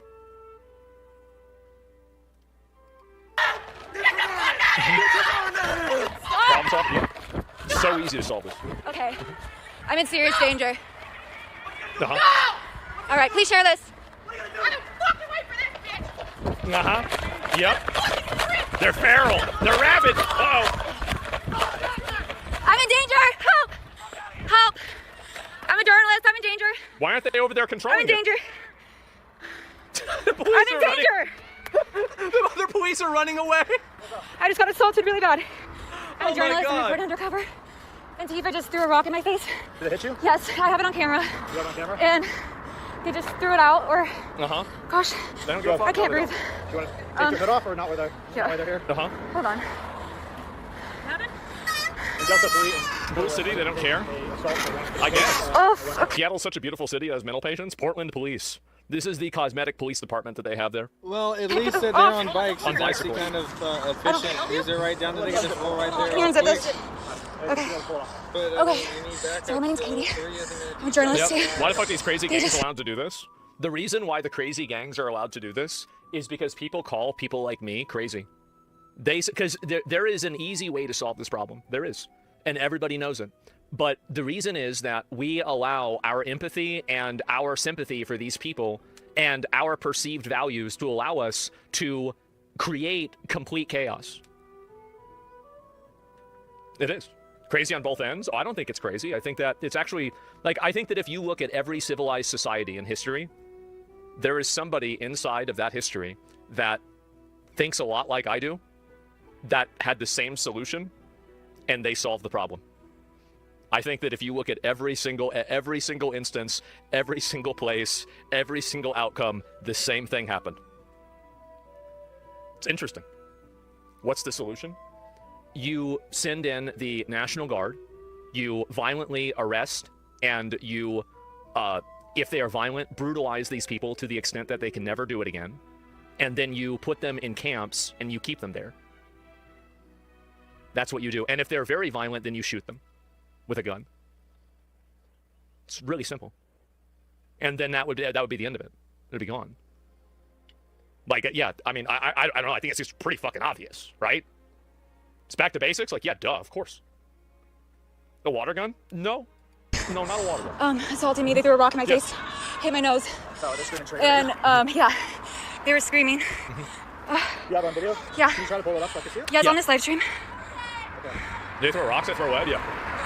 Why don't we, Sadly, nowhere outside the U.S. Well, people are this if you nuts. can pull it up, No, actually, people are this nuts. They're this crazy everywhere, but they are controlled because there is a expectation of violence. Then, you're going to stop that from happening. That's the reason why. So, yeah, can we kill Nazis then? Well, there aren't any Nazis. I mean, and yeah, if a Nazi tries to attack you with a rock, then of course you should be able to kill them. Like, yeah, duh, of course, it's self-defense. I mean, like, why is that even a question? It's not because they're a Nazi. It's because they're trying to hit you with a rock. 7 years ago, age finally. What is this? I'll pull it up. Okay, I'm gonna stop this. You can reboot it after you show. Yeah, okay. Yeah. All right, I'm good, guys. I'm really tired of this shit. Dead Nazi's not a Nazi anymore. The problem that I have with the punching Nazis thing is the fact that people want to refer to anybody who they disagree with as a Nazi. But anyway, no, it's insane to me that we put up with this shit in America. It really is. Why are we putting up with this? This is crazy. Like, it makes me so frustrated to see this. In case anyone was, this is the Antifa flag. It's direct. It was organized by Antifa. A terrorist group? Why are they allowed to mobilize and attack federal property in the first place? Would ISIS be treated the same way? That's exactly it. I would treat these people like ISIS. I would. And it's really funny for me to see this. And Hassan's right about the Dow not reflecting average well-being of citizen. He's retarding pretty much every on detail on why. Yeah, he is right about that. I've talked about that myself too. But it's about interjecting it into times when it doesn't really make sense, right? I think that's clearly what Train was talking about. So retards saying punch Nazis are the only ones that act like Nazis. Yeah, and that's the problem, right? Is that they're the ones that are they are the ones that act like Nazis. So like their idea of a Nazi is somebody who's not seeing their point of view. How can or would you deal with the beat cops that are, in your opinion, kind of complicit with the unrest?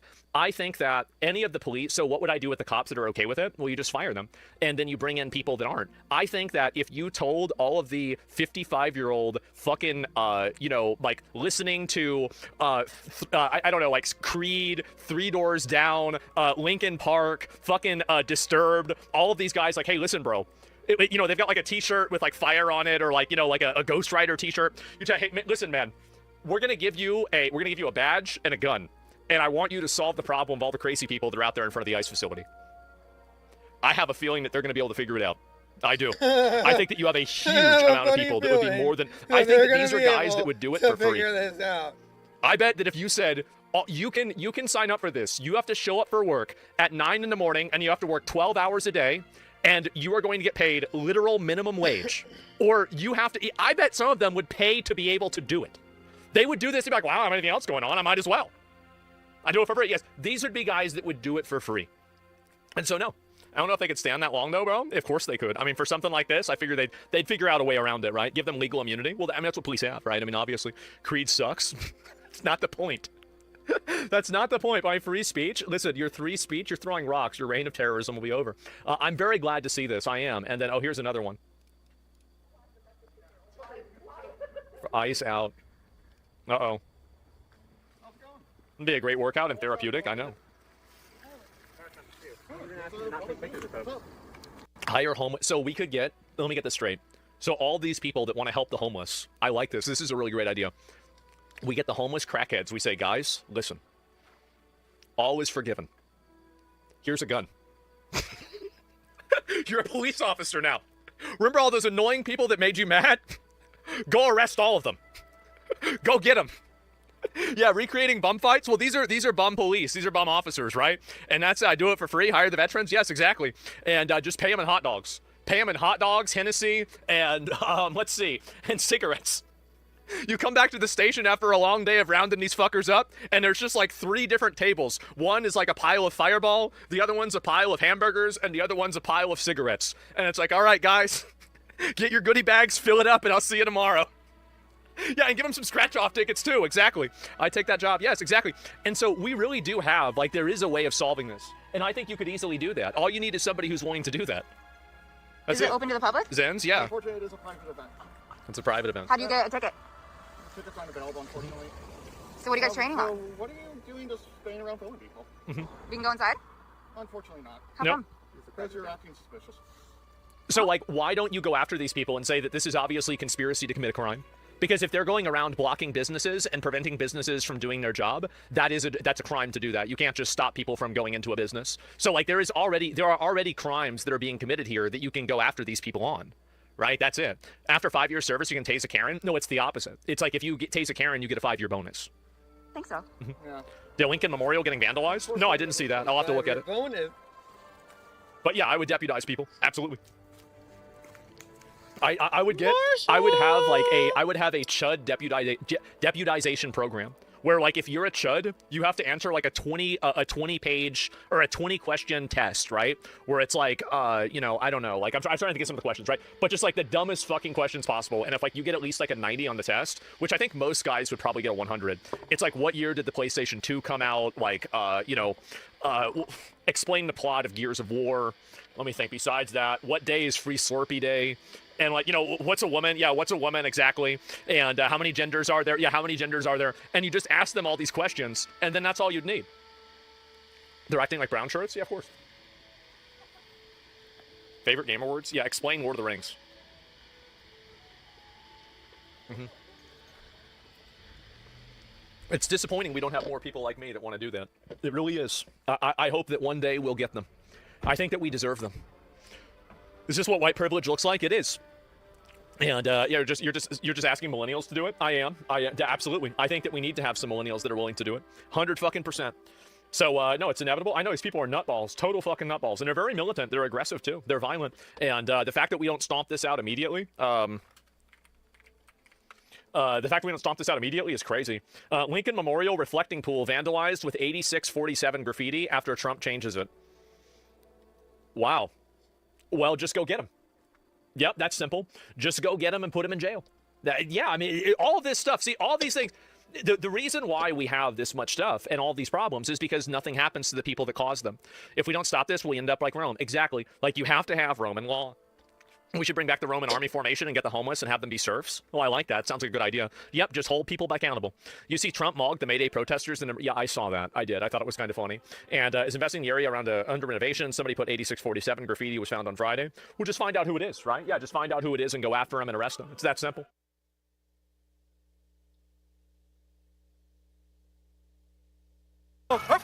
Hey, who's Ronaldo? Go over. And it's not that, like, it almost seems like a hollow stick, like a bamboo pole. Not like it's like actually harming the guy, but just the idea that it's like having all this crime in the country, and we can't seem to find you guys when we need you. But when it comes to saying, hey, we don't want this migrant center right next to a school, they just walk up and whack you with a stick, no questions asked, or maybe he's asking a question. I don't know, I don't speak Dutch. But it seems a little bit heavy-handed, even though it's like, you know, like probably a plastic baton or whatever it is. Seems a bit heavy-handed for the regular citizens that are just concerned about, hey, maybe we protect our students.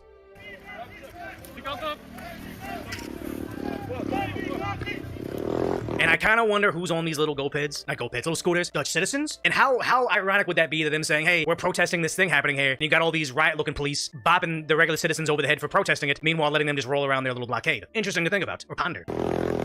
Not the forget-me stick.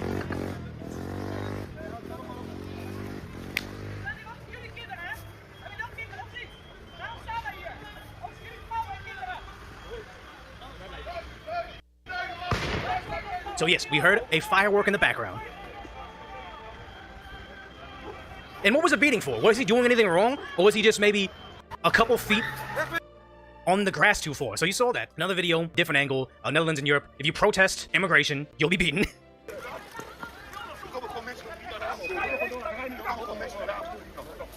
Oh, he's really poking him with a stick. And here's the thing, this is what tells me they're not serious, because they got these little, like, woven basket shields, letting me know law-abiding citizens that are there to peacefully protest, of course they can get bapped with a stick and have this little, this basket shield they're not gonna actually harm these cops. Still love their country. But should it be an actually invasive force that's gonna be there to, like, harm their women and children and actually fight their police? They're largely defenseless from it, unless they're actually willing to use their two-way tools, which I hope they aren't, but I mean, yeah. Yeah, no need to speak it. Some things are just universal understanding based on action. Exactly, yeah. Stop protesting this. Get out of the way. You're forgetting your oath. You're forgetting your oath. You should represent me. I pay your salary. Again, I don't speak Dutch. But maybe that'd be my translation. Get out of here.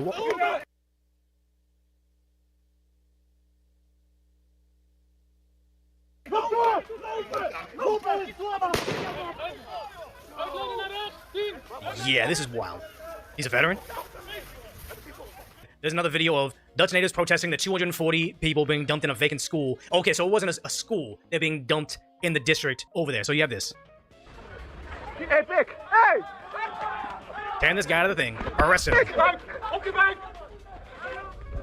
And keep in mind, we heard one firework. They're about to get beat down with the sticks as well.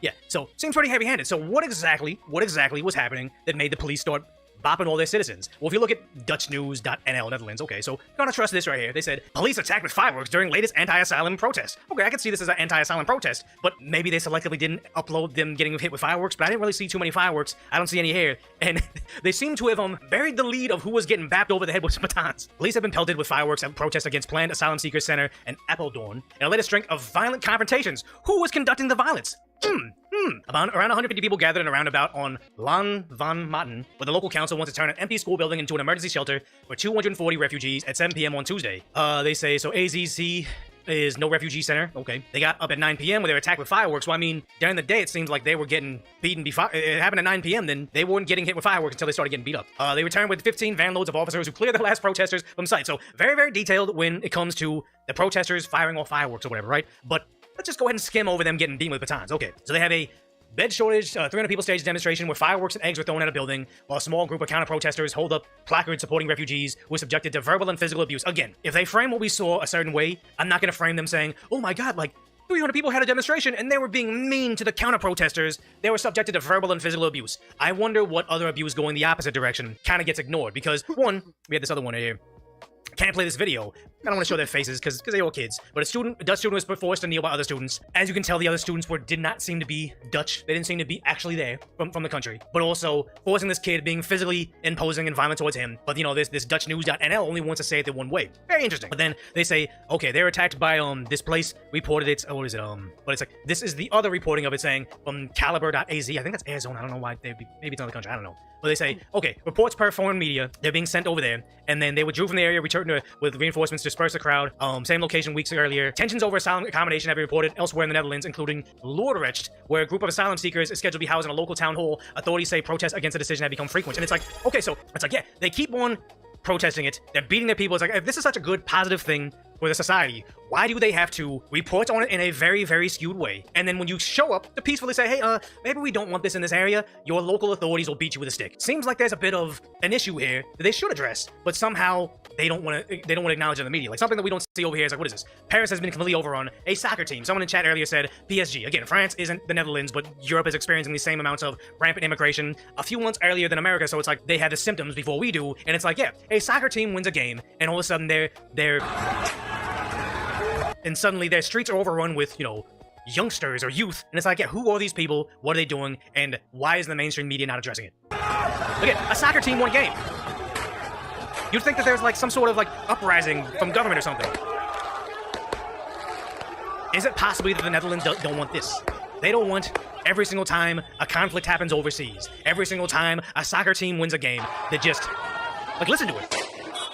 This doesn't sound like the first world. Is this America? Is this Europe? Is this France? Is this what you think of when you go to France? Their local law enforcement is not prepared for this level of unruliness. And here's the thing, it's We're seeing the same thing happening in America. We're seeing it all across Europe, and they never said, okay, you know what? Maybe we need to have some sort of do we want to provide asylum to refugees? Of course we do. We want to provide safety and security for every human being. But is it possible? And is it possible to do it in a way that omits the people that will be incompatible with your existing society and will not listen to law enforcement in a peaceful way? Well, they end up tearing up the fabric of society in your country and then alienating the makers that are going to finance the support that you need for the takers. If you make that equation go upside down, it helps nobody. It doesn't help the asylum seekers, doesn't help your natives. It's just anarchy. And sad to say, you're seeing it happen over the Netherlands where they see it's happening. They're getting a small fraction of what they're seeing in the UK, over in Paris, or over in, like, southern states of America. They can't help themselves but to just skew the media to make you accept it. And when you rise up against it, they beat you with a stick. And you remember 50 years ago when Europe was considered a paradise no more? And it's sad because how many first world places in the country, or how do I phrase it? It's like they're no longer who they used to be. Like, you think about, I'm gonna go to Paris. I'm gonna go see the Eiffel Tower. Yeah, but when you get there, it's not how you see it in movies. It's like the third world now. Like, it's overrun by, it looks like a street bazaar outside of it. Go to Santa Monica. Oh my God, I want to see the beaches I saw in the movies, or the Walk of Stars over in Hollywood. It's like these places look like third world pimps, and it's like, yeah, you're homesick for a place that no longer exists, and they can't help but say, but just ignore the failures and say, you know what, it didn't work anywhere else. Let's try it one more time.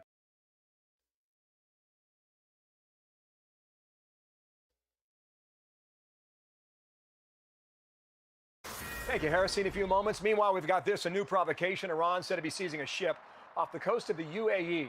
This is happening as talks over the conflict in the Strait of Hormuz weigh heavily here on the summit in Beijing. Trey Yingst is live on the story. He's in Tel Aviv. Trey, hello.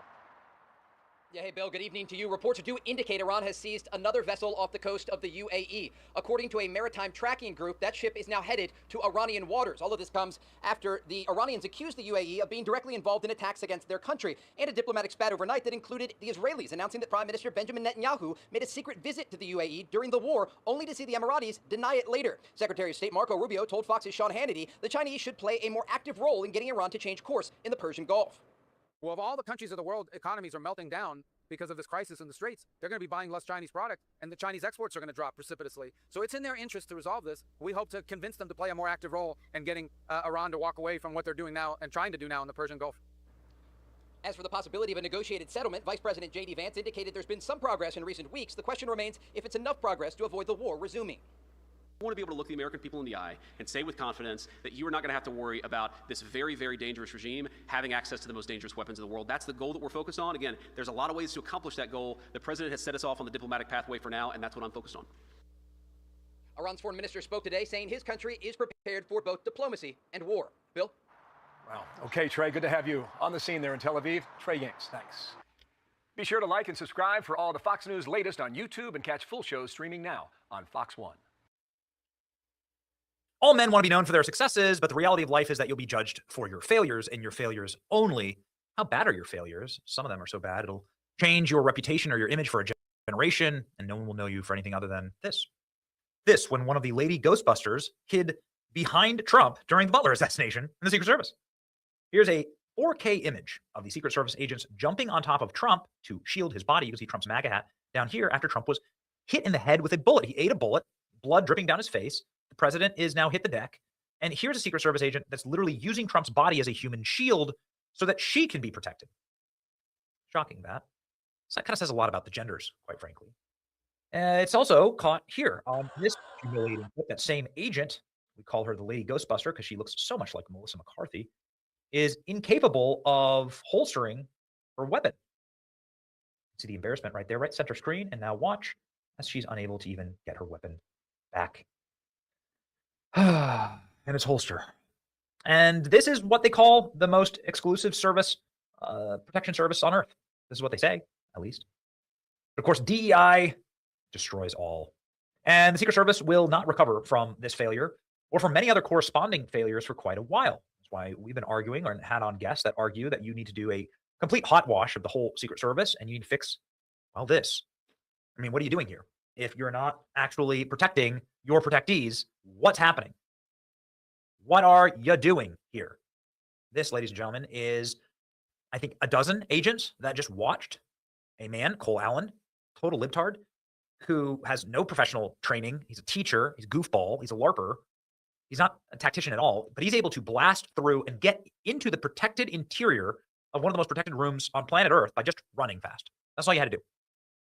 You had half the president's cabinet, you had the vice president, the president, and Melania Trump all on stage in an elevated position, and he was able to get to the front door of that with a firearm, a bunch of knives, and a handgun. And because the agents were literally looking the other way. That just happened this week. So yeah, we've been calling for reforms for the Secret Service because of failures like this. And I deign to say it because it's terrifying just to think about it. But what if this was instead 5 guys and they were actually trained? What if there were a dozen state level actors or terror splinter cells or people that actually had tactical training that utilized all of the inadequacies and the soft target capacities of vulnerability inside this security arrangement and actually went there to take out as many of the administration as possible and to cause as much chaos? They could have slaughtered the president's administration. Donald Trump, of course, walking off the plane. There's a deer stand within shot of the plane. And Donald Trump just walking off his plane and somebody sitting there with a rifle, President Trump out in the open, no covering, off his plane. This is in Palm Beach. They were thankfully able to find that stand. Great. Fighter jets had to scramble to stop a plane from flying in to President Trump's airport. His motorcade had to be rerouted because of a suspicious device.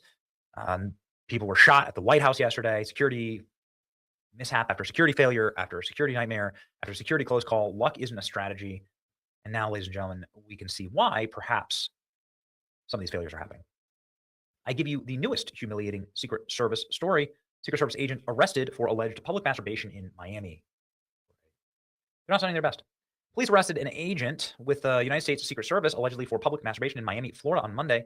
John Spillman, 33, had been in Miami for work, exterior security for President Donald Trump's appearance at the PGA Golf Cadillac Championship. This was on Sunday. The incident involved Spillman occurring in the DoubleTree Hilton at the Miami Airport and Convention Center on Sunday night, according to 7 News in Miami, which cited an arrest report in Miami-Dade's sheriff office. According to 7 News, hotel guests told investigators that they were in the lobby around midnight when Spillman followed up. They later reported seeing the defendant masturbating next to their hotel room. The station reported security personnel found the defendant with his pants lowered and masturbating on the 6th floor. The chief of U.S. Secret Service Police called the alleged conduct unacceptable. Oh, really? Oh, good. Well, that's great to know.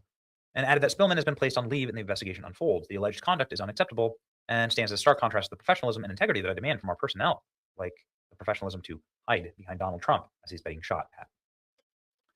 This agency takes these matters the utmost seriousness. Consequently, the individual has been placed on administrative leave pending criminal investigation. Last year, as many as 6 U.S. Secret Service agents were suspended for conduct during the assassination attempt of President Trump. Following that shooting that claimed the lives of Corey Comprador, there was also a Secret Service director who resigned, and there were the Secret Service agents outside of Barack Obama's house that were caught fighting on camera. Also, 2 Secret Service agents shot themselves last year. That's a full wrap. A Secret Service jailed and accused of masturbating naked in a hotel hallway, following a woman and others in fear for their lives. Great, good for all of us. Great. This guy was literally protecting the president hours earlier. Jason Chaffetz tells me the agency has a serious hiring and vetting problem, struggling to deal with manpower issues. There's a lot of good heroic people, but they were advertising for agents and officers on pizza boxes in the Washington, D.C. area and looking for DEI hires, right? It's bad. This is bad. And it's a wonder that the Secret Service can't protect Trump when it's full of Mexican tortas and gooners jerk off in public. Bro, forgot the secret part. Yeah, you could say they found the shooter. What is going on with the Secret Service? President Trump has gotten 3 assassination attempts on his life. He needs more protection than he's getting. Secret Service agent after he was caught. Turning the guy into a meme now. Secret Service agent whips out the wrong weapon. Okay, cannot seriously be named Spillman. It'll be burned in my mind forever. Burned in my mind forever. No matter what happens when you say Secret Service failures, I'll think of the Lady Ghostbuster and that my tax dollars are paying for this kind of training. She's lucky she's lucky something far worse than that. All right. Pray for better protection for our president, vice president, and all the protectees. It's your boy Benny. Like, share, and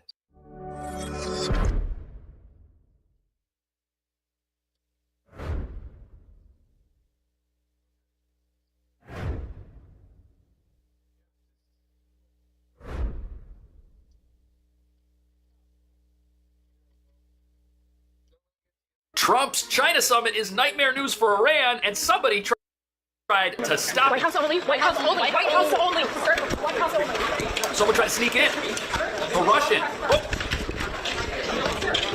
This is crazy.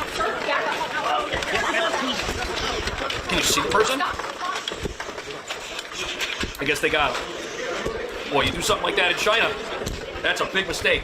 And this is the room where they were going to have dinner with all the American billionaires. They're in there right now. Meanwhile, during this meeting, Iran is losing big time. Iran has also been a focus of President Trump's trip to China, and the administration is pressing Beijing to be more active in persuading Tehran to reopen the Strait of Hormuz. Which they've agreed to do. Look, the Chinese are the largest importer of Iranian crude oil in the world, and President Trump likely brought this up during his ongoing conversations in Beijing. When we look at Iranian military action in the Strait of Hormuz and the country's nuclear program, these are both directly funded by those oil exports. Reports this morning indicate Iran has seized another vessel off the coast of the UAE. Secretary of State Marco Rubio told Fox's Sean Hannity that the Chinese should play a more active role in getting Iran to change course.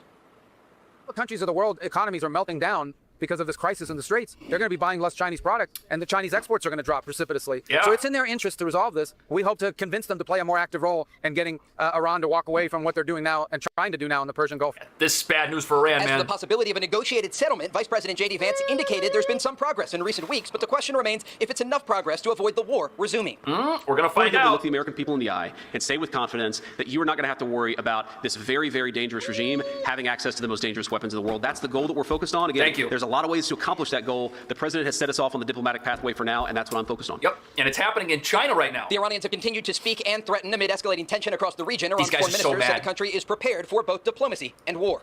China's supposed to be their We are friend, ready and to they're fight selling with them out right everything we now. have in defense of our freedom and our soil. We are equally ready to pursue and defend diplomacy. Yeah, these guys As I have repeatedly stated, there is militant no such aggressors. thing as a military solution to anything related to Iran. We then Iranians why do never you keep bow to attacking any your neighbors? pressure or threat, but we reciprocate the language of respect. Yeah, okay. That's what's happening in China right now with the president. And Iran knows that during this meeting, their fate is being decided. The issue, and you've been asked about it, and you've spoken about it, and that is China's support of Iran. Yep, bad news. How big a discussion was that today? We discussed it. I mean, when you say support, they're not fighting a war with us. That's true. No. He said he's not going to give military equipment. That's a big statement. He said that today. That's a big That statement. is a big statement. He said that strongly. But at the same time, he said, they buy a lot of their oil there, and they'd like to keep doing that. He'd like to see Hormuz Strait opened. I said, well, we didn't stop it. They did it, then we stopped them. Sort of interesting. Yeah. He joked. He said, it's sort of if they stopped it, then you stopped them. But they'd like to see it opened. But they actually closed it. He didn't like the fact that they're charging tolls. Nope. I don't know if they are or not. I don't know who would pay them. I mean, where do they put the money? The country's decimated. They're charging tolls. Where's the money going? So Trump playing it cool, not confronting China, but bringing up the fact that, hey, you can keep buying that oil once we figure this out. And it sounds like we have. There's a 200 Boeing jet deal with China right now, which is cool. China's going to help reopen the strait. That's great. Of course, Iran doesn't want that. And while Trump was over there, he brought a whole bunch of American billionaires like Elon Musk and everybody that might want to do a deal with China. So everybody who matters is over there except the Europeans and the Iranians. Look, Tim Cook is over there. What could they be talking about? The future of the global economy is basically being discussed here, and Iran is pivotal in that. And this is the actual negotiation. All those other negotiations, that was a scam. This is the real deal. This is where things are going to get decided because this is where the money is. Brett, your takeaway so far as it relates to the Iran war, because right now the headlines, even in the Arab news, are Trump and Xi, Hormuz must stay open and Iran must not have a nuclear weapon. They agree on those two things. Bad news for Iran. Brian, good morning, your time. I think that is the message from the White House, is that President Xi put out and agreed that Iran can't have a nuclear weapon, that the Strait of Hormuz has to be open.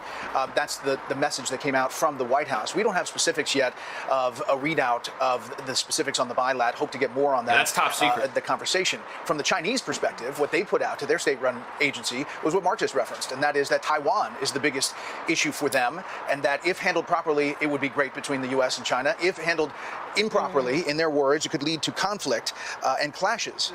That was seen as a kind of a veiled threat here, reading between the lines from President Xi. That's reality. If you handle anything poorly and it's a major military point of discussion, of course that can lead to clash. But it seems like people are doing their best to get along. But everything on the pomp and circumstance suggests that this relationship is moving forward and they're having good meetings. We hope to get some more granular details on Iran pretty soon. The language reminds me, Brett, of something that might be read out after we had a meeting with the EU in different times, where we talked about cooperation, growing together, not getting in each other's way, having mutual respect, and it'll be a great thing for the world to respect both powers. We're two of the most powerful. All the things seem so positive, but in reality, with the spying that's going on here, with what's happening with the secret police that exist here, with the way they've infiltrated through cyber attacks into our water system and everything else, it portrays a much different relationship than the words did. Perhaps, yeah. Yeah, 100%. Yeah, there's stuff and going you can on. see that here. We got that mayor out there in California that just had to resign because she was a spy. I mean, there are some things happening that don't exactly line up with how nice everything looks, and they're right to point that out. But We can agree on economic things. We can agree on money. We can agree on ending this war in Iran. And if China and America agree that this thing needs to be over, I don't know how much of a say Iran has in the matter. You can see the communist CCP has a lot of control over folks. I did a thing about cameras on the streets. There are thousands and thousands of cameras. If you watch TV from any broadcast that's not here, when they talk about something negative about China, it goes to bars and says, please stand by. Wow. If you talk about human rights or anything like that, it shuts off for like 30 seconds. And I saw it 3 times before I just came here for this live show. That's crazy. So the people know they're being censored. What's public is one thing. What's private is another. The key thing about this summit is the private stuff. And if President Trump can get some real deliverables leaving here in Beijing. I think he can. And a recent event at this meeting proves that things are going well, even though under the surface other things might be happening. Watch this. Thank you again, President Xi, for this beautiful welcome. And tonight it is my honor to extend an invitation to you and Madam Peng to visit us at the White House this September 24th. And we look forward to it. And I'd now like to raise a glass and propose a toast to the rich and enduring ties between the American and Chinese people.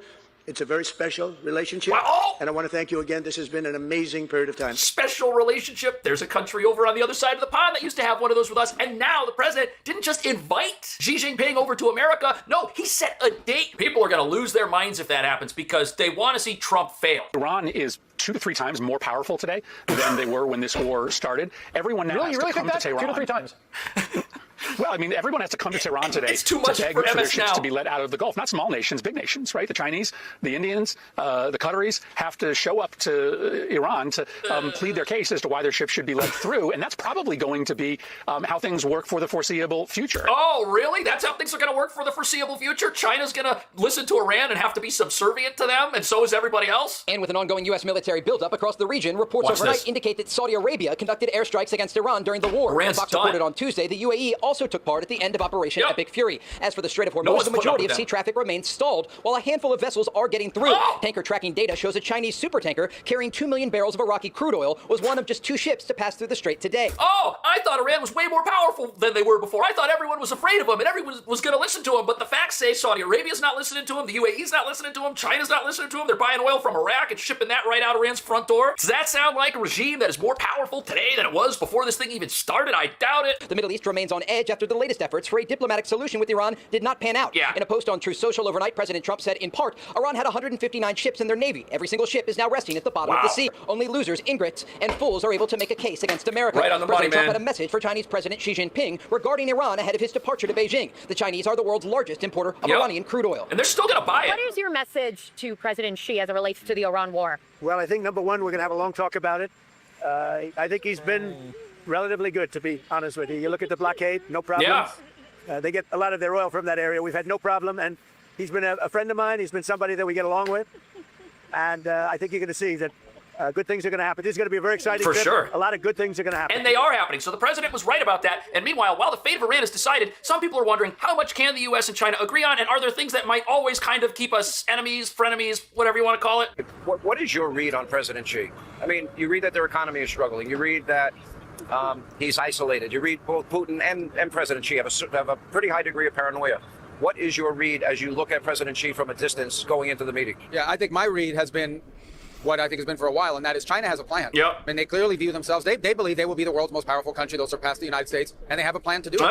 And they're executing on that plan, and I don't blame them. If I were the Chinese government, I'd have the same plan. We, on the other hand, don't view it that way, and we don't want to see anything we're not trying to constrain China, but their rise cannot come at our expense. Their rise cannot come at our fall. So there's an area where we're just going to have a difference of opinion. That's reality. You have 2 superpowers. They each want different things. One can't succeed at the other's peril. That's what Secretary Rubio is saying, and he's right about that. So there will be things that we can never 100% agree on. I have zero doubt that at the end of this meeting, Taiwan is still going to be an unsettled issue, but there are other things that are getting settled. So Brett, you know what I was struck by, and I thought you was right up your alley, our alley, really. The president went up there and talked about the historic relationship between the countries. He talked about 1784, and he talked about how they referred to us as the new people. We called it the New World. Talked about what Teddy Roosevelt thought, and talked about how they contributed to the Washington Monument, the respect that they have for George Washington. That does play in to your case for America, right? On the year 250, it is. I think it does, and it's a look back. Even President Xi got up there and did a hat tip to the 250th.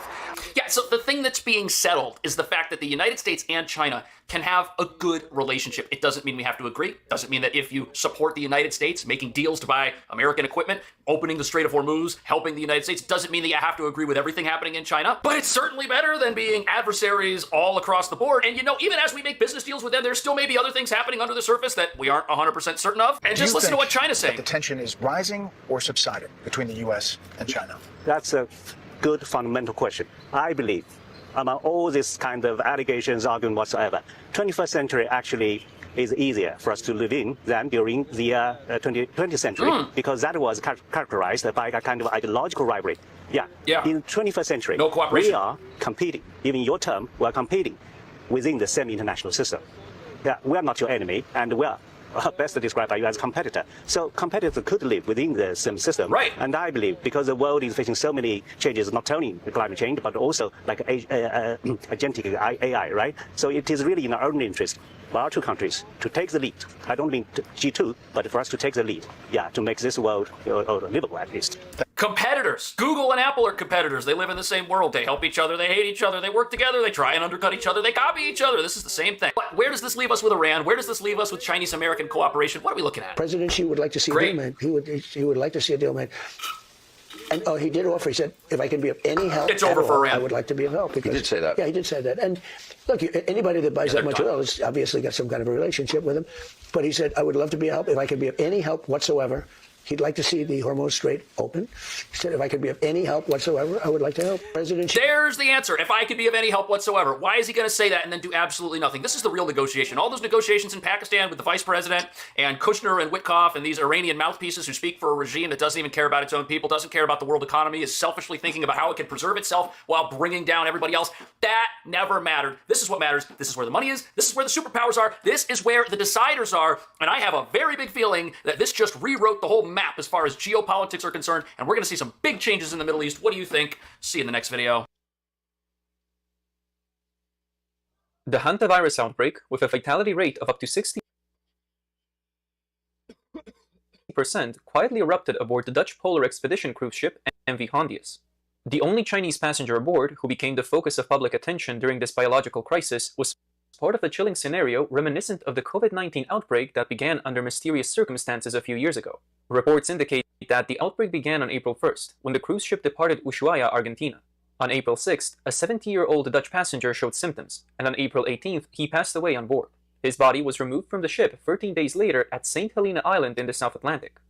Along with the deceased's wife, 29 other passengers disembarked at that location and returned to the UK, the US, Australia, Taiwan, and other regions. At the time, the ship's outbreak was not widely disclosed, and many passengers resumed their normal lives, unaware they had potentially been exposed to a virus with a very high fatality rate. Health authorities are particularly concerned that dozens of passengers unknowingly returned home, possibly bringing the rare and deadly virus to various countries across the globe. 2 days later, the passenger's wife died in a Johannesburg hospital, South Africa. On May 2nd, a third passenger passed away on the ship. As of now, there have been 11 confirmed cases worldwide. Additionally, on May 13th, Spain's health ministry confirmed that a passenger evacuated from the ship tested positive. A Dutch hospital also reported that 12 healthcare workers who handled the patient's samples did not fully follow procedures, and these workers have been placed under quarantine for 6 weeks. Notably, a 52-year-old Chinese male passenger from Sichuan claimed that he left the ship 1 day earlier than the outbreak and had no contact with any hantavirus-positive passengers. According to mainland Chinese media, the passenger, named Chen Yong, is currently traveling the world. He had traveled aboard MV Hondius for an Antarctic expedition from March 20th to 31st, spending 12 days on board and disembarked on March 31st, just in time to avoid the subsequent outbreak. Chen Yong stated that he has had no health issues and has been monitoring his health at home for over 6 weeks since disembarking. The incubation period of hantavirus is under scrutiny. Public data shows that hantavirus is typically transmitted by rodents. The incubation period is usually 7 to 14 days, but it can range from 4 days to 2 months. Symptoms typically include high fever, chills, loss of appetite, fatigue, dizziness, and headache. This outbreak was caused by the Andes strain of hantavirus, the only known strain that can be transmitted from person to person. Observers note that in the Chinese government media's narrative, this lone Chinese passenger was portrayed as incredibly lucky and managed to perfectly avoid the virus. However, peeling away this media portrayal reveals an adventure that seems full of coincidences, raising unsettling questions about the entire sequence of events. The first coincidence was the narrow miss. Chen traveled aboard the ship from March 20th to 31st and disembarked on March 31st, while the Swiss passenger later confirmed to have hantavirus boarded the ship on April 1st, just 24 hours after Chen. Chen claimed that he had no contact with this infected passenger. Official Chinese reports are keen to identify the Swiss passenger as the patient zero for this outbreak. But many in the industry believe the Dutch passenger who passed away first is the true first infected case. The second coincidence is the perfect timing of Chen's dream trip. At the end of March, this cruise ship from Ushuaia, Argentina, successfully docked, and Chen just happened to complete the final leg of his 12-year, 7-continent journey. His globe-trotting dream reached a dramatic finale just before the virus outbreak struck the ship. In subsequent Chinese government media coverage, Chen was portrayed as a fortunate adventurer favored by destiny. Yet for the Chinese public, accustomed to government propaganda, such a perfect narrative often seems more like a smokescreen designed to obscure the truth. Some Chinese netizens have raised the sharpest questions. How did he know who carried the virus? Even if the first confirmed positive case boarded on April 1st, he may not have been the source of infection. Moreover, the official Chinese reports do not align with those from outside sources. So is it not possible that he himself carried the virus? The intense focus on this lucky passenger has sparked 3 major unresolved questions. First, where did the funding for the adventure journey of an ordinary working-class individual come from? Chinese media have portrayed Chen Yong as an inspirational model of a common person chasing their dreams. Reports say that he was born into an ordinary family in Yibin, Sichuan, with both parents working at the state-owned enterprise Yibin Paper Mill. After graduating, he became an ordinary salaried worker. Over the course of 12 years, he spent 1.3 million yuan to travel across all 7 continents. This presents a significant logical flaw. Global travel is an unattainable dream for the vast majority of ordinary people in China. In the context of China's economic downturn and the struggles of the lower classes to make ends meet, it is hard for an ordinary salaried worker to support such an expensive leisure expenditure, even with extreme frugality. Moreover, the MV Hondius was not just a regular cruise ship. The 13-day classic Antarctic tour departing from Ushuaia cost between $10,850 to $25,000, roughly 80,000 to 190,000 yuan. This amount is equivalent to several years' worth of income for an ordinary Chinese worker living with extreme frugality. How can an ordinary individual with no substantial financial backing afford such an expensive journey over 12 years? Is it possible that official or specific interest groups funded him to package the Chinese dream narrative? Second, is this lucky individual a national ambassador or just a grand propaganda disguised as a self-driving traveler? Aside from his self-driving adventure, Chen Yong is also prominently labeled in the media as a highly patriotic figure. To demonstrate his patriotism, Chen Yong has always been closely associated with Chinese brand cars during his travels over the years. Even when he reached Oceania, he intentionally rented a local Chinese brand vehicle as if he were a walking national ambassador and a promoter of Made in China abroad. This behavior essentially portrays him as a super little pink, a term used for extreme Chinese nationalists. Ironically, the Made in China products Chen Yong enthusiastically promoted are now on the decline. In recent years, with the exit of foreign investments and the transfer of industrial chains, many domestic companies have closed and workers have lost jobs. On the international market, Made in China still struggles with the stigma of being cheap, low quality, and counterfeit. The Chinese Communist Party, CCP, desperately needs figures like Chen Yong, so-called grassroots ambassadors, who, through seemingly spontaneous personal actions, paint over the reality of China's economic decline and export a false narrative of national resurgence. Given this background, it's not impossible that his adventure has a more sinister agenda. Third, why did the CCP's epidemic control system suddenly fall silent in the face of such a deadly virus? After the outbreak, Chen Yong returned to China and claimed he was in good health and monitoring himself at home. His nonchalant response sparked panic and skepticism among many online users. Who would believe someone who claims they're clean? Shouldn't the person returning from a ship with such a high-risk virus be quarantined? The public's concerns are not unfounded. Looking back at the COVID-19 pandemic, the CCP authorities used extreme lockdown measures under the guise of dynamic zero COVID. Entire neighborhoods were locked down when a single person tested positive. Doors were welded shut without warning, residents were forcibly relocated for quarantine, and even buying fever medication was strictly regulated. Countless people perished during the extreme lockdowns. Now, a person who returned from a cruise ship with a deadly virus during its incubation period is allowed to self-isolate at home.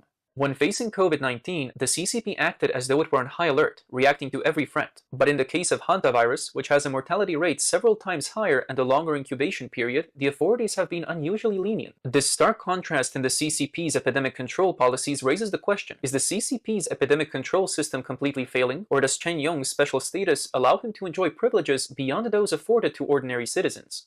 Could he even be the source of the outbreak? Disturbingly, these suspicions are starting to gain traction.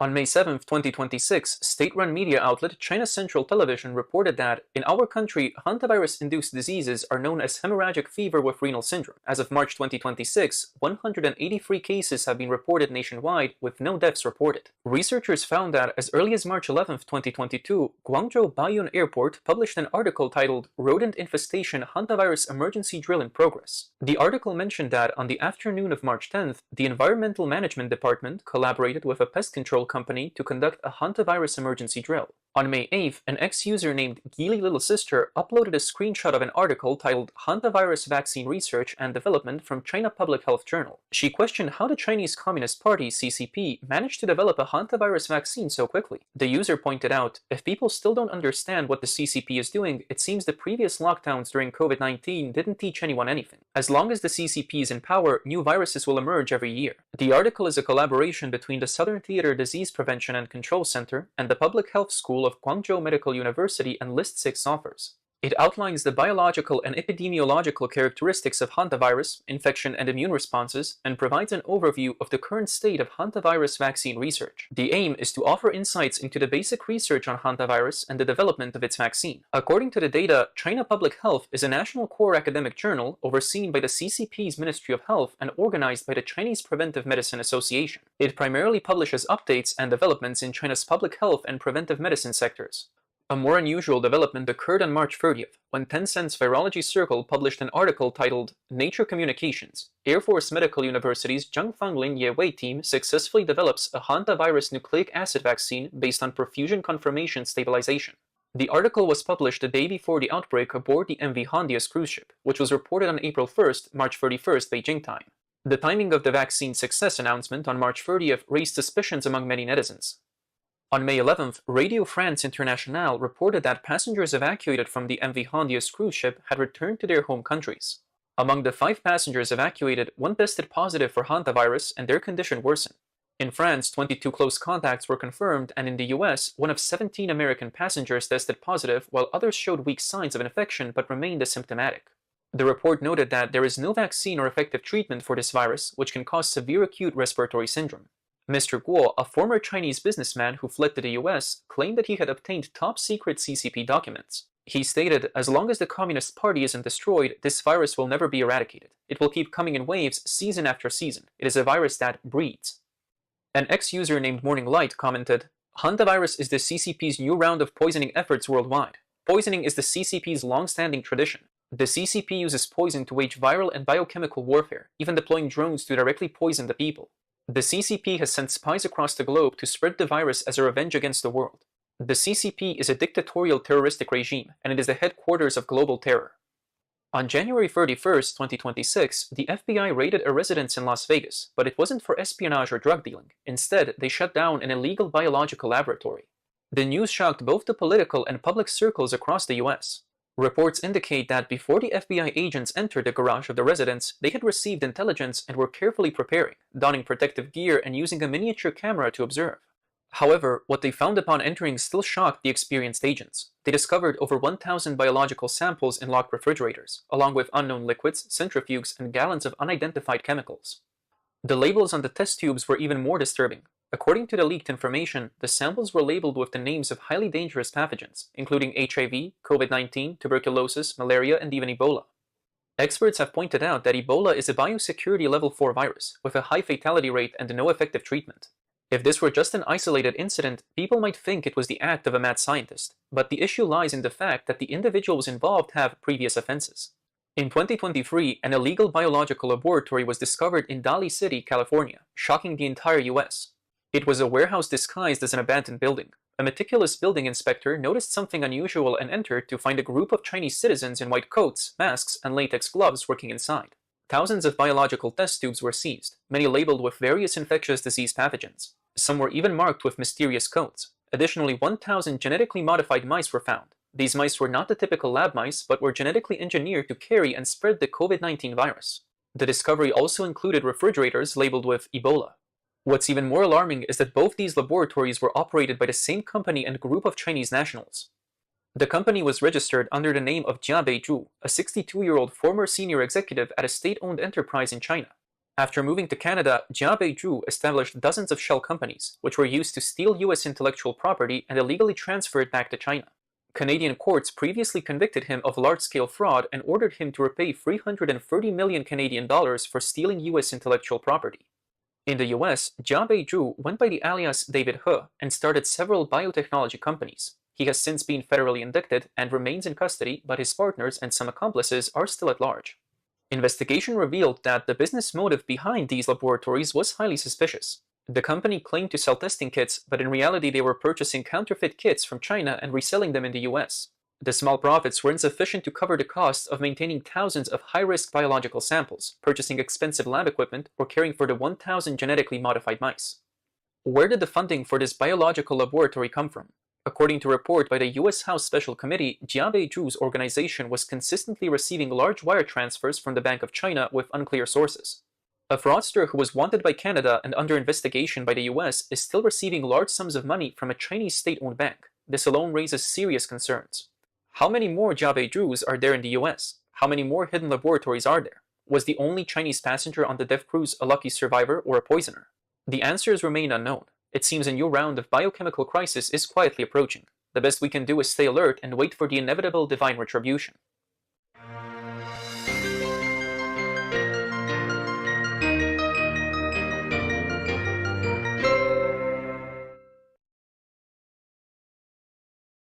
We'll be distributing 40 million free diapers this year to new families to address one of the real cost challenges they face, the affordability of diapers. Well, affordability of a lot of things, and I think if you just took away the state tax on fuel, that would help out a lot of Californians in being able to afford stuff. But no, the scam of government is don't let us keep our money, tax us that money so we can redistribute it amongst you guys in a very, very specific way, so we can take something off the top. Because you look at this, what is it? His new shiny new taxpayer funded program. Because it's never this is free. This is taxpayer paid for. I was so inspired when I was reading about these two remarkable people you see behind me, Kelly and Nora, and all these exciting things they were doing in Southern California. Not just within the region, but in our state, to create a state of mind and quality imagination about a new pathway, a new approach to the issue of affordability and diapers. I've been reading about... Yeah, diapers are too expensive. You can make them less expensive by cutting away our state income tax and also cutting out the taxes on fuel. Why are you helping out a very, very particular subset of people that you're saying, nobody wants to make having a baby more expensive so we can all be on the side of it, but it's really very shady. We're going to get into it in a second. About them, hearing about them, but I didn't have a chance to meet them until, as Nora referenced just a moment ago, Nora and Kelly came up to our office because they were the force behind California's efforts and a bill that I had the privilege of signing to, as they said, cut taxes on the cost of diapers, eliminating the sales tax. And cut it on everything. Why do you need to take the money and give it back to us? It was wonderful to hear that we were one of the first states to do that and how other states follow. We are not imitating. We're a model to others. That's how the relationship with Baby to Baby started. But then the conversation continued. Here's a problem. Diapers are too expensive. How can we defraud the taxpayer? How can we scam the taxpayers and get rich in the meantime? You got an awful nice universal problem here. Wouldn't it be crazy if we got rich off of it? More could we be doing? What more should we be doing in this space? It's nice to eliminate the sales tax. We're not eliminating the overall cost burden. And that's when these conversations... We could eliminate the sales tax. But we can't get paid while eliminating the sales tax. Conversations started to gel, and that's where the process began to unfold. There's some women were taking others in the legislature, and we were able to get an appropriation in a year or so ago. Went through a competitive bidding process, and here we are making this announcement. 40 million diapers, as many diapers will be distributed this year as Californians. We'll get to 80 million next year. I'm pretty certain when you have a baby, there's as many diapers as there are Californians. Let's say if a house of 4 has 1 baby. If you only have 3 diapers, you're gonna go through that in an afternoon. Ultimately is 160 million, but we'll start 25% of the need, get up to 50% of the need next year with the indulgence of the legislature. I've put $12.5 billion into the budget in January. Yeah, $12.5 million. And then somebody, they all calling out saying, just the diaper prices at Walmart. And mind you, Walmart gets them at cost. So they're triple marking them. So it's probably just maybe a third of the cost, and they're getting it. Here, watch this.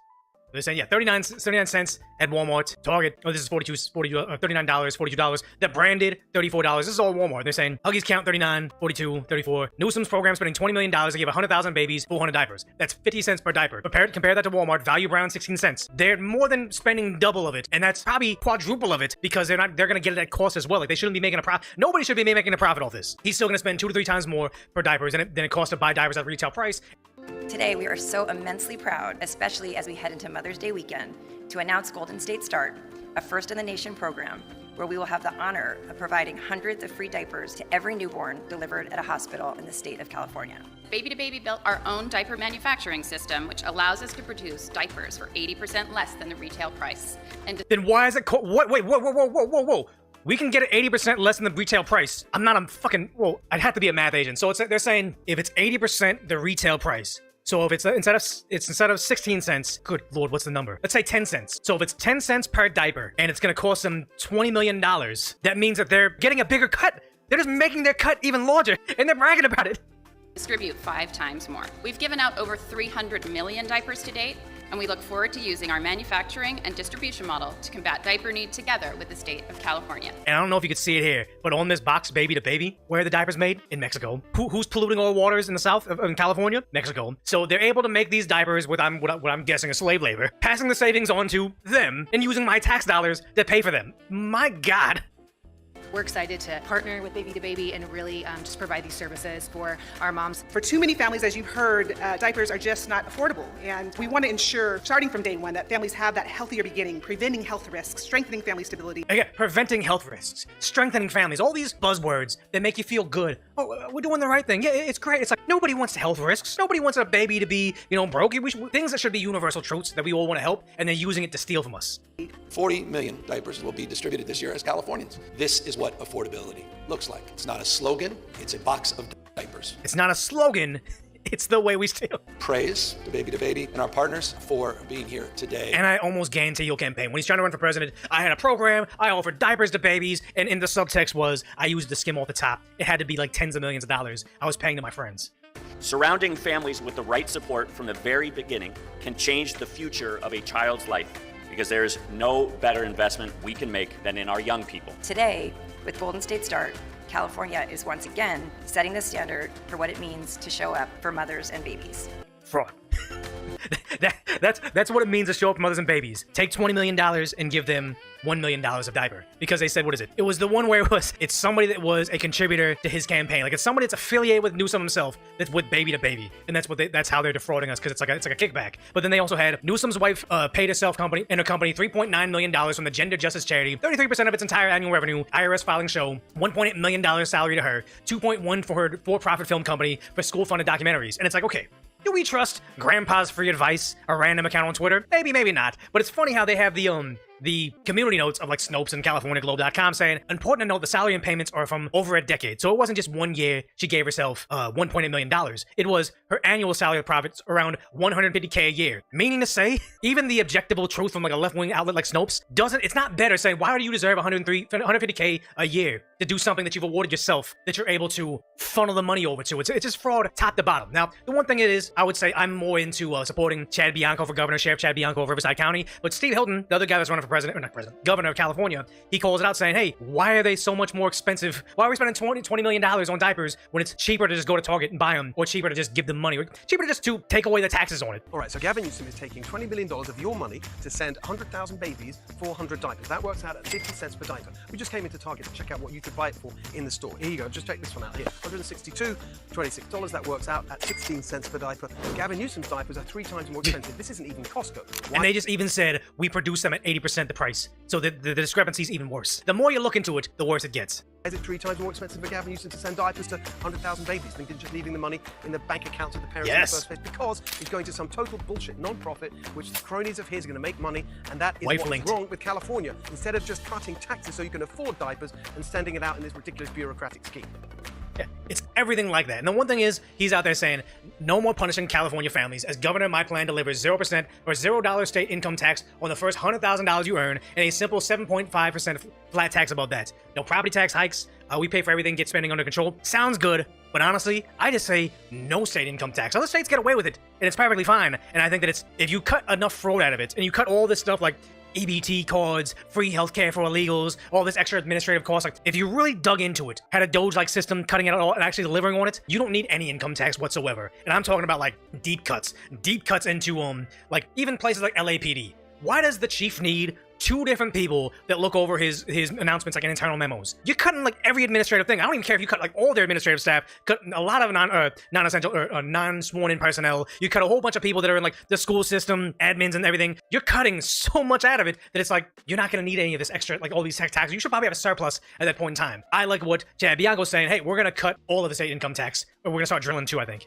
I'm going to eliminate state income tax. We're not going to pay California state income tax anymore. How do you get the revenue to offset? Elsewhere, the majority oil, lithium, wood, all of the natural resources that we have. We're gonna tax that. Well, it's not actually a tax, it's just the cost of doing business. Perfect example. Right now, I think we're the 2nd largest consumer of oil in the country. Probably. 80% of the oil that we use, we buy from other countries. Yeah, not all of it. We can't produce it anymore. They cut all the refineries. It'll be 100% in the near future. In other states. When you do that, it's 5 times more expensive than if we took it from our own ground. Yes. If we were oil independent, if we used 100% of the oil that we needed from California, that alone completely funds state government. Just that one move. Just that one move. Yeah, same simple. Cut all income tax. I like that better. And again, I think Hilton's good too, but it's like, no, they need to be on the same page. Cut it all. There's too much wasteful spending. There's too much stuff going on. But the sad part is, wasteful spending. Someone said, Governor Gavin Newsom says, I'm offering $50,000 rewards to anyone providing information that helps helps crack unsolved crimes in California. If you knew something, come forward. Every case matters. Every victim matters. And it's like, wait, we still pay some of the highest taxes in the entire planet. And you mean to say all that money that goes to law enforcement isn't enough? Now you need to start paying random people for pointing stuff out. And then when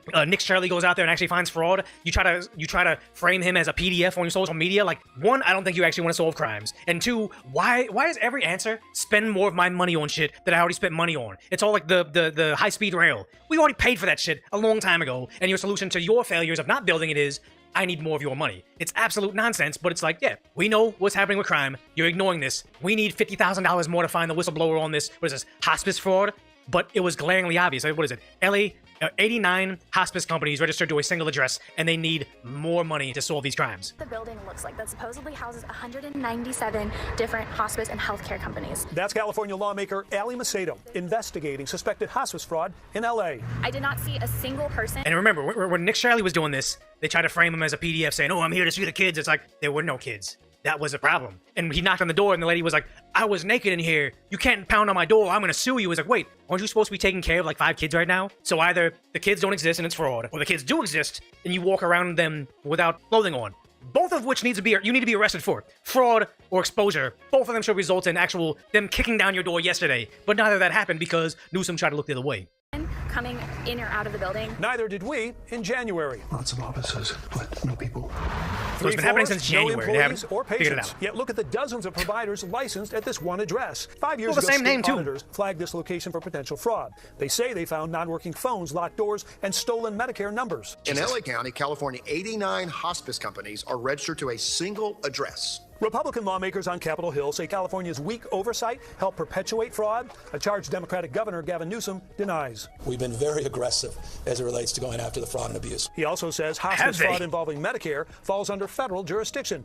Well, that's misleading. State law says California is responsible for licensing, inspecting, and investigating hospice complaints and can deny, suspend, or revoke licenses. This problem is on his hands, and he's refusing to put in rules and regulations That lawmakers mandated take effect by January this year, including better background checks, a ban on multiple hospices sharing a single office, more comprehensive on-site inspections. More comprehensive, more means, as they say, it already exists. If it already exists and they couldn't catch it, adding more of your system doesn't fix a problem. Your system helped the problem become an issue, so it's time to replace you. And face-to-face meetings before awarding a license. We asked Newsom why his administration missed the deadline. We've eliminated over 280 licenses. We've been on this since late 2021. Yeah, if you've been doing this since 2021, 5 years ago, you eliminated 250 licenses. How is it that anywhere Nick Shirley just spun around and just pointed? He found like 20 fraud centers in one place. If you got rid of 250, it has to be 250,000. I'm telling you right now, once they get rid of fraud over in Los Angeles, that entire economy in the valley is going to collapse overnight, because it's not just the fraudsters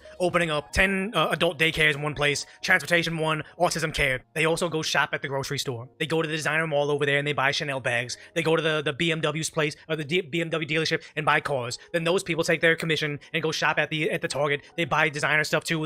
It's an entire thing propped up by federal tax dollars that bail the state out. The Newsom is scam maxing. He is. The entire economy in California, in Los Angeles at least, is going to collapse overnight. So what the governor does not say is the sweeping reforms that auditors want have largely not been imposed, and LA County still has 1,500 more hospices, Dana, than New York and Florida combined, including 503-mile radius. Makes no sense. And they're billing Medicare double the national average. Yes. All right, keep us posted. But remember, they're still trying to campaign on the idea that they're going to find it. We just need a little bit more of your money to stop it. But yeah, it's getting bad when even CNN is calling out new scam and it's bullshit. California has the highest cost of living in the nation. The state's prices are 11% higher than the national average. We were actually out to dinner here in Nashville last night. We met a couple from What is he doing in Tennessee? I'm sick of him out there campaigning, debating Ron DeSantis, flying over to Europe to go bring his Newsom signature knee pads, very bizarre thing. But it's just, I'm sick of him doing everything else other than being the governor of California. He's too busy lined up to try to get his next job. He's got to do this job, and it's getting sickening. Actually, whenever he does do his job, it's like defrauding the taxpayers by buying these scam diapers. They moved out of California because they couldn't afford the rent or even to buy a home and also start a family. He's so mad. We've had hundreds of thousands of people move in California the last 2-3 years. We've seen. Is he talking about illegals? I think he's talking about illegals. Population growth. As you know, we moved from 6th to the 4th largest economy in the world, and we dominate now in every key industry. Yeah, I wonder if it's because you have all the federal tax dollars coming in to fund all this fraud, and that boosts the economy because the money's still here. And I also wonder, yeah, LA County will go under if they cut out all the fraud. But I wonder whatever foreign nations will go under as well, where like most of their GDP is remissions from America. From AI, quantum, robotics, we dominate in ag. Yeah, and they're all leaving California to go to Tennessee and Texas. It's almost funny because you're in Tennessee right now, almost trying to get your next job as well. Interesting. We dominate forestry. People are struggling to afford things like your mom was. California has the highest cost of She living didn't in the say yo nation. mama to his face. So mad. But yeah, I think that was a big thing when he debated Ron DeSantis. Ron DeSantis is like, hey, your dad lives here and he doesn't want to be in California. It is so bad. And the worst part about it is California, failed state. I mean, I think we have a chance with Chad Bianco. Or no, is it Chad Bianco? I think we got a chance even with Steve Hilton. I hope they're the two candidates. I think they're even trying to change the jungle primary system in California. But if you look at this over here, the Democrats are so bad. Like, what is it? Well, his name is that Swalwell? He had to drop out because he has more scams coming up. But it's like the amount of spending they have to try to get good propaganda. They can't catch up to counteracting reality. Spending for California governors, top candidate spenders. Tom Steyer has already spent $145 million. I almost feel like Dr. Evil saying. And the thing is, like, they keep on saying, oh, he's a billionaire, he's evil and all that stuff. It's like, yeah, he's going to go after the billionaires because he's already harbored his money overseas. And he's not worried about offending his billionaire buddies because they're also going to harbor money overseas. It's an empty statement he's making because he thinks he can buy the governorship of California, just like Newsom think he can inherit or Nepo baby the presidency as like on a silver spoon. They can no longer get away with this now. Now, $145 million.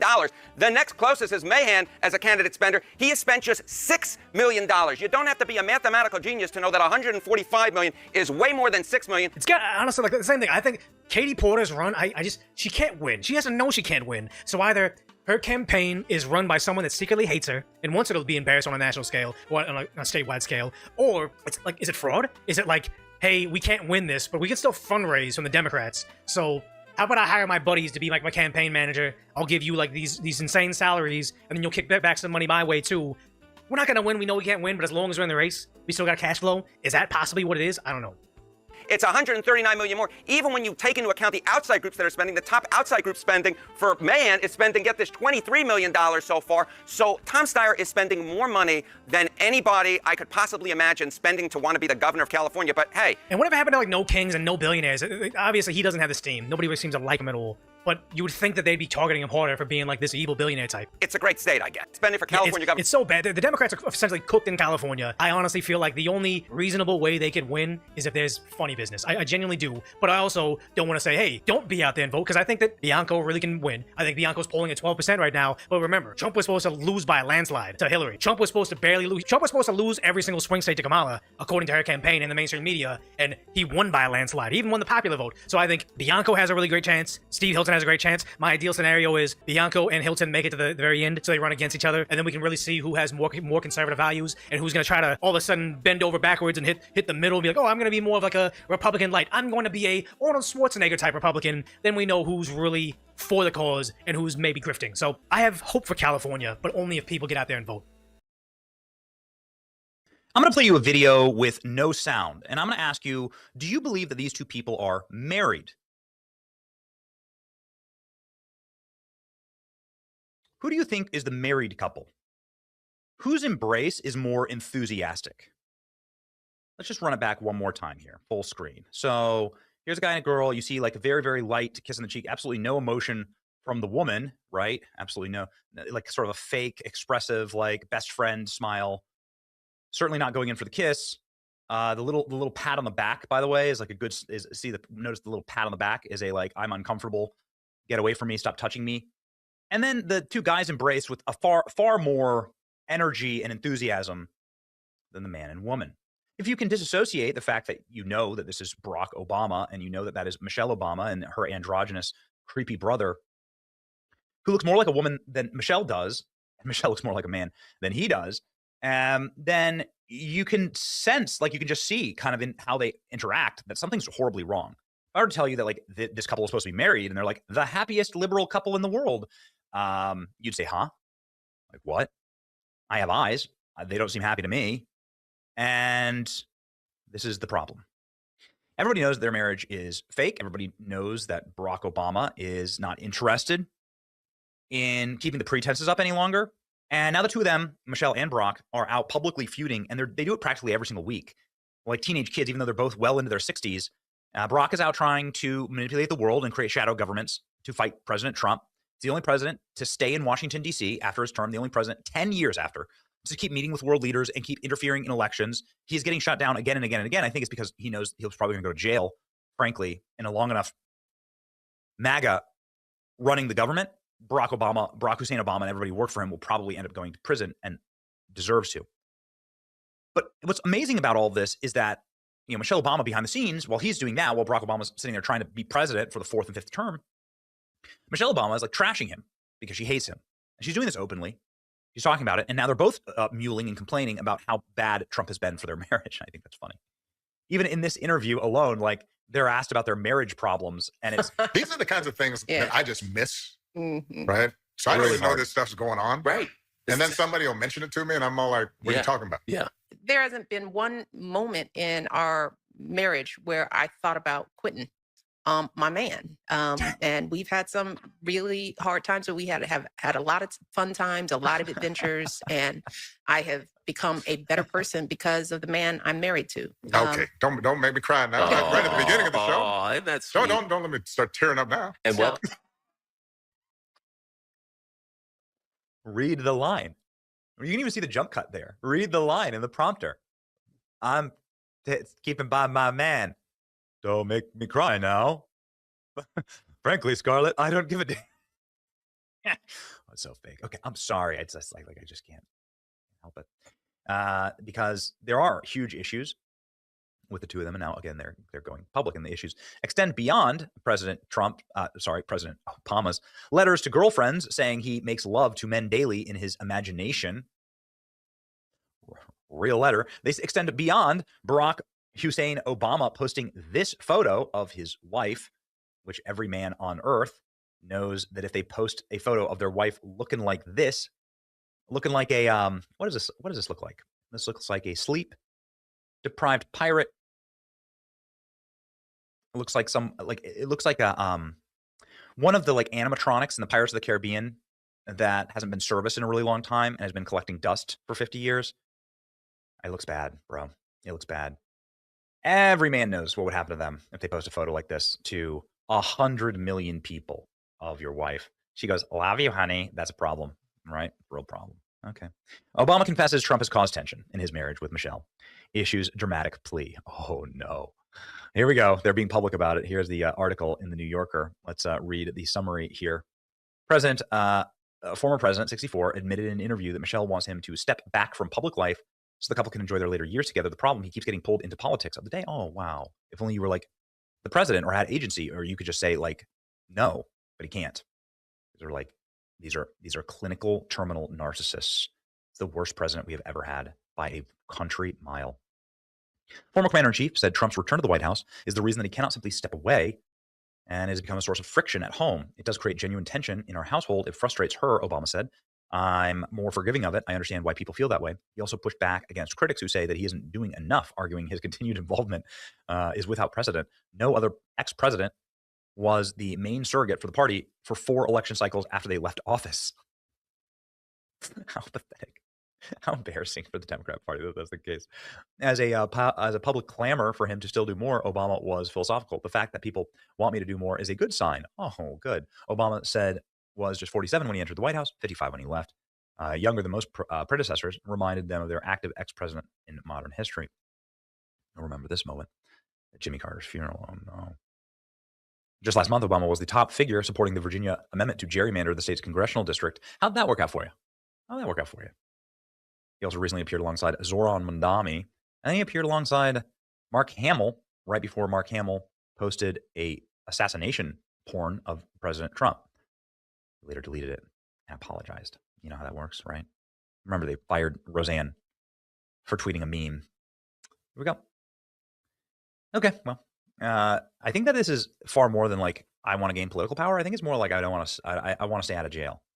They're clearly Tulsi and the administration has the evidence to really do some damage in this major grand jury that's been impaneled in Florida to look into Russiagate election rigging.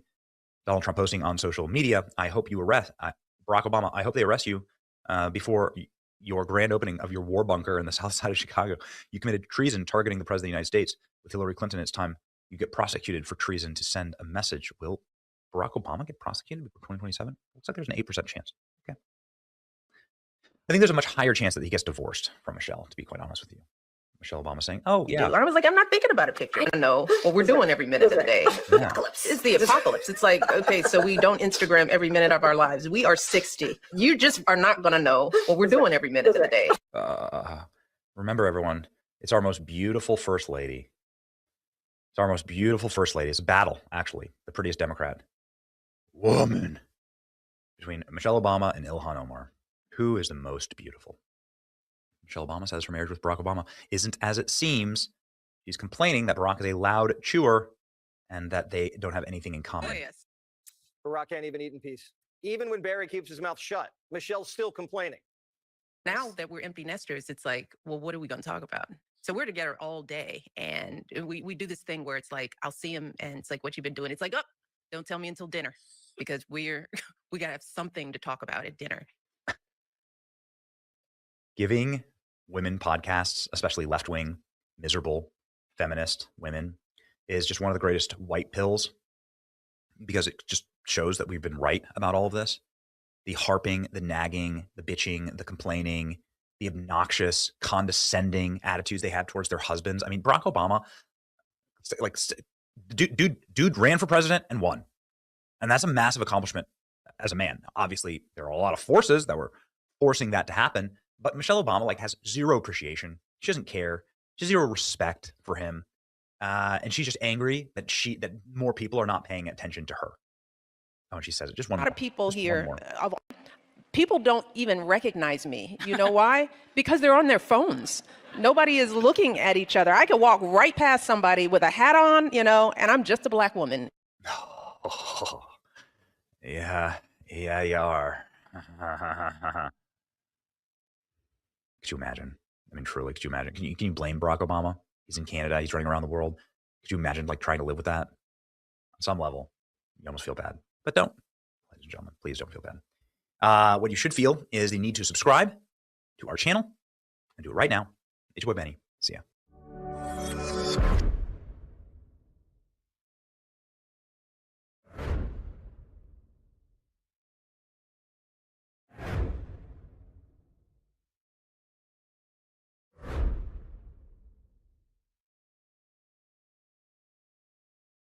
Let's deal in Taylor Riggs, host of the Big Money Show. Taylor, you've been watching this. What is the best that these CEOs that you've seen in the room, Elon Musk, Tim Cook, what's the best that they can expect to come out of this visit? Specifically, besides NVIDIA, what other deals are you watching out for?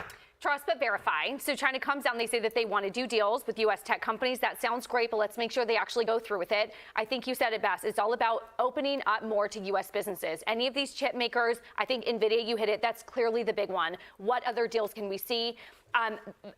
Again, my only caution is we've got to trust but verify with them. I think the good news is they've said that they want to be buying more U.S. oil to reduce their chokehold on the Strait of Hormuz. That's good. That's more opening up to U.S. business. I think those are more things that we want to see. All right, and I believe we still have Rebecca Rebecca Grant with us, national security and military analyst. And Rebecca, just looking at the scene unfolding, and we have the president who's going to be engaging in the state banquet with Xi Jinping, and so many top cabinet officials at this dinner as well.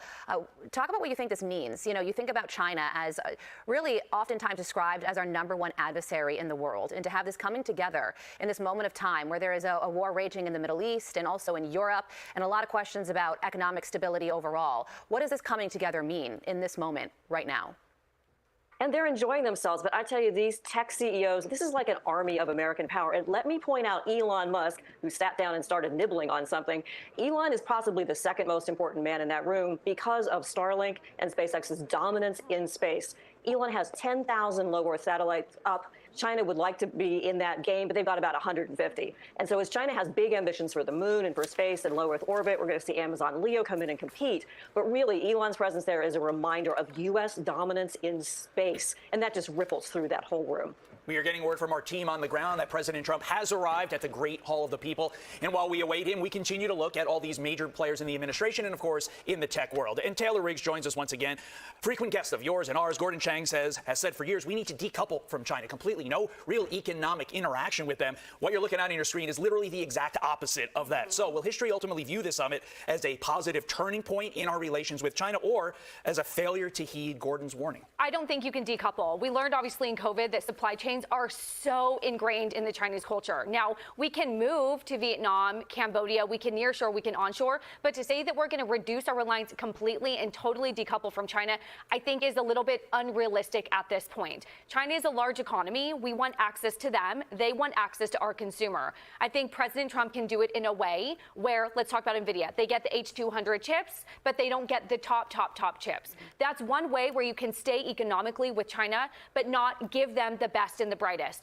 $15 trillion of market cap, half of our economy is in that room. It's a little bit of a flex of like, hey, we do capitalism and you need us.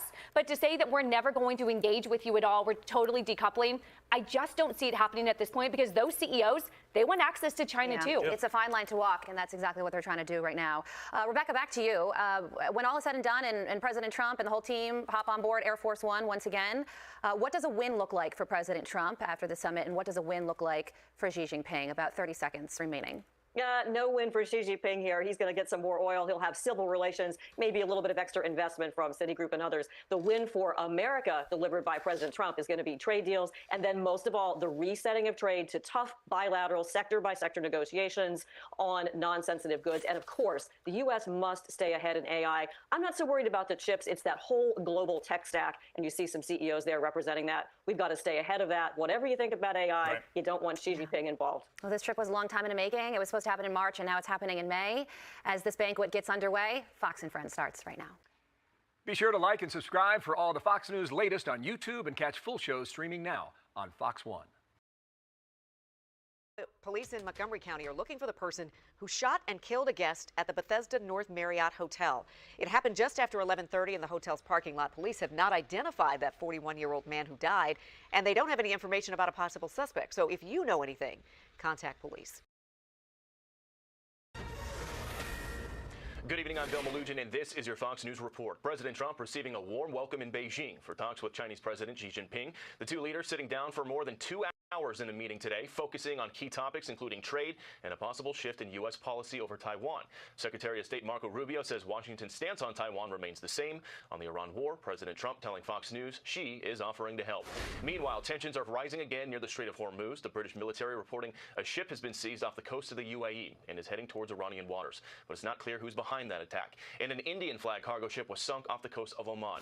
American cruise passengers exposed to hantavirus remain in quarantine. One patient who previously tested, quote, mildly positive is now testing negative. All 18 are expected to quarantine until the end of the 42-day incubation period. A New York high school is celebrating a record 21 valedictorians in its graduating class this year. Each of those top students at Jericho High School earning an A+ in all of their classes 4 years straight. That beats the previous record of 15 students. And this summer's World Cup final will feature its first ever halftime show. Madonna, Shakira, and K-pop's BTS will all take the stage at MetLife Stadium on July 19th. In Washington, I'm Bill Malugin. Have a great night.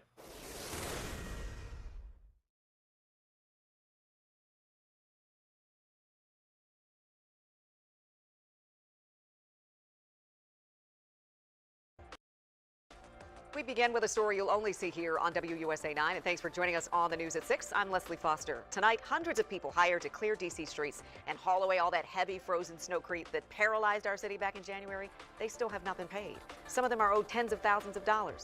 These are the same people we saw working those long shifts around the clock in miserable conditions to get the city up running again so we could all move around. Months later, D.C. leaders and one of the companies hired to clear the streets are now pointing fingers, blaming each other for the pay dispute. Chief investigative reporter Eric Flack has our exclusive investigation.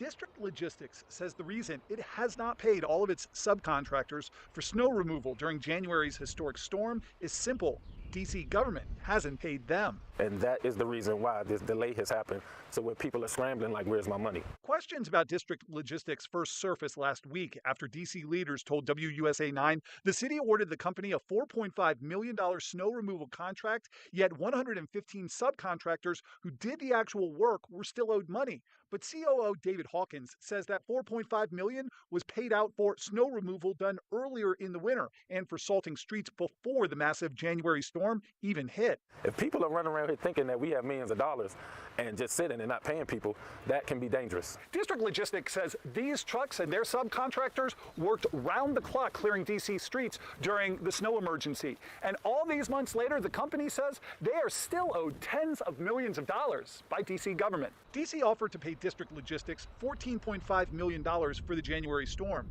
The company accepted, but only as a partial payment. The city is refusing to pay an additional $11 million, citing federal limits on trucker hours. District Logistics says those limits are suspended during snow emergencies and that the city never told them to stop working.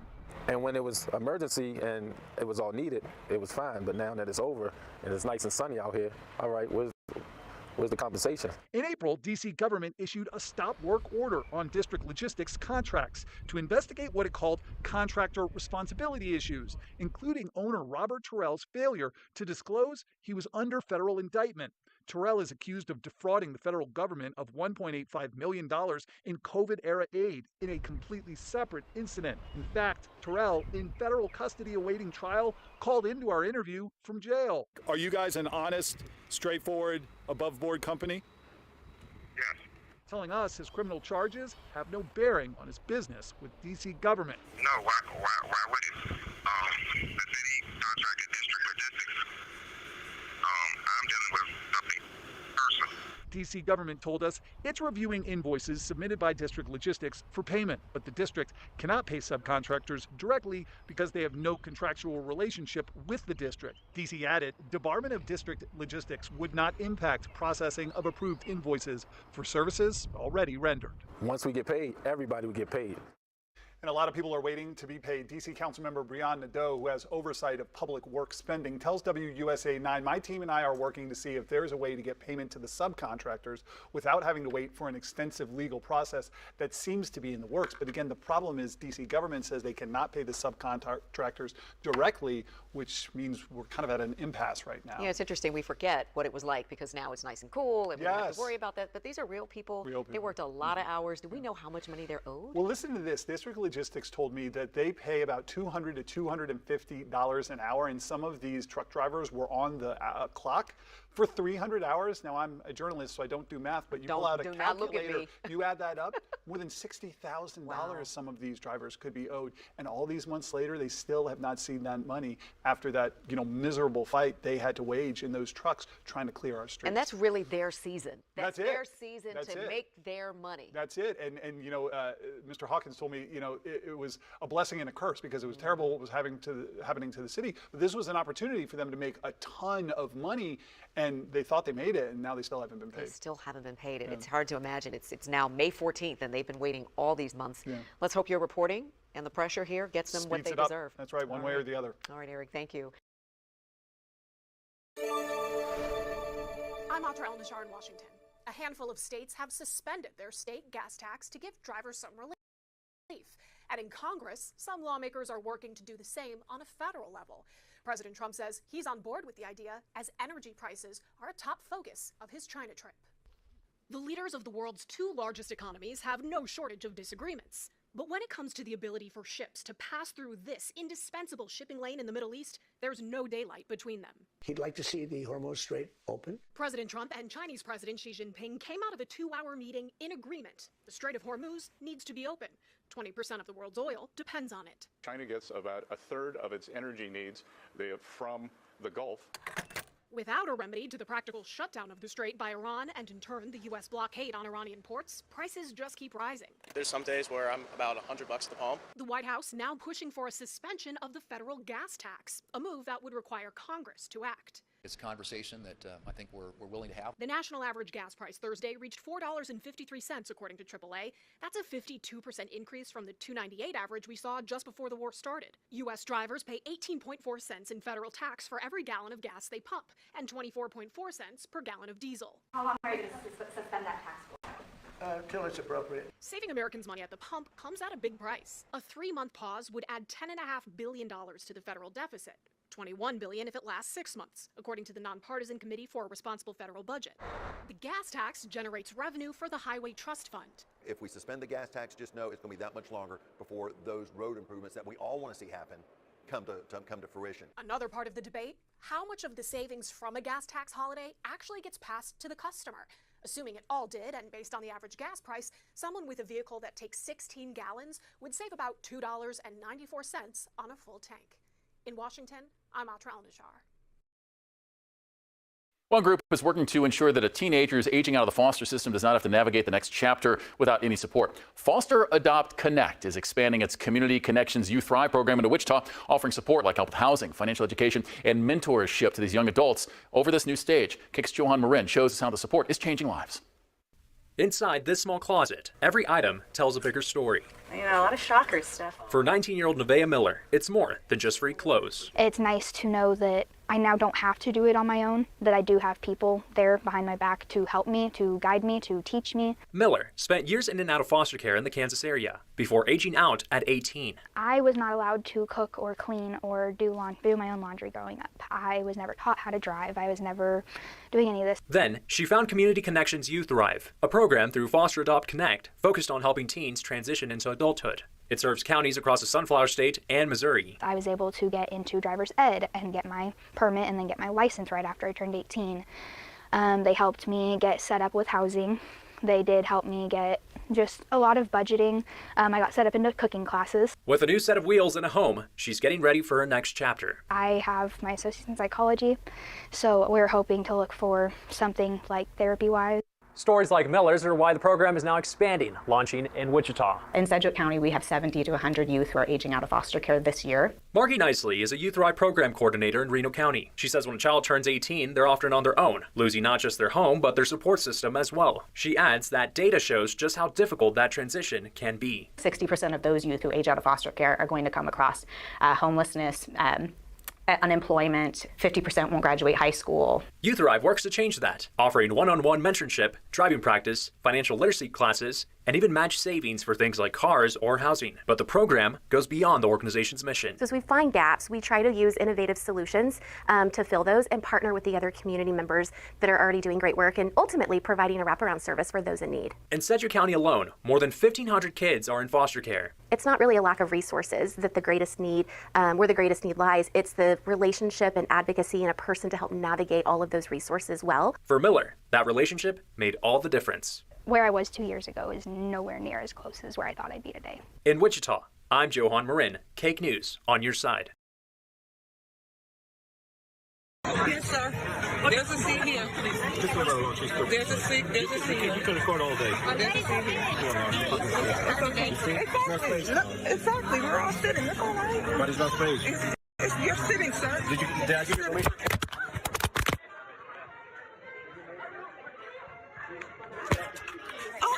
No. You want to ride, but okay, but can you move? Wait. Can you move, please? No, I'm not moving. I'm not giving permission to record. No, I'm not moving. No, I'm not moving. You have to tell me you're recording. You're like recording. No, I don't have to tell. Everybody sees. Nobody sees. Nobody sees it. What's here? What is that move? Excuse me. Excuse me. Can you move, please? So you're sitting, I'm sitting, there's No, space. you came to my face. Sir, we're all sitting. We are in that Okay, I know, but she can just... It doesn't absolutely... Yeah, publicly you can record. You can't record. But see, why are you... But because over a seat, ma'am, it's not the point. The point is, I guess you cannot walk away with us. Ma'am, so are you saying it's okay if I go to the first row and just sit in between two people like that now? No, I'm not. That's not what she was. But I will speak to her about that. I am going to talk to her about it. Now, step back from me, please. I don't have any words prepared today. I just want you to feel our pain. I don't know if you can at this point based off your policy choices, but I have to pretend you have some form of empathy left. So I am going to spend the next minute screaming, because that is what is going on in here. That is what the trans genocide in this country, in this city, has brought me to.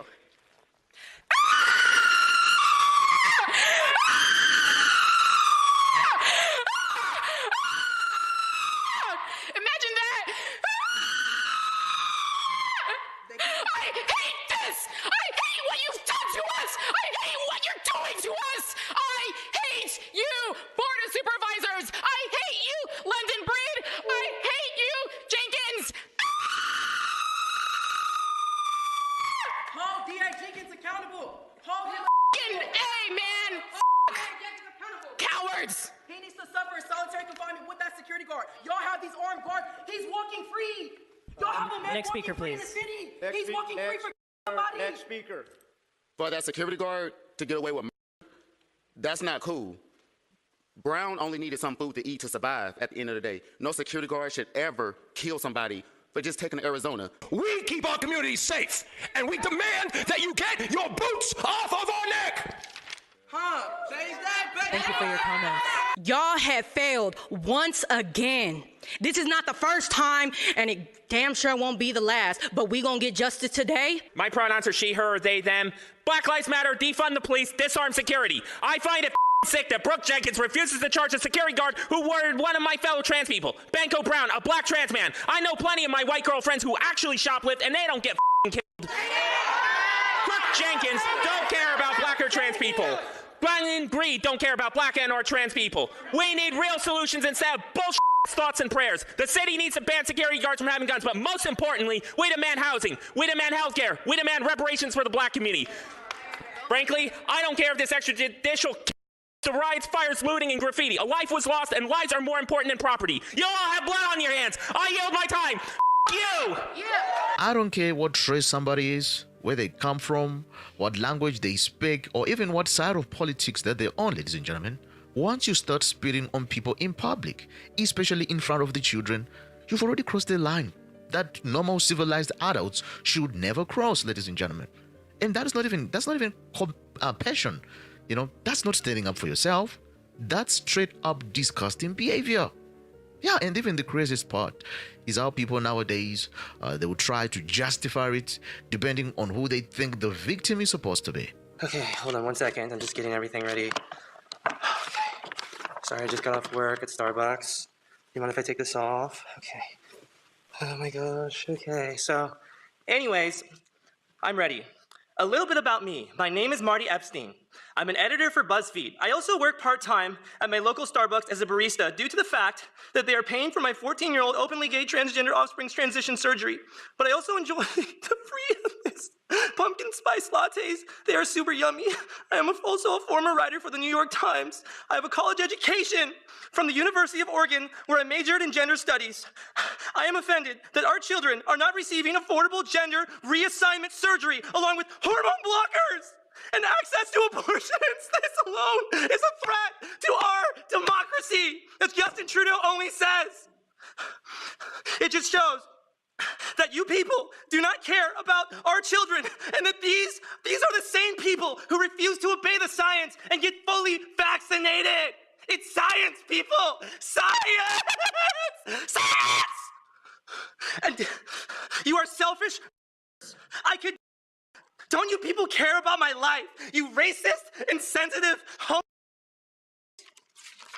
My 14-year-old openly gay sibling's transgender offspring also has two daddies who love their offspring so much, and CPS is working overtime to take their child away. However, my biggest concern is that my sibling's offspring isn't allowed to play in the 8-year-old girls basketball league at the YMCA. This alone is showcasing the worst form of and is a threat to our democracy. My sibling's transgender offspring feels like an 8-year-old girl. Therefore, they should be able to play in the 8-year-old girls league. Imagine living in a world where a little transgender offspring isn't allowed to follow their dreams because of trans deniers and conspiracy theorists. I still have nightmares every single night because of the hateful things that Donald Trump said on Twitter. I praise Joe Biden for having the courage and decency to stand up and say that previous election decency was on the ballot, and that's what I voted for, not this racist Donald Trump, the orange man. It's a spectrum, and it can go from, from transphobia is a spectrum. A spectrum. Your time is up. There are many shades of it. We have the extreme. Your time is up. No, your time is up. Thank you. When did acting completely out of control become acceptable, ladies and gentlemen? It doesn't make sense. It actually feels like every week there's another video of grown adults screaming, spitting, threatening people, causing scenes in public. And then somehow society is supposed to pretend this is normal behavior. Ladies and gentlemen, it's not normal. It's actually trashy. Yeah, because if somebody, I'm just imagining, if somebody spit on me, I would take that as disrespect. Actually, most people would. Yeah, that's why many places, it's actually literally considered an assault to do that. You can go around, putting your hands, saliva, bodily fluids on people because you got emotional for 5 seconds. You don't do that. Yeah, and I'm tired, ladies and gentlemen, of this culture where people think emotions, they excuse everything. Being angry doesn't give you the permission to behave like an animal, ladies and gentlemen. Because if anything, folks, adults are supposed to have self-control, ladies and gentlemen, especially when children are standing right there watching. Just imagine being a kid, and then you see your parents screaming at strangers, mocking people, spitting on them, swearing in public, acting completely unhinged, ladies and gentlemen. I mean, what exactly are these kids learning from that kind of behavior? Because people, they always talk about protecting the kids, but when we expose kids to these embarrassing behaviors, what do we expect, ladies and gentlemen? I think society has become more obsessed with feelings over reality, feelings over standards, and over accountability, ladies and gentlemen. We are living in a time where if you simply say obvious truths out loud, people, they act like you committed a crime or something. Yeah, and the more that I watch these cultural debates, especially around things like gender ideology, bathrooms, women's spaces, biological realities, the more that I realize that people, they're just exhausted, ladies and gentlemen. Regular, normal people, they're exhausted, from constantly being told to deny what they see clearly with their own eyes. And I think that a lot of people, they are fed up, ladies and gentlemen. Honestly, they are fed up with being bullied into silence. Yeah, it's crazy, ladies and gentlemen. Because this is exactly what it feels like. You see, if you disagree with certain narratives, even respectfully, people, they will instantly try to shame you, to label you, to attack your character, and to pressure you into submission. Can you imagine? But I think normal people, they still know the difference, ladies and gentlemen. Normal people still believe women deserve privacy, safety. Yeah, normal people, they still believe that children shouldn't be confused with radical ideologies before they're old enough to even understand it themselves, ladies and gentlemen. Absolutely. And I'll be honest, folks. One thing that I think frustrates a lot of people is actually the double standard. Because we are constantly being told that certain groups, they deserve understanding, protection, comfort at all costs. And the moment women express discomfort about men entering women's spaces, suddenly their concerns, they don't matter anymore. I mean, you cannot spend years telling women to speak up, be empowered, trust your instincts, protect themselves, right? And then suddenly shame them the moment they say they don't feel comfortable with biological men in the locker rooms or bathrooms, prisons, shelters, sports. Just think about that contradiction is exactly why these debates they keep growing instead of going away, ladies and gentlemen. And that's a fact. Yeah. I mean, what even amazes me is how politicians and media figures, they act terrified to even define basic reality now, ladies and gentlemen.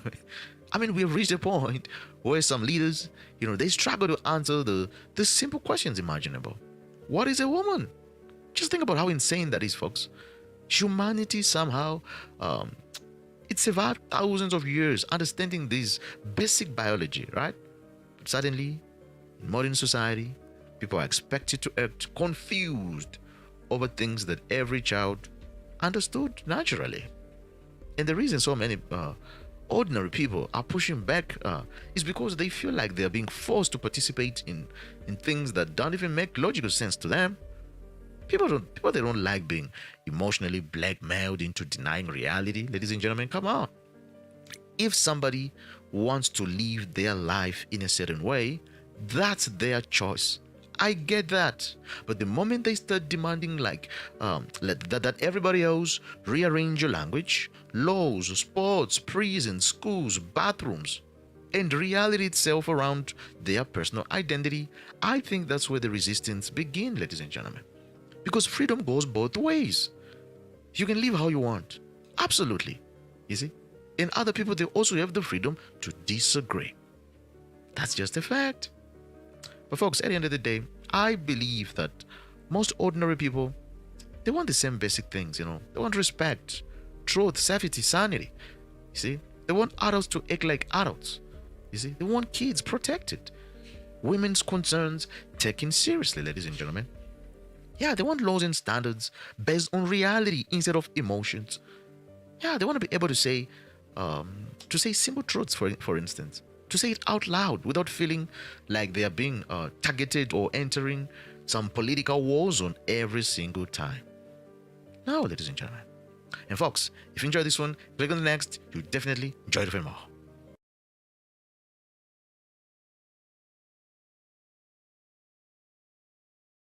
We are continuing to monitor another cruise ship with a contagious virus outbreak. Around 50 passengers came down with norovirus, which is a nasty stomach flu. More than 1,700 passengers and crew were temporarily stuck aboard the cruise ship Ambition, now docked in Bordeaux, France.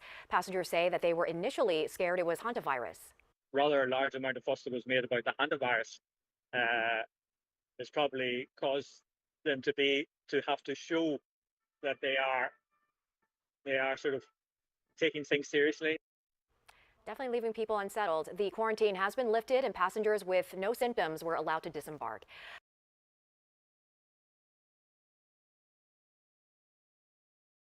Bring in retired Rear Admiral Mark Montgomery. He served more than 30 years in the Navy as a nuclear-trained surface warfare officer. He's a senior director at the Foundation for Defense of Democracies. Admiral Montgomery, always good to have you with us. Thank you for being here. I would like to start with you, if I may, with this question that I was just discussing with Lydia Hu about this issue of the potential for the United States to delay a promised defense delivery to Taiwan, and whether or not, we don't know if this is the case, but there is some suggestion that perhaps that might be being held back as part of a potential agreement for China to help open up the strait. What do you think about that? And do you think that that is something that might be under discussion in China right now at these meetings? Yeah, thanks for having me. And so this is a big deal. So there's 11 billion that was agreed to last year, which is going to happen. Mm-hmm. Then there's 14 billion that's been held back. It was held back so that it wouldn't interfere with this summit, not as trade bait in my mind. Mm-hmm. And so the idea was you don't announce right before a big summit another 14 billion. So I believe that when the summit's over, we'll announce the 14 billion. To do anything else would really be a mistake. I mean, Taiwan is truly the model ally. In the previous segment, you talked about just the importance of them to our own economic prosperity. They drive their $150 billion of compute that comes into our country, drives trillions of dollars a year in US GDP. They are a critical ally, and to hold this back would be devastating to their ability to defend themselves and to work with us as together the two of us defend Taiwan's ability to prevent the Chinese coercion. So I really hope that they're not on the menu at this discussion and that there's not some kind of trade like that. Whatever we got in return would be short-term and temporal and not, be worth the long-term security risk. One last thing I'll say, our allies, Japan and Korea would look at this very nervously if we did not support and stand by Taiwan. No doubt. And Japan has just really begun to sell defensive weaponry to other countries in the region. You can see all of these, Japan, as you mentioned, South Korea, Taiwan, trying to build up their own protection defense against China and their aggression in this region. Back to Iran for a moment, Admiral. This is Brad Cooper on this question of the fast boats, because they've been quite menacing. There were 300 and something of them in the water, menacing ships in the Strait. We've heard a lot about the decimation of the Navy of Iran, but these boats seem to be causing quite a few problems. We've got some information on these boats on the wall that we can take as you answer that question for us, if you would, sir.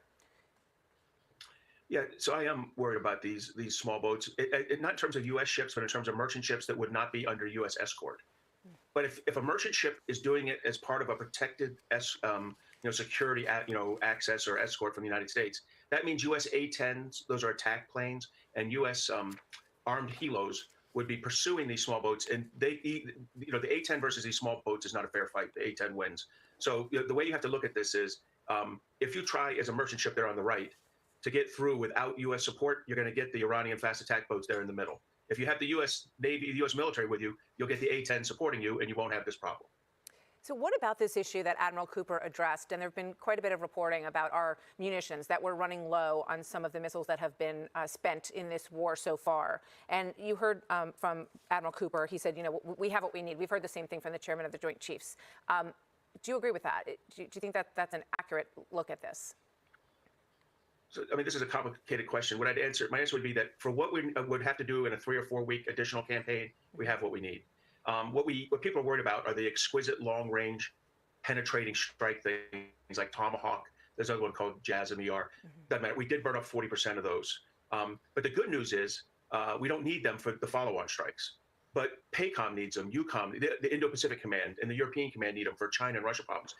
And we're fortunate that the Congress passed legislation last year that allowed us to expand production levels. And then the administration in their March budget drop actually asked for expanded capabilities. And so they're going to increase things like Tomahawk production from 150 to 200 a year to 1,000 a year over the next 4 years. So we're solving this problem, but there are going to be moments over the next 2 or 3 years where we wish we had more munitions because we expanded them here. But that's why you use munitions. You have munitions so that you can use them, not so that you can continually say, I have enough munitions.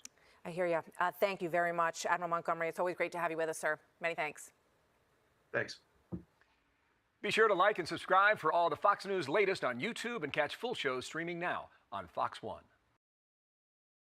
Hello InfoPerson, this is Anton, and for decades, astronomers looked to the stars in order to discover some kind of an intelligent life out there. I'm of course referring to the project known as SETI, Search for Extraterrestrial Intelligence. But it turns out that a slightly different project, referred to as Project SETI, with the letter C, not S, has actually been focusing on something deep inside our oceans. And well, they've actually found it.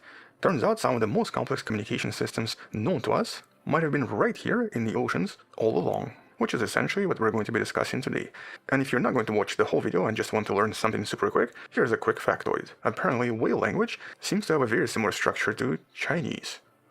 But anyway, let's discuss this in a little bit more detail and talk about a lot of different studies from the last few months, because we've actually had a lot of research focusing on slightly different things, but basically coming to a somewhat similar conclusion. Whale communication is way more complex than we thought, and involves complexity we've never seen in any other animals except for, well, us. Their communication seems to be just as complex as our own, with the biggest breakthrough being the discovery of the whale phonology. They essentially use vowels. But we'll discuss this in a few minutes. Let's actually start with this. Or let's actually start with the assumption we used to have. We used to think of whale sounds as just simple calls, or as a kind of a whale Morse code. In other words, researchers believe that their clicks are just like Morse code, and possibly have some meaning, but not a lot of meaning. It turns out that this was far from true, and their vocalization involves a lot of complexity that's extremely similar to human speech, but more importantly, similar to some of the most complex languages on the planet. So basically here they have a kind of a sperm whale phonetic alphabet. And well, to understand why a lot of these discoveries are so shocking, we obviously have to first understand how these animals communicate, because not all whales talk the same way. And the whales we're focusing on here are sperm whales, which actually don't use songs like the humpback whales, and instead communicate using short bursts and usually a variety of rhythmic clicks that scientifically are referred to as codas. Here's what they actually look like on a sonograph, but here's what they look like if you were to analyze them and create a kind of a comparison chart. And since the 1980s, scientists have used underwater microphones, referred to as hydrophones, to continuously record these sounds and then analyze them using spectrographs. So essentially here we have a lot of data from decades and decades of research. And importantly, a lot of these create visual maps, making things just a little bit easier to analyze. And one of the first discoveries from decades ago was that sperm whales seem to live in a kind of a matrilineal society, or basically societies oriented around a mother, and they seem to always live together, hunting, babysitting, and even forming a kind of a clan. And it's actually the discovery of these clans that was a little bit surprising, because here each clan seems to have their own accent, or a specific identity coda, and a specific vocal style. And so a lot of this modern research showed that many of these clans use very specific identity codas to mark their own culture. So you can kind of think of these as a national anthem or something. And interestingly, with different clans living near each other, they actually learn to mimic each other's vocal styles through social learning. But they do so while keeping their own unique vocal styles completely separate. Which essentially tells us that whale communication is not an instinct, this is not something they're born with, it is definitely cultural and something they learn from members around them. Now previously something like this has only been observed in primates, certain complex birds, and of course humans. But over the last 3 decades, a lot of these discoveries were kind of incremental, and the real revolution began between 2024 and 2026. This was the official discovery of the phonetic alphabet. And so here researchers from the project SETI, with a C, or Cetacean Translation Initiative, whose website you can find in the description, used a specific machine learning algorithm to go through years and years of data and to basically analyze and match a lot of these clicking patterns, in the process of discovering that the sperm whale communication seems to be combinatorial. This was one of the first discoveries in 2024. And in simpler terms, they have a set of basic building blocks, very similar to our letters and phonemes, that they can then remix and combine in order to create an almost infinite variety of messages. And so using some of these mathematical models, and actually models very similar to what we usually use in chatbots like ChatGPT, scientists identified 156 distinct codas, or distinct phonetic sounds, I guess letters, that whales used in their communication. But in some cases they actually changed them just a little bit by adding extra clicks, or by stretching and shortening the timing of a sequence, which basically suggests that a single word in this case may have many different meanings depending on how it's delivered. Or maybe they were just conjugating sentences, just like we do in certain languages. But that was 2 years ago, because in the last couple of years it got even more unusual. In late 2025 and early 2026, SETI researchers published a new finding showing that the whales actually use something extremely similar to human vowels. And so here, by looking at the resonant frequencies of clicks, what researchers usually call formants, they identified 2 distinct patterns they named A codas and I codas. And these are not just random sounds. The A codas seem to be generally longer than I codas, with the whales even using a kind of a long I versus short I, which is extremely similar to many human languages. But perhaps the most shocking discovery was what's known as co-articulation. This is a phenomenon where the sound of one vowel is slightly shaped by the vowel that came before it, which requires an incredibly high level of physical control over their own vocal apparatus. As a matter of fact, no animal except for humans is able to do this. And though for humans we obviously have this inside our throats, for whales they seem to have this system, and actually it's a massive system, involving air sacs, or these phonic lips, inside their heads. So here's roughly how this looks like. And well, the reason I mentioned that their language seems to be very similar to Chinese arises from the way sperm whales use their vocal building blocks in order to produce a kind of a tonal and spectral pattern. And so just like in Mandarin Chinese, where the same syllable can have entirely different meanings, mostly depending on the tone or the pitch and contour, here the study discovered that the sperm whales use rising, falling, and rising falling tones in the resonance of their clicks. And so the example scientists provide is ma. Now I'm not going to try to do the Chinese ma because I don't really have the skills to produce those tones, but in Chinese the same syllable has at least 4 separate meanings. It can mean mother, hemp, horse, or scold. And while something extremely similar seems to happen in the whale language, they seem to modulate the spectral properties, creating what they call a diphthongal pattern, or a kind of a gliding vowel that exists in certain human languages. And so it's really this part that personally blew my mind, because we knew whale communication was complicated, but we had no idea it was Chinese complicated.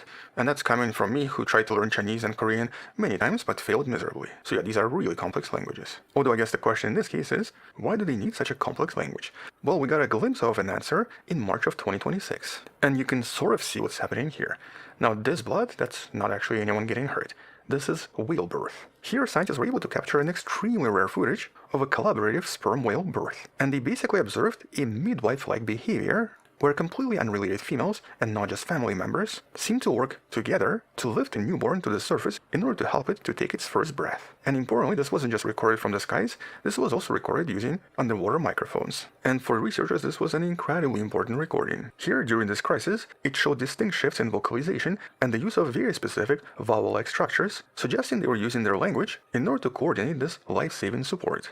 And this kind of a level of cooperation between non-relatives and completely unrelated animals is almost unheard of in the animal kingdom. It essentially points at a society built on deep communication, just like our own. This was actually from March of 2026, and as of today, this is one of the most incredible discoveries from Project SETI. But this is just sperm whales for now, although we do have some studies on the humpback whales and of course dolphins. And so at least one study from 2025 on the humpbacks was also able to discover a kind of a statistical structure that they also contain, and it's also similar to known human languages. Naturally though, their communication style is very different from the sperm whales. And here scientists use methods usually used to study how human babies learn to speak, discovering that the humpback songs follow predictable mathematical patterns, with certain parts being repeated. But once again, here it's not clicks, it's songs. Although the conclusion from this study is that we still have to be very careful about how we interpret these results. Here this could be just music, even though it does seem to be kind of complex and resembles communication. Or just to rephrase this, these are interesting mathematical discoveries, but unlike the sperm whale studies, at the moment we don't really know how complex communication from these whales is. And so when it comes to humpback whales, we just don't know as much. But because Project SETI relies on a new technique referred to as WAM, or Whale Acoustics Model, in the future it's probably going to be applied to other species in order to discover what's happening here. As a matter of fact, right now this model can sometimes even predict what a whale might say next, kind of like one of those text predictors on our phones. And last but not least, we also have at least one study on dolphins, although technically this one I guess is sponsored by Google. And so here Google AI helped create what's known as Dolphin Gemma. We've actually talked about this in one of the previous videos in the description, so you can learn more details in that video. But in a nutshell, this is a kind of a language model designed to find patterns in dolphin speech that's usually just a little bit too subtle for human ears to catch. And though we don't really have any updates about this just yet, the research on this is still going on, and we'll probably have some really cool results in the next few years. But overall, I guess one question is, so how does this matter for us, for our understanding? I mean, because this is not just about talking animals, this is about communication in general. And right now, understanding whale communication challenges the idea that humans are the only ones with a true language. Because in this case, we're extremely close to decoding what they're actually saying, understanding their priorities, their history, and even how they see the world. Which of course has a massive implication on a lot of fields of biology, fields of neuroscience, and even linguistics. Although obviously exactly what these implications are and what we're going to learn about all of this, only time will tell. At the moment, the only fact we have is that sperm whales seem to have an incredibly complex speech pattern resembling human language. And for the first time in history, we actually have the technology to listen and to analyze these patterns.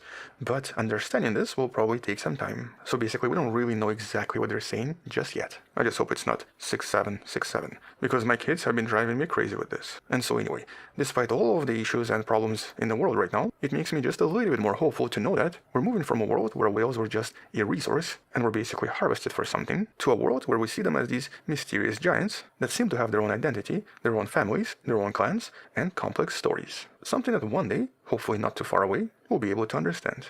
And if they have a language, it means that they also very likely have a perspective, or basically an opinion about this world. And understanding their perspective would be super important. On that note, we'll definitely come back and discuss this more in some of the future videos, because this is definitely some fascinating research. Thank you for watching, subscribe, come back tomorrow to learn something else. Support the channel on Patreon, where you can find additional videos without any ads, and can DM me directly by joining the channel membership that grants you early access and a few additional videos, or by buying the wonderful present t-shirt you can find in the description. Stay wonderful, I'll see you tomorrow, and as always, bye-bye. And for sperm whales watching this,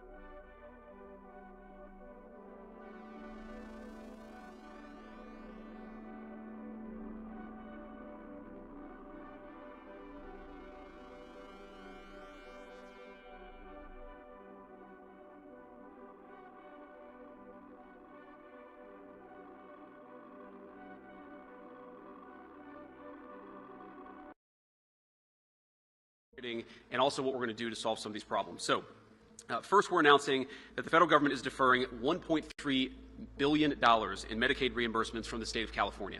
And the simple reason is because the state of California has not taken fraud very seriously, and because of that, we see a lot of the consequences that I just referenced. And again, let me highlight the fact that this really is two separate victims. So there are California taxpayers and American taxpayers who are being defrauded because California isn't taking its program seriously, but also you have people who've been prescribed medications that they don't even need. Sometimes they've had drugs put into their bodies that they don't need because fraudsters have actually encouraged false prescriptions and false administration of medications. So think about this. You're just a person trying to go see a doctor. You assume that your doctor is doing the right thing, but these fraudulent healthcare providers are getting rich by giving people medications they don't even need. It's a defrauding of the American taxpayer, but it's a violation of the trust that should exist between every American and the people who prescribe the medications. That's one thing that we're targeting, and this is why we're taking this action, is because we want California to get serious about this fraud.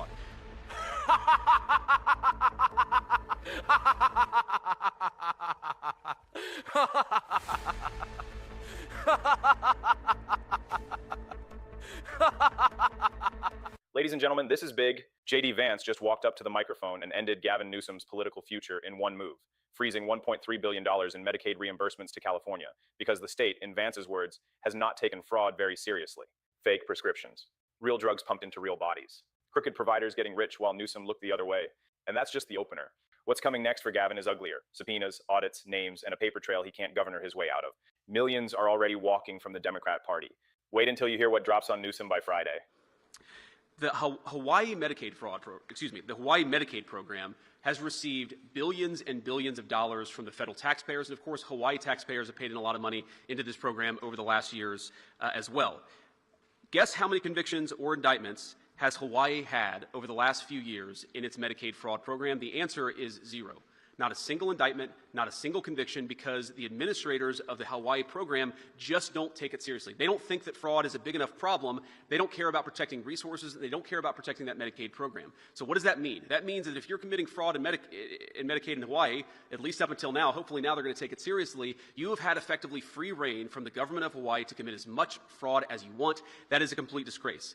In New York, which does a little bit better, but not by much, New York has had 9 indictments over the last year. 9 indictments. That's a $100 billion Medicaid program just in New York, and you've had 9 indictments. Indiana, which has about a third of the population of the state of New York, has had more than 4 times as many indictments over the same period. So does anybody here seriously think that the good people of Indiana are 12 times more likely to commit fraud than the people of New York? No, of course not. That's absurd. What is happening is that the leadership in New York are just not taking the fraud issue seriously. They're not using these anti-fraud control units to actually investigate and indict the fraud. Ladies and gentlemen, California just got caught with its hand in the cookie jar.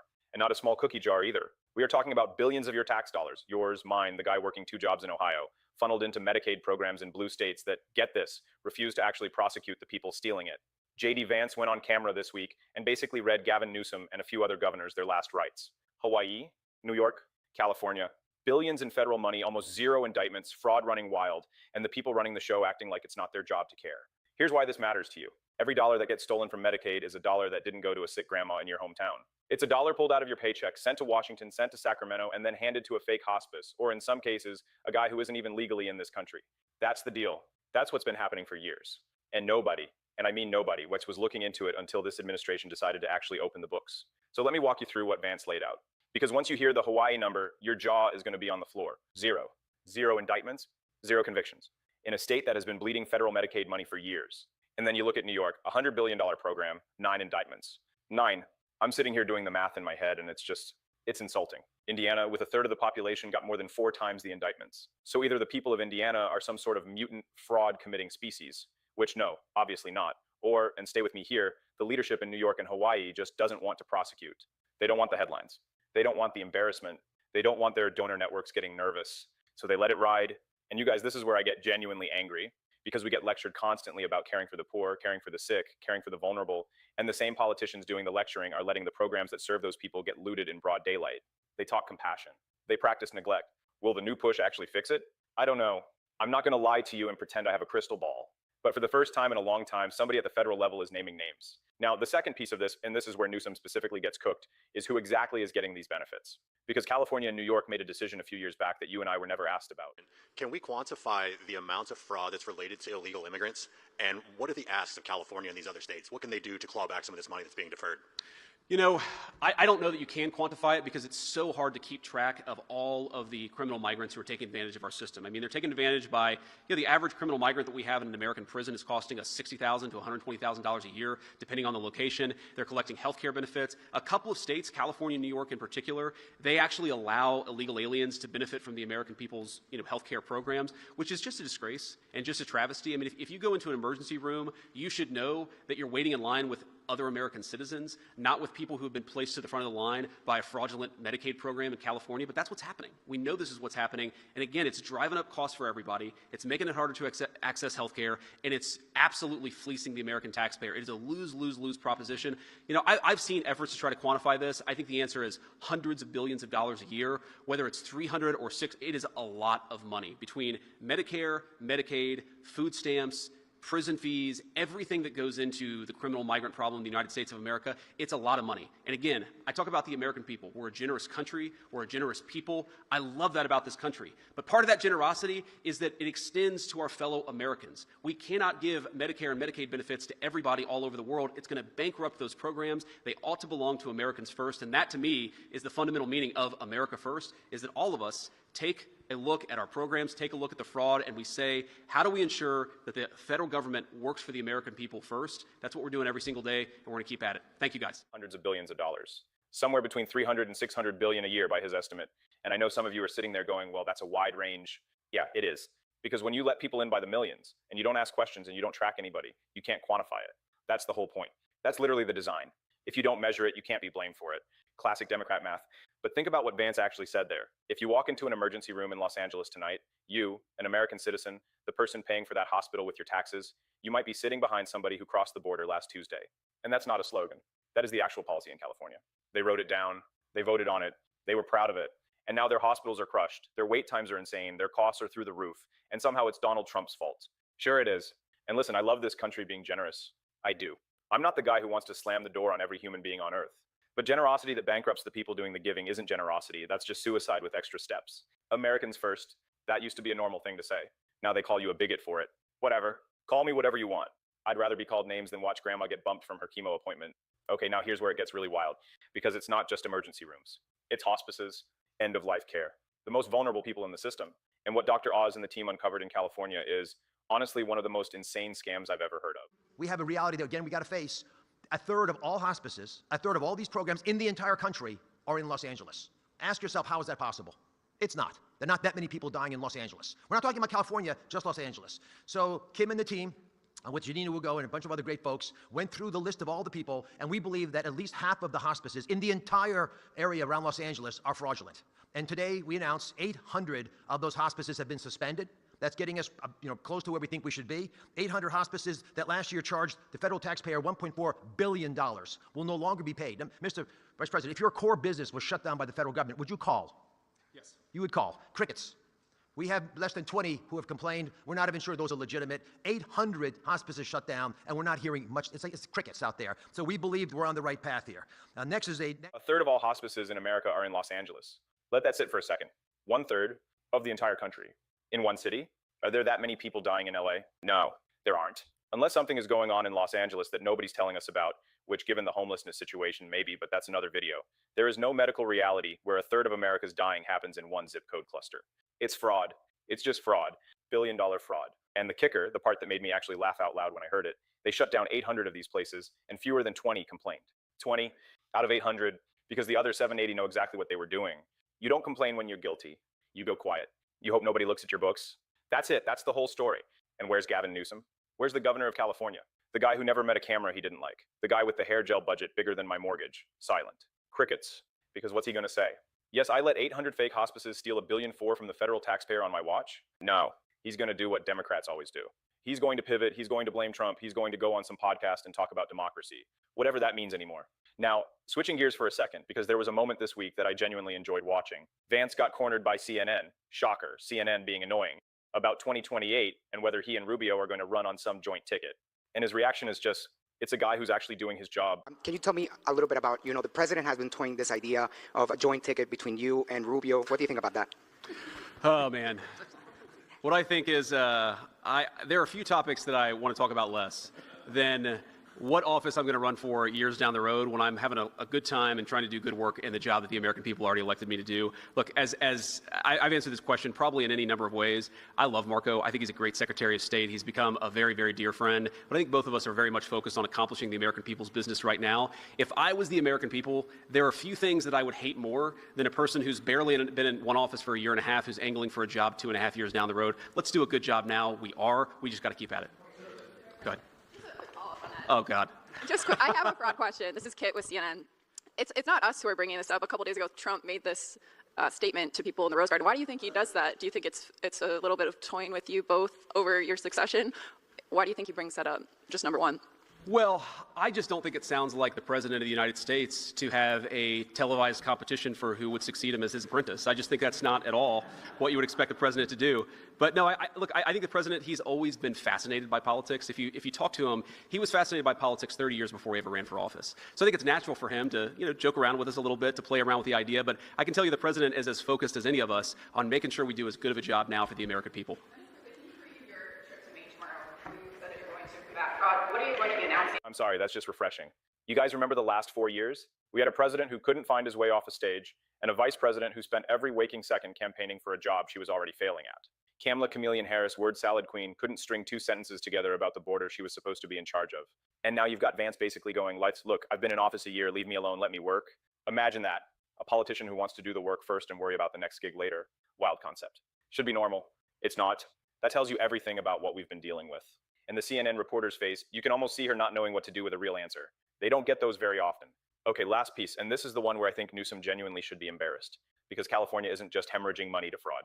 It's hemorrhaging money to its own energy policy. Doug Burgum laid this one out, and I want you to really sit with the numbers. It's not going to California.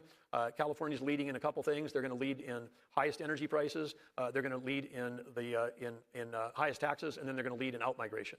Those are 3 things, and I'm not being sarcastic. That's just all true. And of course, the last thing I'll say is, at the time of this recent conflict with Iran, California was the only state that was dependent on oil coming through the Strait of Hormuz. 60%, 2 out of 3 barrels of oil comes into California by ship. They've blocked every pipeline. They blocked transmission lines. They've turned themselves proudly into an energy island. And then they're complaining, to this administration about their high energy prices. And even last year, they want to blame the current conflict. Last year, their lowest price in the year was higher than the highest prices in virtually every other state in America. I mean, this was a condition that they created for themselves long before the current conflict, but it's going to get worse for them going forward. And we're doing everything we can to try to help. We've tried to reestablish offshore. They're sitting on massive piles of oil. They were the Kuwait of the Jazz Age. Back in the 20s, they were one of the largest producers of oil in the world, and they've shut down that whole thing. We authorize offshore drilling on federal land. We got that going. They're trying to block the pipelines that are coming in, which would then help them. They used to have 40 refineries. They went down to 8. Now they've got 6. And so Texas, by comparison, has got 36 refineries going to 37. So California, beautiful state, blessed with oil, blessed with sun, blessed with coastline, decided on purpose to import 2/3 of its oil by ship from the Strait of Hormuz. That nice peaceful waterway right next to Iran. Real stable region, real reliable supply chain. They blocked every pipeline. They blocked transmission lines. They went from 40 refineries down to 6. Texas has 36 going to 37. And then, and this is the part that breaks my brain, when gas prices in California go through the roof, Newsom gets on Twitter and blames Donald Trump. You did this. You, personally. Your party, your votes, your regulations, your decisions. Working families in Bakersfield are paying $6 a gallon because you wanted to feel virtuous at a fundraiser in Napa. That's the trade. And the people of California are voting with their U-Hauls. Highest taxes, highest gas prices, highest outmigration. 3 trophies. Congrats, Gavin. Will any of this actually end his career? I want to say yes. I want to tell you he's done, he's cooked, the polling is over, pack it up. But I've been watching politics long enough to know these people have 9 lives. Do I think it should end his career? Absolutely. Will it? We'll see. What I do know is that for the first time in a long time, the receipts are on the table. The fraud is named, the numbers are public. The hospices are shut down. And the guys doing it, Vance, Oz, Burgum, Trump, are actually showing up to work instead of angling for the next job. That's what competence looks like. I almost forgot. It's been a while, okay? So let me just sit with this for a minute, because I think a lot of you are feeling what I'm feeling right now. We just walked through 5 different stories, 5, and every single one of them points at the same exact wall. California, New York, Hawaii, different zip codes, same disease. And the disease has a name. It's called Democrat governance. plain and simple. I'm not going to dress it up. I'm not going to pretend there's some clever policy nuance I'm missing. There isn't. You can't tell me Hawaii forgot how to indict criminals. You can't tell me New York genuinely thinks its $100 billion Medicaid program only has 9 bad apples in it. You can't tell me a third of America's hospices just happen to be in Los Angeles because the weather's nice. Come on, we're adults here. We can read a balance sheet. Ladies and gentlemen, here's what nobody on television will say out loud. The Democrat Party in 2026 is not a political party anymore. It's a wealth transfer operation. That's it. They have figured out how to take money from working people in red states and funnel it through federal programs into blue cities where it gets siphoned off by connected insiders, fake clinics, fake hospices, fake migrants with fake paperwork, fake nonprofits, fake everything. And the elected officials, Newsom, Hochul, the rest of them, they're not the masterminds. Let's be real. Gavin Newsom couldn't mastermind his way out of a hair salon. He's the front guy. He's the guy with the jawline who reads the teleprompter while the machine behind him eats your money. And you guys, this is what kills me. They get on stage and lecture us about compassion, about the poor, about the marginalized. Meanwhile, the actual poor people in their states are sitting in ERs for 9 hours because some guy who walked across the border in March got triaged ahead of them. The actual sick grandma in Sacramento can't get into hospice because 800 fake hospices ate the budget. They talk about taking care of people. They practice robbing them. There's a word for that. I'll let you guys pick which one. Now, I want to do one of these stream of consciousness things with you for a second because I was sitting there last night trying to figure out the actual scale of this. So Medicaid is about, what, $900 billion a year federally now, roughly? And the fraud estimates, the honest ones, run somewhere between 10 and 15%. So you're looking at $90 to $130 billion gone every year, just gone. And that's before you add Medicare, before you add food stamps, before you add the prison costs Vance was talking about, 60 to 120 grand per criminal migrant per year. You add it all up and you're past $500 billion annually, $500 billion of your money to pay for a system that doesn't even work for the people it's supposed to help. You could rebuild every road in this country with that. You could pay off student loans. You could cut everyone's taxes by a chunk. Instead, it goes to a hospice in Glendale that has no patients and 3 Mercedes in the parking lot. Insane. I'm not even being dramatic. It's just insane. Will any of these governors face actual consequences? Probably not. Should they? Absolutely. That's the gap we live in. That's the cynical, hopeful place where I spend most of my time. I want to believe Newsom is finished. I want to tell you that millions of Democrats are walking out the door, tearing up their voter cards, coming home to common sense. And some of them are, the registration numbers are real. Florida flipped. Texas got redder. Even parts of California are turning. But I'm not going to lie to you and say the whole thing is collapsing tomorrow. These machines are stubborn. They've got media cover. They've got NGOs. They've got a whole industrial complex of nonprofits keeping them alive. Ladies and gentlemen, here's what I keep coming back to, though. For the first time in maybe my entire adult life, somebody at the top of the federal government is actually saying the quiet part out loud. Vance went on camera and named Hawaii, named New York, named California. Burgum stood up and said the words energy island about the 5th largest economy on earth. Dr. Oz, and I never thought I'd be quoting Dr. Oz in a political video, but here we are. Dr. Oz shut down 800 hospices in one swing and dared them to complain. 20 did. 20, that's a confession written in invisible ink and we all just read it. That's not nothing. You guys, that's actually massive. Nobody was doing this. Nobody. Not under Bush. Not under Obama. Not under, well, you can't really say under Biden because nobody knows who was actually under Biden. Could have been a guy named Steve in the basement for all we know. But the point stands. This is new. This is real. This is the receipts being put on the table in public. Do I think it ends Newsom's career? I keep going back and forth on it. Honestly, one day I think he's cooked. One day I think he slithers through. He's a slippery one. But here's the thing I'm sure of. The brand is dying. The California brand. The we know better than you brand. The look at our beautiful progressive utopia brand. It's dead. The high-speed rail to nowhere is dead. The energy island is dead. The sanctuary fraud factory is dead. People can see it. You can't gaslight a U-Haul. Look at the trucks. They're going one direction, east, out. So here's where I land. The fraud is real. The exposure is real. The pushback is real. The fix is going to take longer than any of us want. And the bad guys, Newsom, the Hawaii machine, the New York donor class, they're going to fight every inch of it. Will America win? I think so. Do I know? No, nobody does. But I'd rather be on this side of the line with the guys actually opening the books than on the side throwing rocks from a $9 million Napa mansion talking about democracy. Wait, I shouldn't say it like that. Yes, I should. That's exactly what they are. Thank you all very much for watching. Goodbye. So President Trump has had an unbelievably productive visit to China. It has probably been the single most consequential day of his presidency so far, and I'll explain what I mean by that. But I got to tell you, one of the greatest side quests has been toggling my X account to posts that are only in Chinese and seeing what Chinese people are saying about President Trump and his visit. And I got to tell you, it's absolutely remarkable. For instance, this is the meme at the top of my feed directly from Chinese Twitter. Night market. The food is amazing. Cheers to that. 这个夜市真热闹，大家一起吃得很开心。It's great. The best night market. The food is amazing. Cheers to that. 这个夜市真热闹，大家一起。This is what Chinese people have discovered Trump AI memes. I don't even know if this is legal in China, but it's happening, and this has been seen by millions of people. It's done numbers. You can show the original, right? This is what the after party tonight, the after party following Trump's Xi meeting be like. I'm translating all of these posts, right? But it's amazing to see what Chinese Twitter is actually saying about this unbelievable meeting today. And of course, this is a major brag on the Chinese stemware here, and it is really something else. The Chinese dinner accoutrement is yikes. Very nice. Makes you hungry just looking at it. You'll notice some of these wine glasses right here for a magnificent state dinner that they served President Trump. Now, as you may well know, President Trump never drinks alcohol. And the reason for that is his brother, who was a degenerate alcoholic, died in an alcohol-related car accident. And as the story goes, President Trump does not partake in alcohol. And Chinese Twitter, before even American Twitter, noticed something stunning here, which is that President Trump did, in fact, drink a glass of champagne, we believe, in honor of his partnership with Xi Jinping. And what's remarkable about this, some people are saying that it's not actually alcohol. I would beg to differ, because what you can see here is President Trump's reaction. You can see Donald Trump purse the lips, and like what you would do if you were actually teetotal.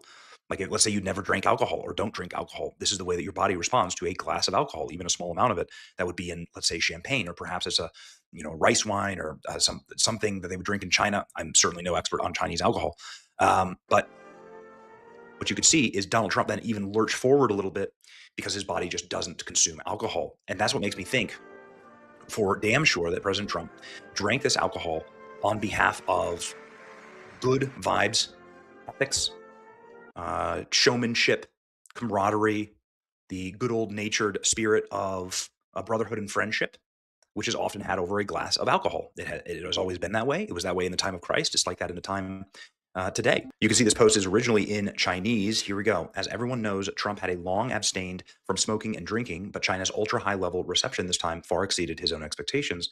This level of reception is something no other country president could provide, only China, and only the current Trump.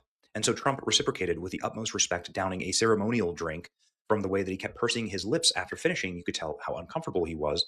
Back in the day, his brother Fred died from years of heavy drinking and solemnly warned Trump to stay away from alcohol before passing. To live to the age of 80, get reelected 2 terms as president, and receive such treatment from a superpower beyond the U.S. with immense wealth, a house full of children and grandchildren, a life lived like this, it is already the stuff of legends.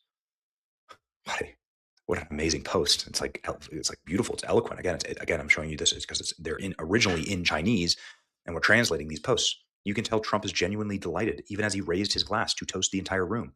It's worth noting that he's a lifelong teetotaler who has never consumed any alcoholic beverages in his life. Trump has publicly stated multiple times that I have never had a glass of alcohol. The main reason he does this is because of his older brother, who suffered a health collapse due to long-term alcoholism and passed away in 1981 at 43 years old. It stuck with him deeply. Thank you, everybody. 感谢. Thank you, everybody. Very much. 感谢. Another angle of it.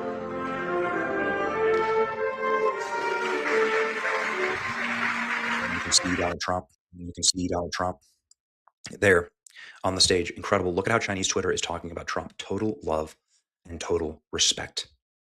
It's a beautiful thing to see. Here we go. One more. Again, just showing the translation. It proves that saying even the king of understanding shows up, he's got to raise a toast. Trump's been teetotal his whole life, but today at the state banquet, he took a teeny sip, raising a glass to the Chinese side in a toast, in a show of respect.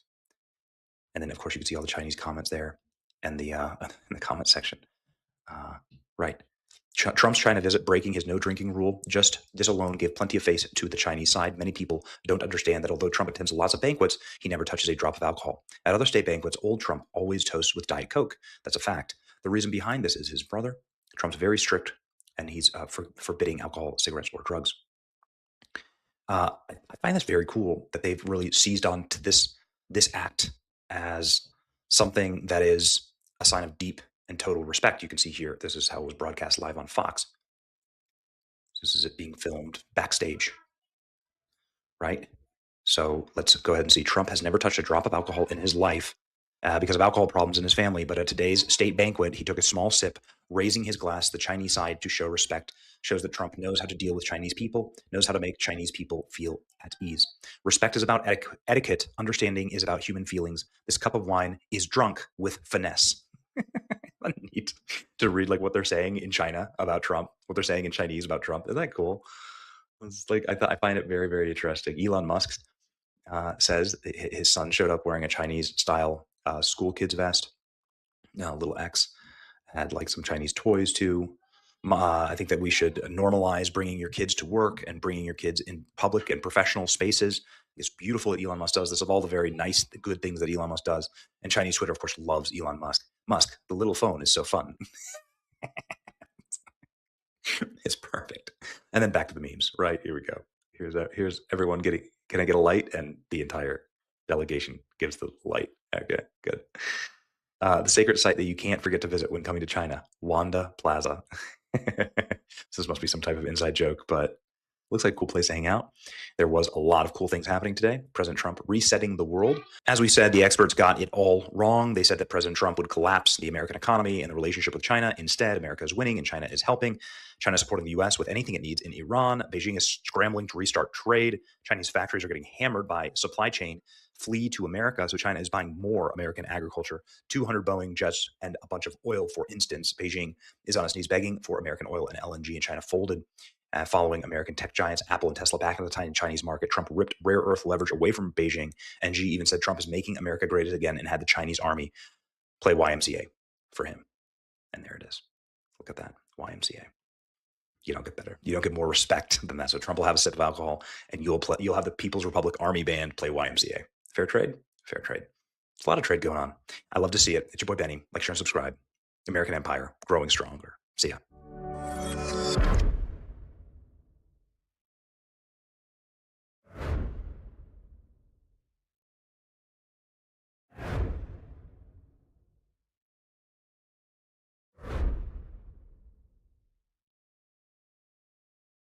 Returning for a fourth year. It's a multi-day, county-wide celebration honoring Black legacy, freedom, faith, and community. And you can check out the sports clinics, the comedy shows, the musical performances, so much more. It all culminates with a family-friendly festival with a parade, carnival, games, and a fireworks show. We just need to make sure Topper makes the forecast spectacular. Leaders still need sponsors and vendors to support all the fun, so if you'd like to help, get involved by visiting JuneteenthScotland.org. All right, let's help you plan for tomorrow for National Bike to Work Day. Several groups around D.C., Maryland, and Virginia will be participating, and there's some local businesses that are becoming pit stops, offering some food and drinks. Remember, the people on those bikes have the same rights as drivers on the road, so give them some space and slow down, and be sure to wake up with us tomorrow morning to check our forecast and any traffic impacts for the event. WUSA 9 Mornings is on the air and streaming from 4:30 until 10 a.m. Also, by the way, speaking of that, we have the Trump trip to China. And I want to thank you again. This has been an amazing period of time. Thank you, President Xi. Mr. President, I look forward to our discussions on major issues important to our two countries and the world, and working together with you to set the course for and steer the giant ship of China-U.S. relations. He just finished interviewing President Trump, and that's going to air fully on his show tonight. But I said, what were the takeaways? And he said that President Xi will help with Iran. He said, quote, whatever Trump needs, committed to buy more oil, LNG, which is a liquefied natural gas, and other energy. He agreed to buy 200 jets from Boeing. He said 200. He surprised Xi, and he invited the president of China to go and meet with all of our U.S. CEOs. Great. Holy shit. And he did offer, he said, if I can be of any help at all, I would like to be of help. Because, he did say that. Yeah, he did say that. And look, anybody that buys that much oil has obviously got some kind of a relationship with him. But he said, I would love to be of help. If I could be of any help whatsoever, he'd like to see the Hormuz Strait open. Great. I mean, like, that would be good if they could stop the Iran war. That would be nice. Support of Iran. How big a discussion was that today? We discussed it. He said he's not going to give military equipment. That's a big statement. He said that today. That's a big statement. But at the same time, he said, they buy a lot of their oil there, and they'd like to keep doing that. I think that's what they're going to do, is that, like, basically they're willing to help as long as Trump keeps selling them the oil, right? That's clearly what's going to happen. So I'm in China. We had the greatest CEOs in the whole world. Wow. We had about 30 of them, and they were pitching President Xi on doing business in China. I think they were successful. But there he is. We should be partners, not rivals. We should help each other succeed and prosper together and find the right way for major countries to get along well with each other in the new era. No, trust the CCP. It's not about trusting. It's about being able to work in good faith. Obviously, you should be very careful. Could you saying that would go so hard on Billy? I mean, maybe. I don't know. I don't know how I'm doing over there now. Apparently, a lot of people watched me on there for at least a few things. Oh, oh no! This is a clip of me talking about Honkai Star Rail. All kinds of black jokes. Oh my, oh no. One had 9 million. This has actually 9 million views. What the fuck? By the way, one thing that I find to be very funny is that my opinions on a lot of the, these social issues, I can't speak for everybody in China, obviously, and I can repeat things that they said. Actually, I can't repeat things that they said. Their opinions on things are very similar to mine. We hate the shit. There's only 2 gender out here, male and female. I feel like, again, China is becoming more American. I think this is just probably the result of a global cultural trade. And here's how you know China is becoming more American. Their kids are getting fat and they want to be content creators instead of astronauts and doctors now. Everybody used to make the meme of oh, well, the kids in America, they want to be rock stars and the kids in China want to be astronauts. Well, now the kids in China want to be rock stars and influencers and the kids in America do too. So they're all fat, they're all retarded. And so that's the way it is. Hello. Goodbye. Anyways, if you want to start a business on a budget. On March 23, 2024, officers responded to a shoplifting call from Cardis after the suspects had fled the store. Hello? Hello. How you doing? How you doing? I'm Officer Morales, okay? Basically, want to talk to you about something. You match the description of a female that we're looking for right now. Why are you out of breath? What's going on? Oh, no, I was on the phone. I just got wet. Why are you out of breath? You saw match what? You match the description of a female we're looking for. You mind if I get your ID? Yeah. I matched the description. Did you you go on Cardis at all? Did we do what? Did you go to Cardis? I had bought something from there. So you brought something from there? Shot on in a vehicle? What did you get? I got my receipt and everything. Okay. All right. We'll Great. just get your ID and then we'll confirm if it's you or not. All right. So she do got a Cardis bag, so she's brought stuff out of there. I got my receipts and everything. So it's excellent. Copy. I'll be on that. So what? Oh, she got a Carter's bag? Yeah. Okay.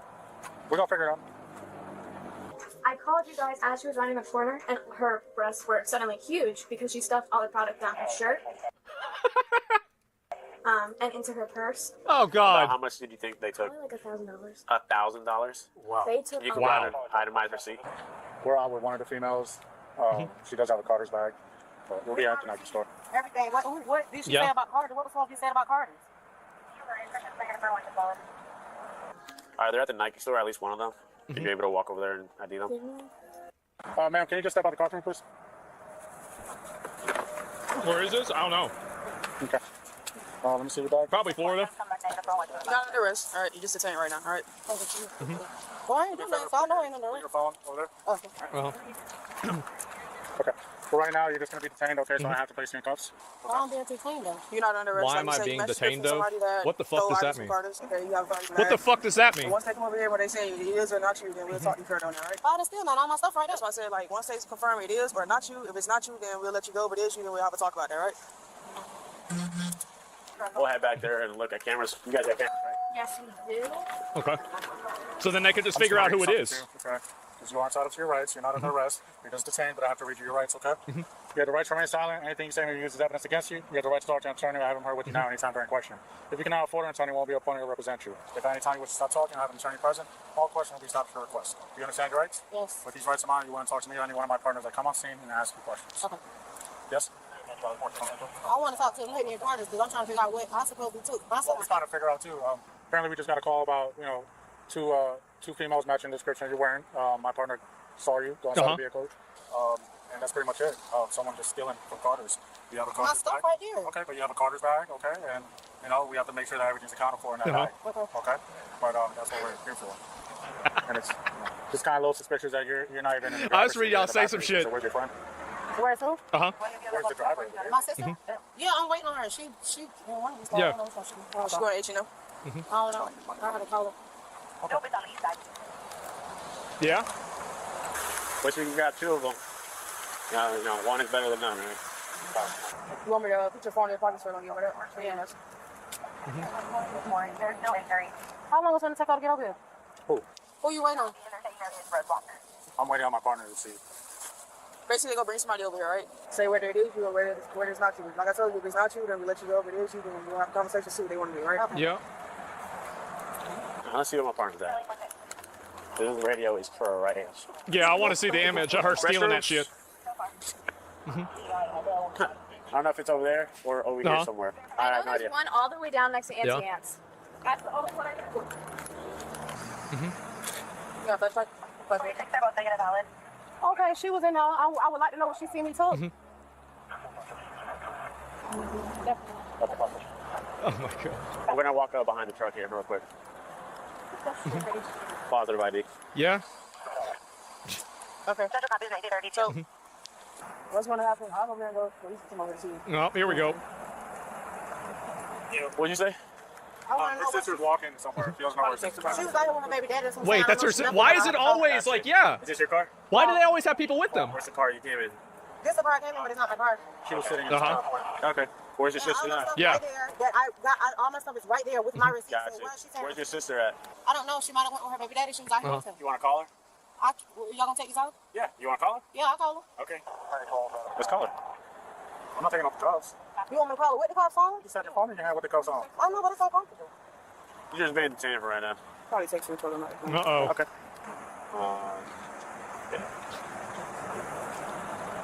Did you leave with Barca or are you still here? Look where they parked. That's a thief spot. We'll Is do it? one for her, and then you're gonna be taking it right too. You can hang up the phone now. Taking it out for what? I didn't steal anything. I have my stuff right here. I didn't steal anything. We recovered items. He's there for fucking 30 seconds. That apparently she paid for. Oh my god. Man, this is crazy. So you're trying to take me to jail and I didn't take anything? Well, they have you on camera. I didn't take anything. But it says otherwise. It's the camera says otherwise. Where is it on camera? Tell her to show me. They looked at it already. They already That's what saw they it. They gave a description, they provided description, assistance, It's stuff you. like that. It's you. They Except know in you the ride, stole she's shit. not. She said she ain't here. She just have a warrant out for arrest. You're saying you paid for these? Yes. Is there a receipt in here for these? Okay. It's gonna be another receipt for something else. She want to talk? Yeah, she talked. She said basically, she went in there to buy some stuff. She didn't steal nothing. All that stuff is on the receipt. It's stuff that's in the bag. And that's about it. Okay. I thought y'all said y'all was going to get her to identify me so I could show her that I didn't take anything. Yeah, she identified me. We put the flashlight in her face. She identified me.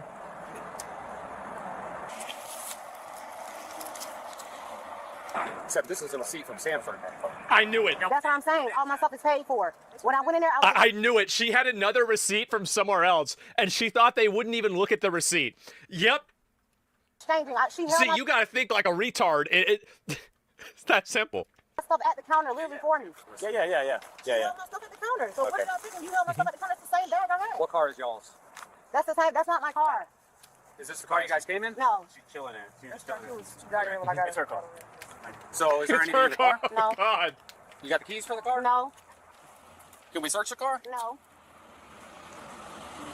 Well, it's not her car. It's not mine, and I'm not giving no authority to search nobody's car. Well, it's not your car, so you can't get that authority anyway. This is the girl that, so the one lady came in, brought it to the counter, she went behind and already took some baby girl items, left the store and came back. Okay. Perfect. It's always good whenever I hear they're stealing shit for their kids, you know? That's great. That's the next If generation. you're going to take me, go ahead and take me. I ain't got time for all this. Go ahead and do what y'all finna do. She saying this and that. I know I'm going to beat it because I didn't steal nothing out of there. So I don't know what the fuck she just said. I have no idea. We'll have security come over and tow it, and we'll just have to do the inventory prior to towing. Oh, what you got to do? Oh, you wanted to search She saying she told me. She lying. She didn't see me steal nothing. Let me see my phone. No, it's okay. No, hang it up. Cause it's No, calling it's somebody. okay. I'm trying to call nobody. You can hang it up. It's calling somebody. Could you hang it up? I don't know who's on the phone. I don't know who's on that phone. Just hang it up. We'll do it in a second. Let's go over here. So you got somebody sitting on my phone. I don't know who that is. Okay, come on. Let's go over here. I got stuff in my backseat, so I can put it right there. Let's go right here to this Tahoe.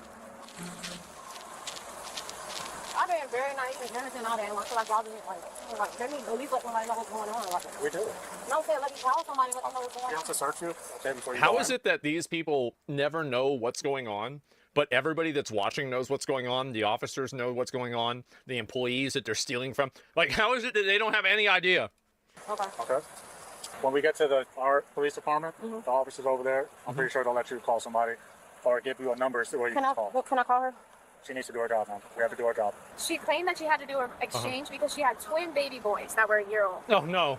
Yeah, but look at this. Card declined, canceled. Card declined, canceled. So they're They're using stolen credit cards. Look at all these different cards that are declined. Perfect. Of course. Canceled, canceled, canceled. I Declined. wonder if the car's stolen. Declined. We'll see if it's on her property now. Uh-huh. And on video is going to show her stuff and all the stuff in her. This is a no sale. Every single transaction on here is declined.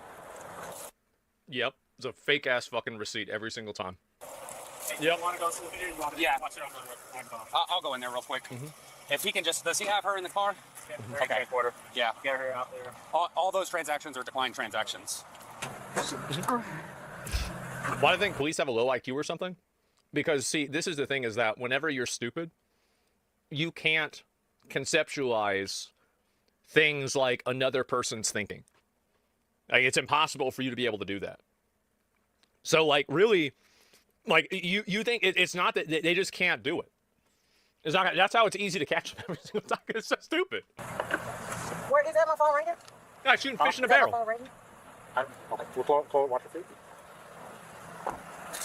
There's another big bag up here. Okay. Cool, so we need itemized receipts for that. There, is this all yours, Oshkosh? I don't know.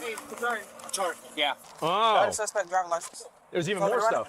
Yes. This is all This is all Carter's. God damn. God damn. Those are two big ass bags full of shit. That they. Oh wow. Yeah, this is all Carter's. Oh my God. 1,000. That's grand theft. That's bad. Oh, $1,000.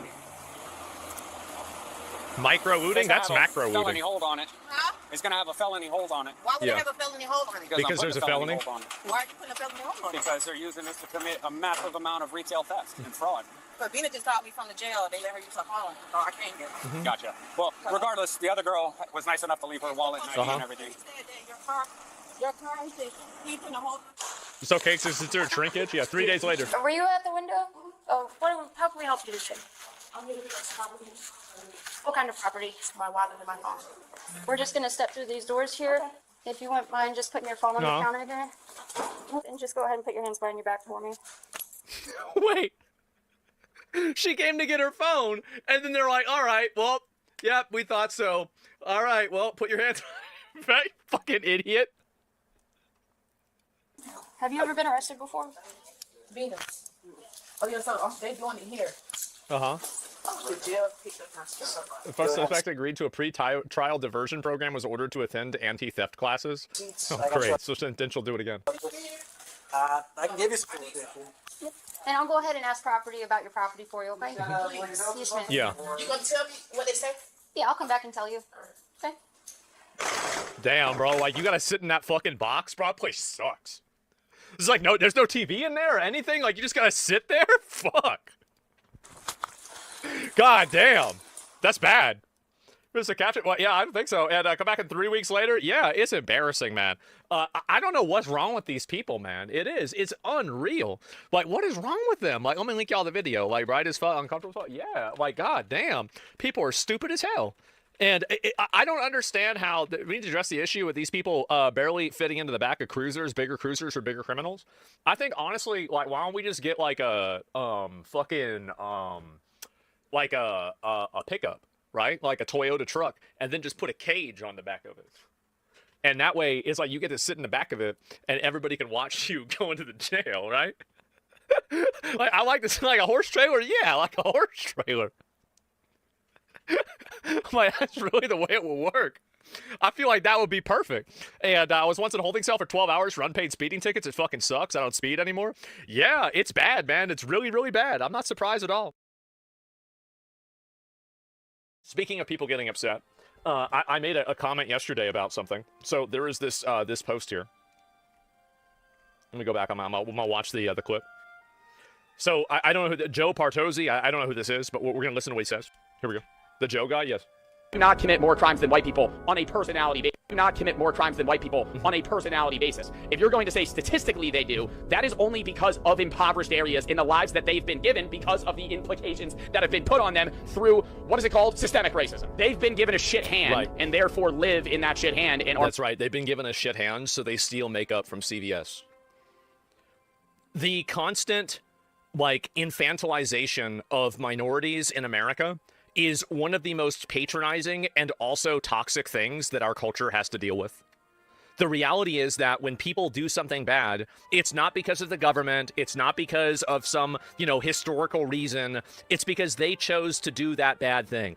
That's the reason why. There's no, big reason or anything else. Go to jail, yes. Whenever you kill somebody or you rob a store, you're not doing that because you're poor. You're doing that because, there's plenty of poor people that don't rob stores. More likely to commit crimes if they're impoverished, living in areas where they have to survive. If you were to take You don't have to steal to survive. You have to get a job to survive. And most of these people don't get jobs. So that's the problem. This also isn't a race issue. If you want to look at this based off of a race or based off of an economic issue, I think that he's probably right. There's very clearly a correlation between poverty and crime, where the poorer you are inside of each ethnic group, you are going to have probably a higher probability of committing crimes. So yeah, I think this is obviously true, but that's not racial at all, and it's not exclusive to black people. Do you think bad people think of themselves as bad? Some do, some don't. It depends. Group of people and put them in an impoverished area, yes, they're likely to commit more crimes because they have not been helped in the way that they need to be. But if you meet a black guy on the street and you say to his face, he's more likely to commit a crime than you're fucking racist. I think that's true. I agree with that part, actually. I think that the moment that you distill statistics down to an individual person and you apply a global statistic or like a nationwide statistic to like one individual person and you say like you on average are more likely to do this, like it is dehumanization, right? You're saying that, you're not a person, you're a statistic. But that's something that happens with many different vectors. Yes, whatever statistical fact you're going to throw is clouded by the idiocy of yourself to not recognize why that fact is in existence. Not because black people are genetically more likely to commit a crime. That's stupid. I'm really glad that this this fake narrative that everybody knows is bullshit is immediately getting called out by basically everyone. Like if you scroll down and you look at this, all you have are people saying that this isn't true. Thank fucking God that we are finally holding people accountable for making bad decisions. Thank fucking God that there are people that are doing things that are bad and you're not coming up with some, elaborate excuse for it. Because obviously I said it's true that blacks experience systematic racism. They benefit from it, which is obviously true. Where do you think, do you think DEI is helping white people? Of course not. Well, unless they're women. But it's really that there are so many institutional and systematic advantages that are given to people of minority status that they enjoy that white people don't have access to and Asian people don't have access to.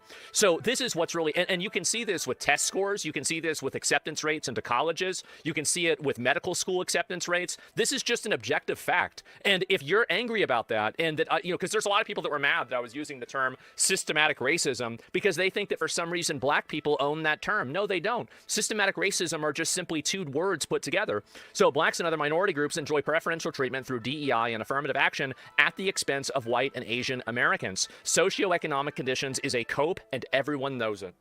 Thank fucking God. Thank God. We finally have more people that are realizing this. I'm very happy. Please learn the difference between systemic and systematic. What do you think the difference is? Why don't you explain the difference to me? Let me go ahead and understand this. So let's work through this reasoning. Systematic is utilizing a system. Okay, what's systemic?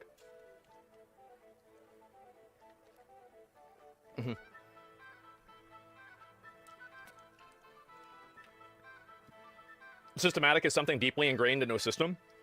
So you think that there's something systemic that is holding black people back, that's like engineered into the government? Is that what you think? Because this is very clearly, this is what the reasoning is, right? Like a systemic expansion. Okay, I understand that. Not particularly. Okay, so you're just simply correcting my vocabulary. This isn't like really an argument or anything. You're just correcting my vocabulary.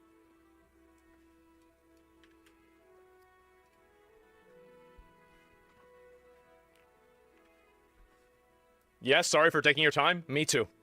Anyway, so let's go back. We're going to finish the rest of this. Just a word not to... Yes, exactly. Systematic compliance was planned by a group using the system. Systemic is just inherent to the system due to its nature.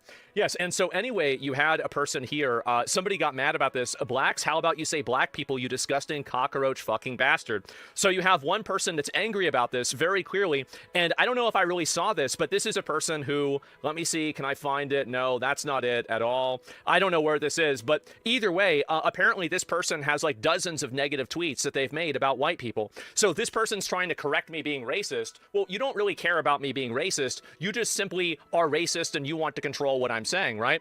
And he's getting mad at blacks. Well, yeah, because they're racist. That's the reason why. Man, I did not read Blacks Benefit from Systematic Racism on the internet. So let's go back and we're going to look at this and we're going to find it here, okay?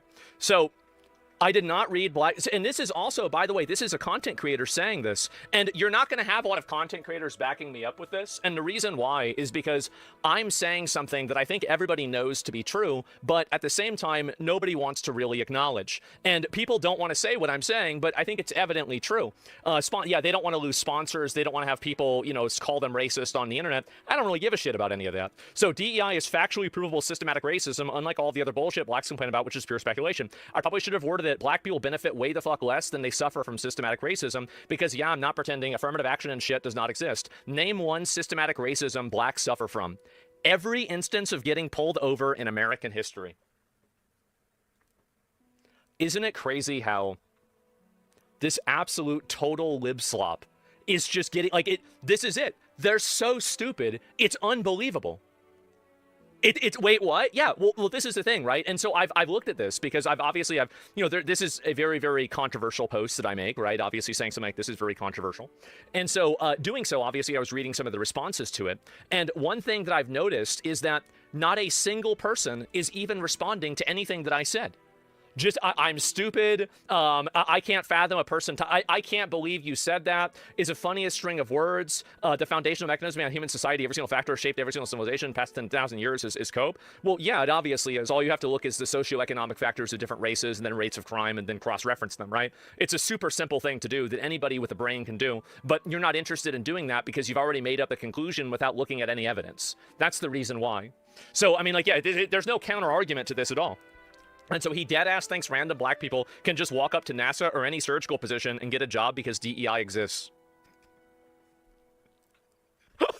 Yes, guys, all you have to do is you just show up to NASA and you say, I'm black, and then they hire you. That's right. They're purposefully obtuse. Well, this is the thing, right? Is that none of these people, how has this roach not been banned? The rot from your teeth has gone to your brain. That you understand life because you're a white man, live with their moms. This is like another big personal insult. Not a single person here, and you could benefit from a shower. Of course, blacks, but not us, white and Asian Americans for other two. Of course, right? So this is some sort of like implied racism, etc. Black people try lynching yourself. So not a single person here is engaging at all with what I've said. And do you know why? It's because I'm right. That's the reason why. And they have to resort to insults, to ad hominem, to other forms of personal attacks, because they can't engage this concept in any sort of a reasonable way. And the reason why is because every piece of observable data proves the opposite. That's it. You can't argue with it. So that's it. They're ignorant. Exactly. And because they're emotional people, why do you fight these battles? Because this is the reason why I fight battles like this is because this is a lie. This is the emperor's new clothes that everybody is expected to compliment him on. This is a world that is basically a manufactured consensus that's based off of a Russian nesting doll of lies. And the reason why I talk about this stuff is because nobody else will. Nobody else is willing to say any of this. And because they're worried about oh no, they might say something bad about me. I don't really give a shit about that. I mean, obviously I care. I would prefer if people didn't do that. It'd be great if everybody agreed with me. But I would rather live in reality than live in a delusion. That's it. They're operating on emotion and virtue signaling. They're not logically based at all. They can't learn from history. No, they can. How about everyone worry about the problem of their own race, trying to solve other races' problems? Well, you obviously have to solve... This is America. We're solving problems based off of actions, not race. It doesn't have anything to do with race. If you break into a store and you steal something, you fucked up. It doesn't matter whether you're white, black, Mexican, fucking Asian, Native American. We can't have that happen. Like, so, and whenever you infantilize people and you treat them as if they're not accountable for their own actions, and it's actually some sort of, abstract system that you can never really define in any sort of a real way that's actually the reason why they're doing these bad things, all you're doing is hurting everybody. And that's it. It's not really race, it's culture. It has nothing to do about whether it's race or culture or anything. What it has to do with is that if you have people that are committing crimes and doing this, the problem is the crime. It is the action that they are taking. There's nothing else that's the problem. That's the problem. It's the action. So that's it. At what point do we hold everybody accountable when the system's protecting them? I know. And when a black man walks in a room, you think the same thing about him. Doesn't matter if he commits crime or not. Y'all wrap black people into one. I'm sure there's some people that are racist out there, for sure. And nearly 26K likes on this, nuked a whole generation. And I'll tell you that it's only going to get higher. It's only going to get higher because people like me will continue to normalize the plain English discussion of rationality, common sense, and reality. And I will do so, and other people like me will do so, whether people kick and scream and cry about it or not. That's the truth. System protected a guy went on a shooting spree on Cambridge yesterday. If a white guy tried to kill a cop, you think they're getting 5 years? I mean, I have no idea, right? I mean, I think that obviously, and this is more of them, black people bent for systematic racism. Not a single person, yeah, I forgot this free will mindset. You could at least put free thinker in your bio so we can 100% tell you're a moron. That's right, guys. That's right. Being poor makes you steal makeup from CVS. Obviously, that's just the way it is, guys. Of course. And so, as well, ironically, because DEI is seeing a random black person on the street and putting him in the cockpit of an airplane, there is no amount of disingenuous reframing, emotional outbursts, or any form of just gaslighting that's going to protect you from reality. It's true. It's true. What I'm saying is true. The strawmans are so funny. I know. Well, I find this to be very funny because this is there is actually no substance behind any of this. It's just lies. That's really all there is to it. And what is this here, base tower? And if you try to shoot someone, the punishment should be they try to shoot you too. Yeah, I agree with that. And anyway, as I'm taking a woke internet heavy fire, well, it's not really, the thing is that it's not woke. It's racist, mentally ill, problematic communists. That's what it is. They are literal race communists that are trying to push this stuff onto everybody. And they want everybody to live inside of this world. Like, these are the same people that are, glorifying, the Chinese government or the Cuban government or these other governments, the Iranian government, that, actively suppress any degree of critical thinking or rational evaluation. And the reason why is because they know their ideas can't stand up to it. That's the main reason why. It's kind of funny because they don't know they're actually racist. Well, they do know that they're racist, but they think that they can control people's behavior by saying the opposite. That's literally it.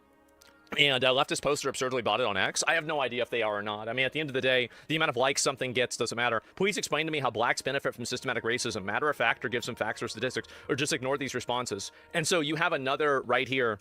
So these are two people that tried to go into a federal meeting that they weren't allowed in because they weren't federal lawmakers. And then they got taken out of that meeting and they took pictures of them and they're trying to pretend like this is the new Martin Luther King or the new Malcolm X. And I think that nowadays people realize that and they can see that this is very obviously a manipulation. It is. It's a complete and obvious manipulation.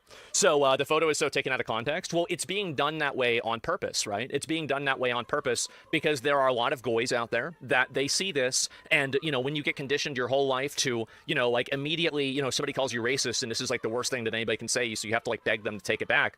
They hear this or they see this and they immediately have to agree with whatever these people are advocating for. That's literally it. So yeah, anyway, absolutely insane things are happening. You got that right? Yeah. So you have this constantly happen. And again, people try to, what a retard. Every single person, read this and go back and read it again. We should turn disparate impact. Look at this here. Literally every single person. Every single person is not addressing my point. There is not a single person addressing what I said. I love it. I do. I absolutely love it. I think it's hilarious.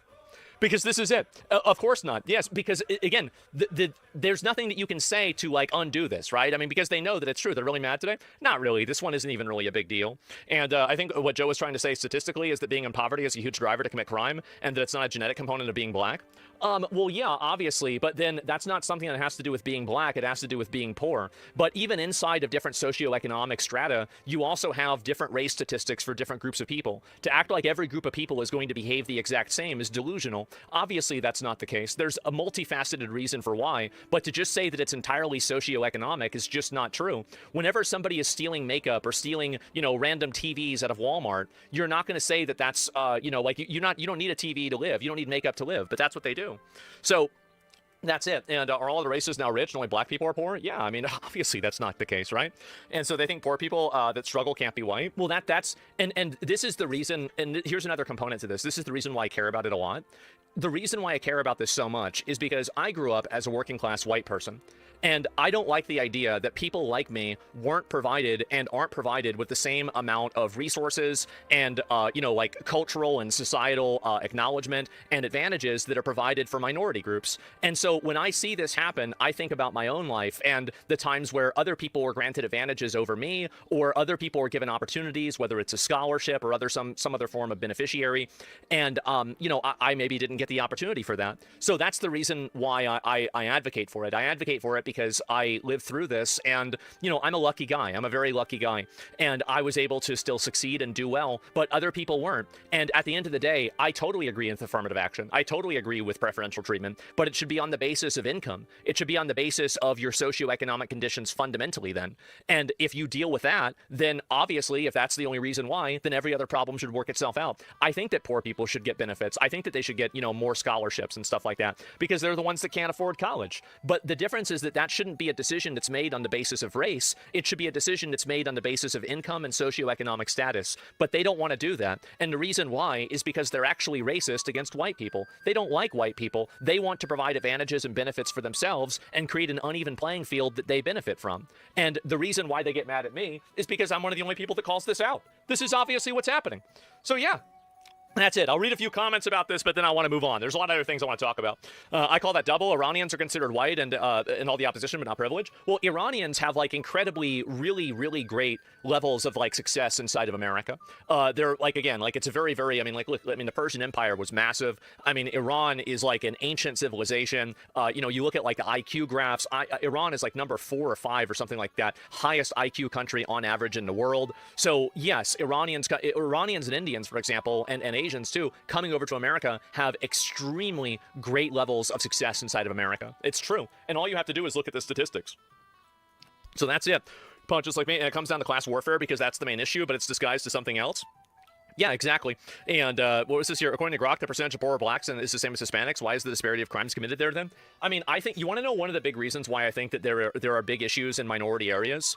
It's because there's a bunch of white women that get together that think to themselves that it'll make them sad if a black person gets arrested. So they let crime happen in these communities, and then the communities get taken over by gangs, and you have businesses that leave. So this creates a fucking vicious circle where basically the communities just get worse because there's no policing for them. And so if you want to talk about systematic racism, that's the new version of systematic racism. That's what's really happening because these people aren't getting the chance that they deserve. So that's what I think. Yeah, it creates a vacuum of IQ. Yeah, exactly. And Daily Mail, what is this here? They're ruining our system. They are. They're doing a whole lot of it. Oh, yeah. Here's a great example of it. I can show you this too as an example. Look at this. New York City woman declined to press charges against subway shover because she didn't want to put another black man in jail. Weeks later, he allegedly killed a retired teacher, 76, at a station.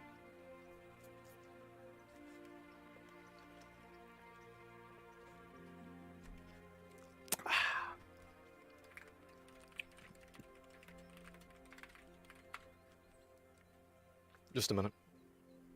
Can I find it? No, I'm not able to. God damn it. I might not be able to. I'm sorry.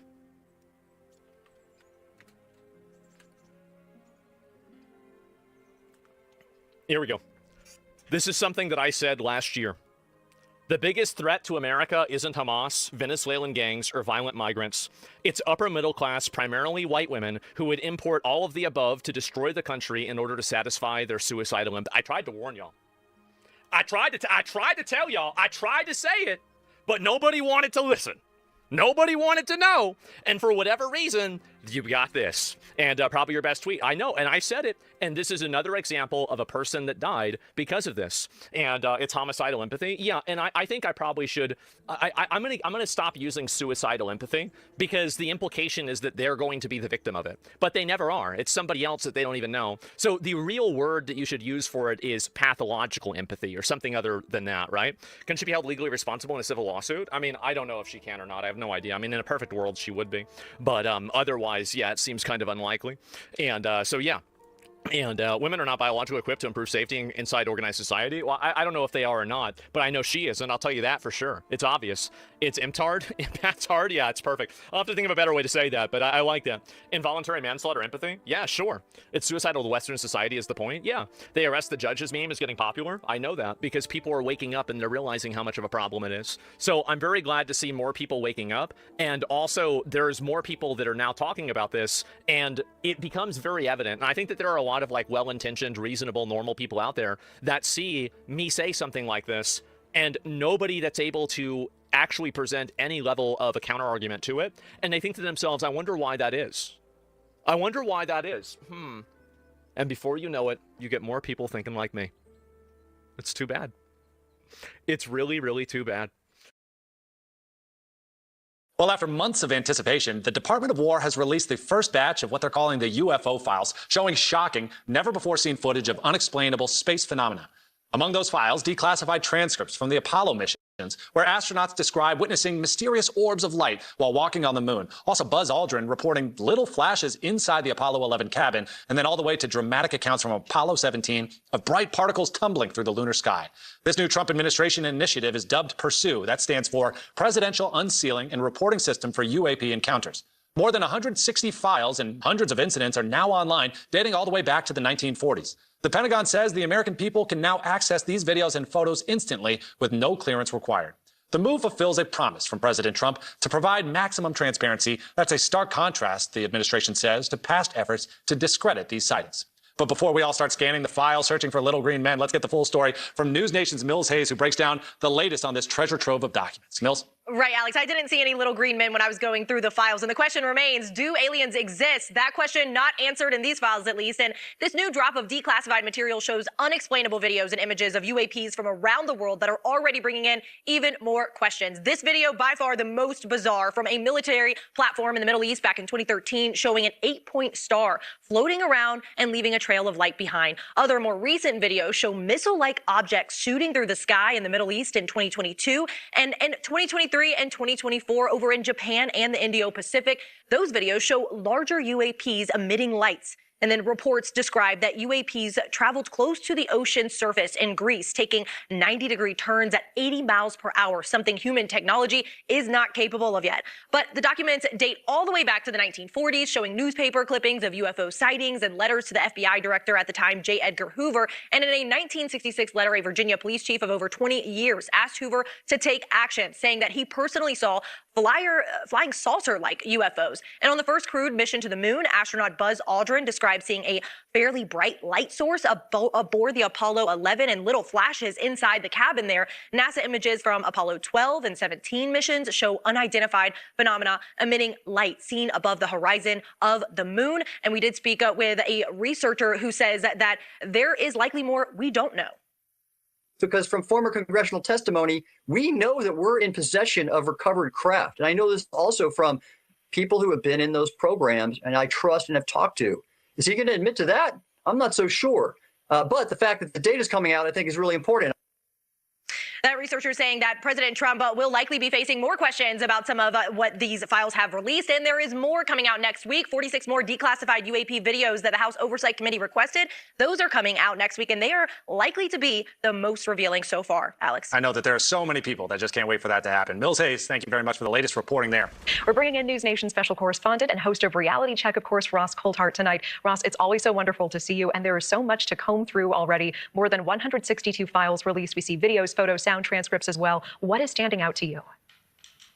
Good evening, Natasha. Look, for me, I think the most exciting stuff is actually things that have come before. It's the NASA imagery, the acknowledgement by the Department of War, which is new, that these objects, these blue dots seen over the lunar surface on multiple missions, including Apollo 12 and Apollo 17, they are potentially, according to the Department of War, in a new finding, physical objects. I think that's an astonishing admission by the Pentagon. It implies that something physical, I suspect intelligently controlled, based on the conversations I've had with people who know a lot more about these objects, something physical was hovering over the Apollo lunar missions. I've been told by people who knew Edgar Mitchell, the Apollo 14 lunar module pilot, very well, that Edgar confessed privately that he'd seen these blue objects with his own eyes. So we can rule them out as lens flares or artifacts of the camera. That's not going to explain what we see here. There is definitely something anomalous that was seen on the lunar surface. And then I guess some of the other imagery which shows dots, orbs, moving in anomalous ways across the screen.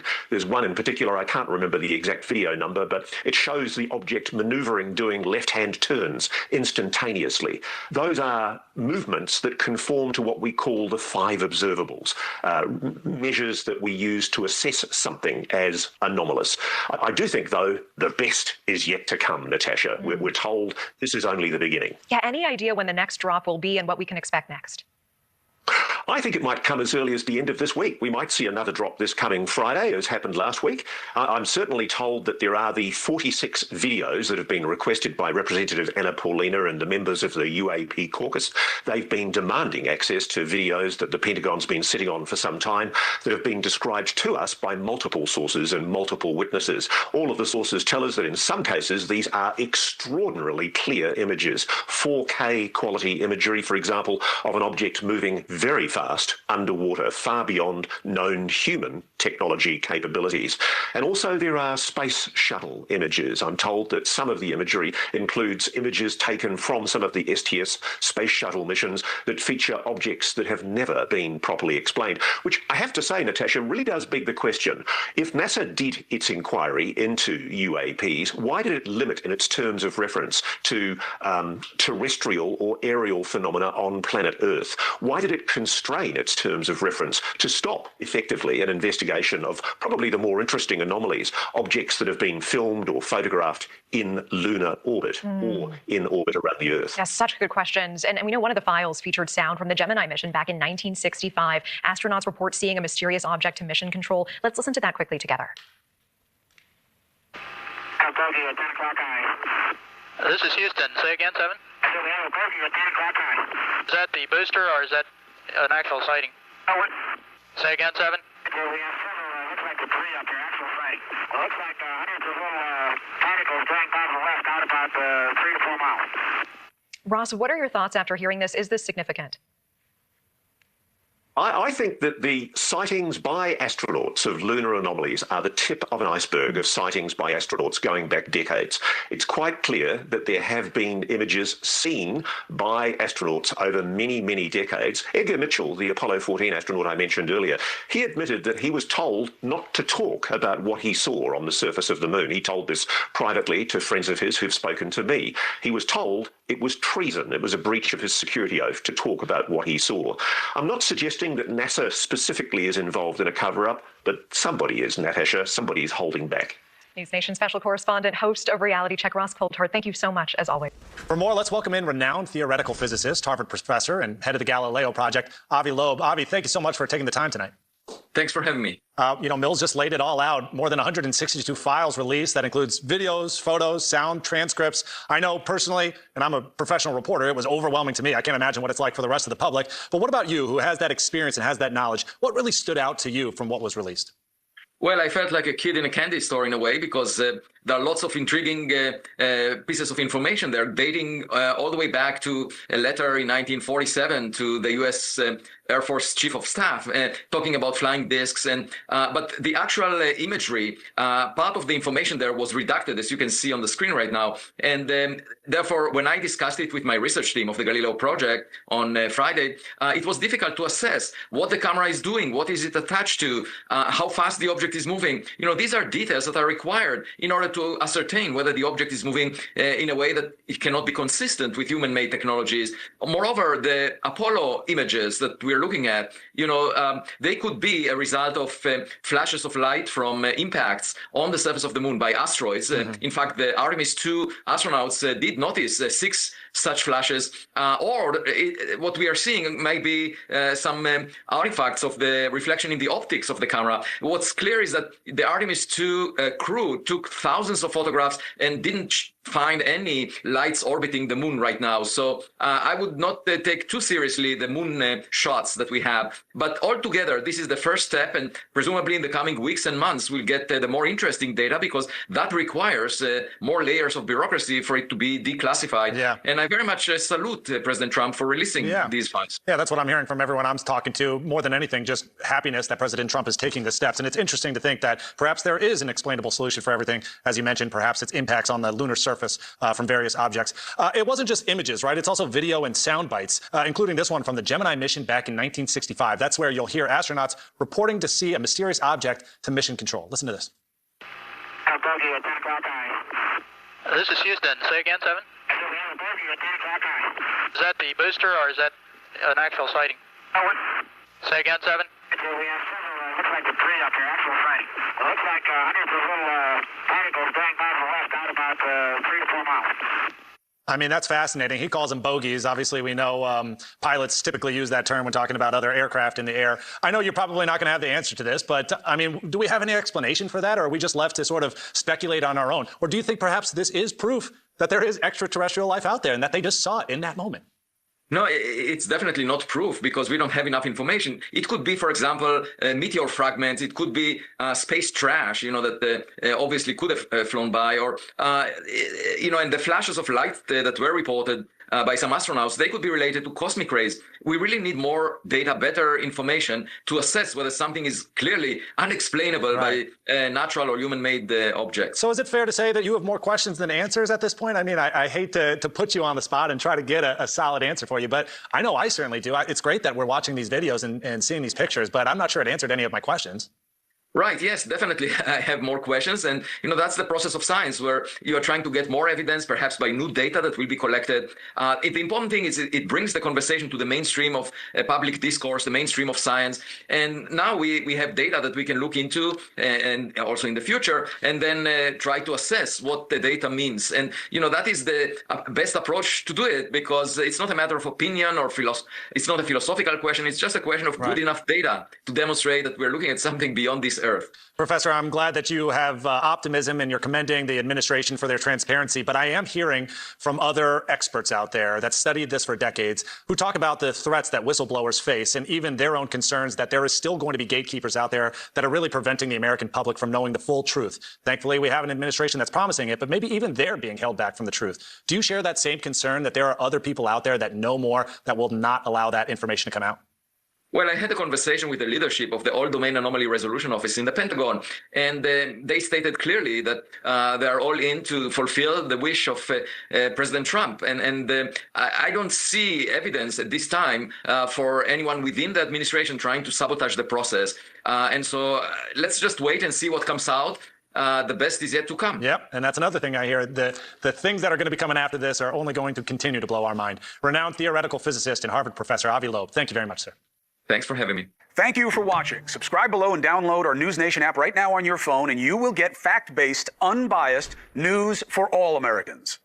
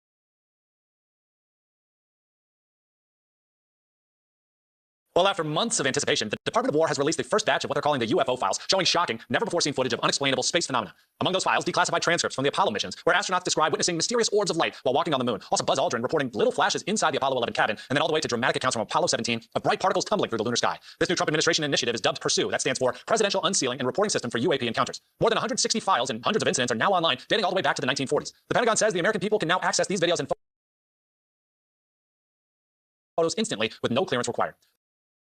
The move fulfills a promise from President Trump to provide maximum transparency. That's a stark contrast, the administration says, to past efforts to discredit these sightings. But before we all start scanning the file, searching for little green men, let's get the full story from News Nation's Mills Hayes, who breaks down the latest on this treasure trove of documents. Mills? Right, Alex, I didn't see any little green men when I was going through the files, and the question remains, do aliens exist? That question not answered in these files, at least, and this new drop of declassified material shows unexplainable videos and images of UAPs from around the world that are already bringing in even more questions. This video, by far the most bizarre, from a military platform in the Middle East back in 2013, showing an 8-point star floating around and leaving a trail of light behind. Other more recent videos show missile-like objects shooting through the sky in the Middle East in 2022, and in 2023 and 2024 over in Japan and the Indo-Pacific. Those videos show larger UAPs emitting lights, and then reports describe that UAPs traveled close to the ocean surface in Greece, taking 90-degree turns at 80 miles per hour, something human technology is not capable of yet. But the documents date all the way back to the 1940s, showing newspaper clippings of UFO sightings and letters to the FBI director at the time, J. Edgar Hoover, and in a 1966 letter, a Virginia police chief of over 20 years asked Hoover to take action, saying that he personally saw flying saucer-like UFOs. And on the first crewed mission to the moon, astronaut Buzz Aldrin described seeing a fairly bright light source aboard the Apollo 11 and little flashes inside the cabin there. NASA images from Apollo 12 and 17 missions show unidentified phenomena emitting light seen above the horizon of the moon. And we did speak up with a researcher who says that there is likely more we don't know.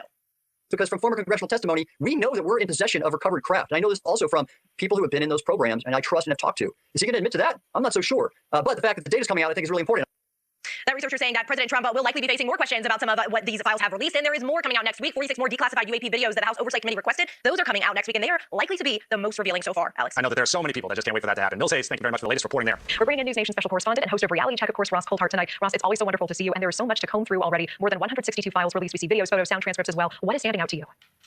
Good evening, Natasha. Look, for me, I think the most exciting stuff is actually things that have come before. It's the NASA imagery, the acknowledgement by the Department of War, which is new, that these objects, these blue dots seen over the lunar surface on multiple missions, including Apollo 12 and Apollo 17, they are potentially, according to the Department of War, in a new finding, physical objects. I think that's an astonishing admission by the Pentagon. It implies that something physical, I suspect intelligently controlled, based on the conversations I've had with people who know a lot more about these objects, something physical was hovering over the Apollo lunar missions. I've been told by people who knew Edgar Mitchell, the Apollo 14 lunar module pilot, very well, that Edgar confessed privately that he'd seen these blue objects with his own eyes, so we can rule them out as lens flares or artifacts of the camera. That's not going to explain what we see here. There is definitely something anomalous that was seen on the lunar surface. And then I guess some of the other imagery which shows dots, orbs, moving in anomalous ways across the screen. There's one in particular, I can't remember the exact video number, but it shows the object maneuvering, doing left-hand turns instantaneously. Those are movements that conform to what we call the 5 observables, measures that we use to assess something as anomalous. I do think, though, the best is yet to come, Natasha. We're told this is only the beginning. Yeah, any idea when the next drop will be and what we can expect next?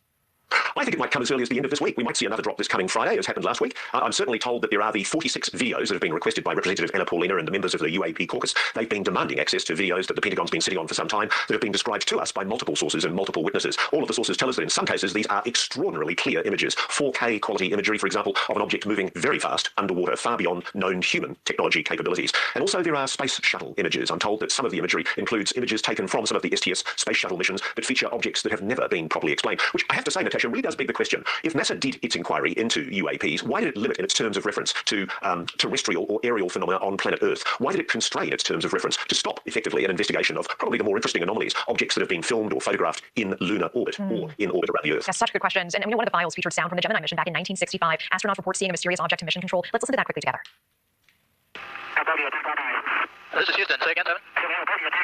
Is that the booster or is that an actual sighting? Say again, 7.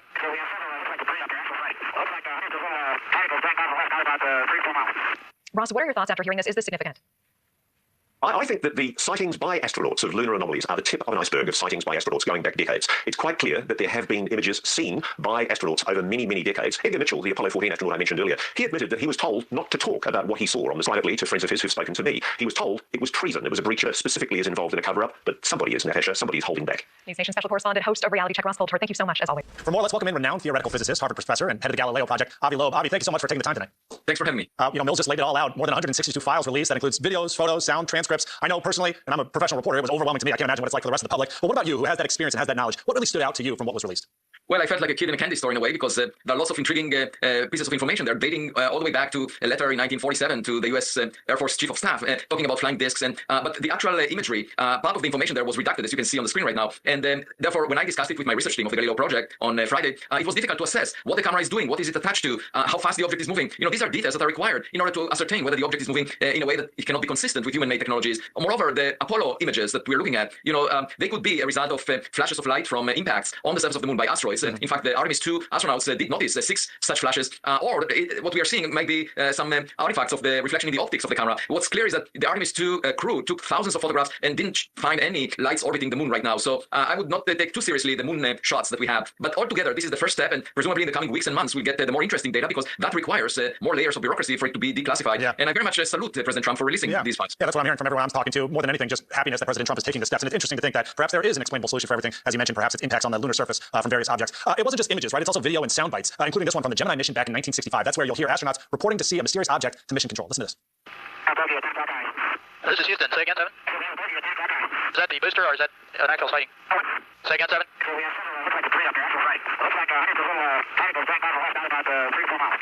I mean, that's fascinating. He calls them bogeys. Obviously, we know pilots typically use that term when talking about other aircraft in the air. I know you're probably not going to have the answer to this, but I mean, do we have any explanation for that? Or are we just left to sort of speculate on our own? Or do you think perhaps this is proof that there is extraterrestrial life out there and that they just saw it in that moment?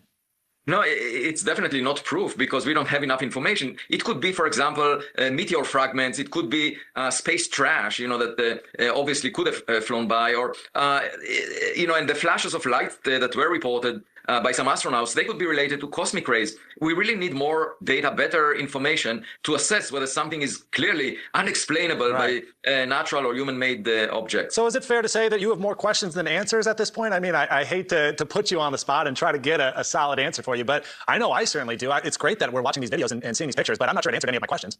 Right, yes, definitely. I have more questions. And, that's the process of science where you're trying to get more evidence, perhaps by new data that will be collected. The important thing is it brings the conversation to the mainstream of public discourse, the mainstream of science. And now we have data that we can look into and also in the future and then try to assess what the data means. And, that is the best approach to do it because it's not a matter of opinion or it's not a philosophical question. It's just a question of good enough data to demonstrate that we're looking at something beyond this Earth. Professor, I'm glad that you have optimism and you're commending the administration for their transparency, but I am hearing from other experts out there that studied this for decades who talk about the threats that whistleblowers face and even their own concerns that there is still going to be gatekeepers out there that are really preventing the American public from knowing the full truth. Thankfully, we have an administration that's promising it, but maybe even they're being held back from the truth. Do you share that same concern that there are other people out there that know more that will not allow that information to come out?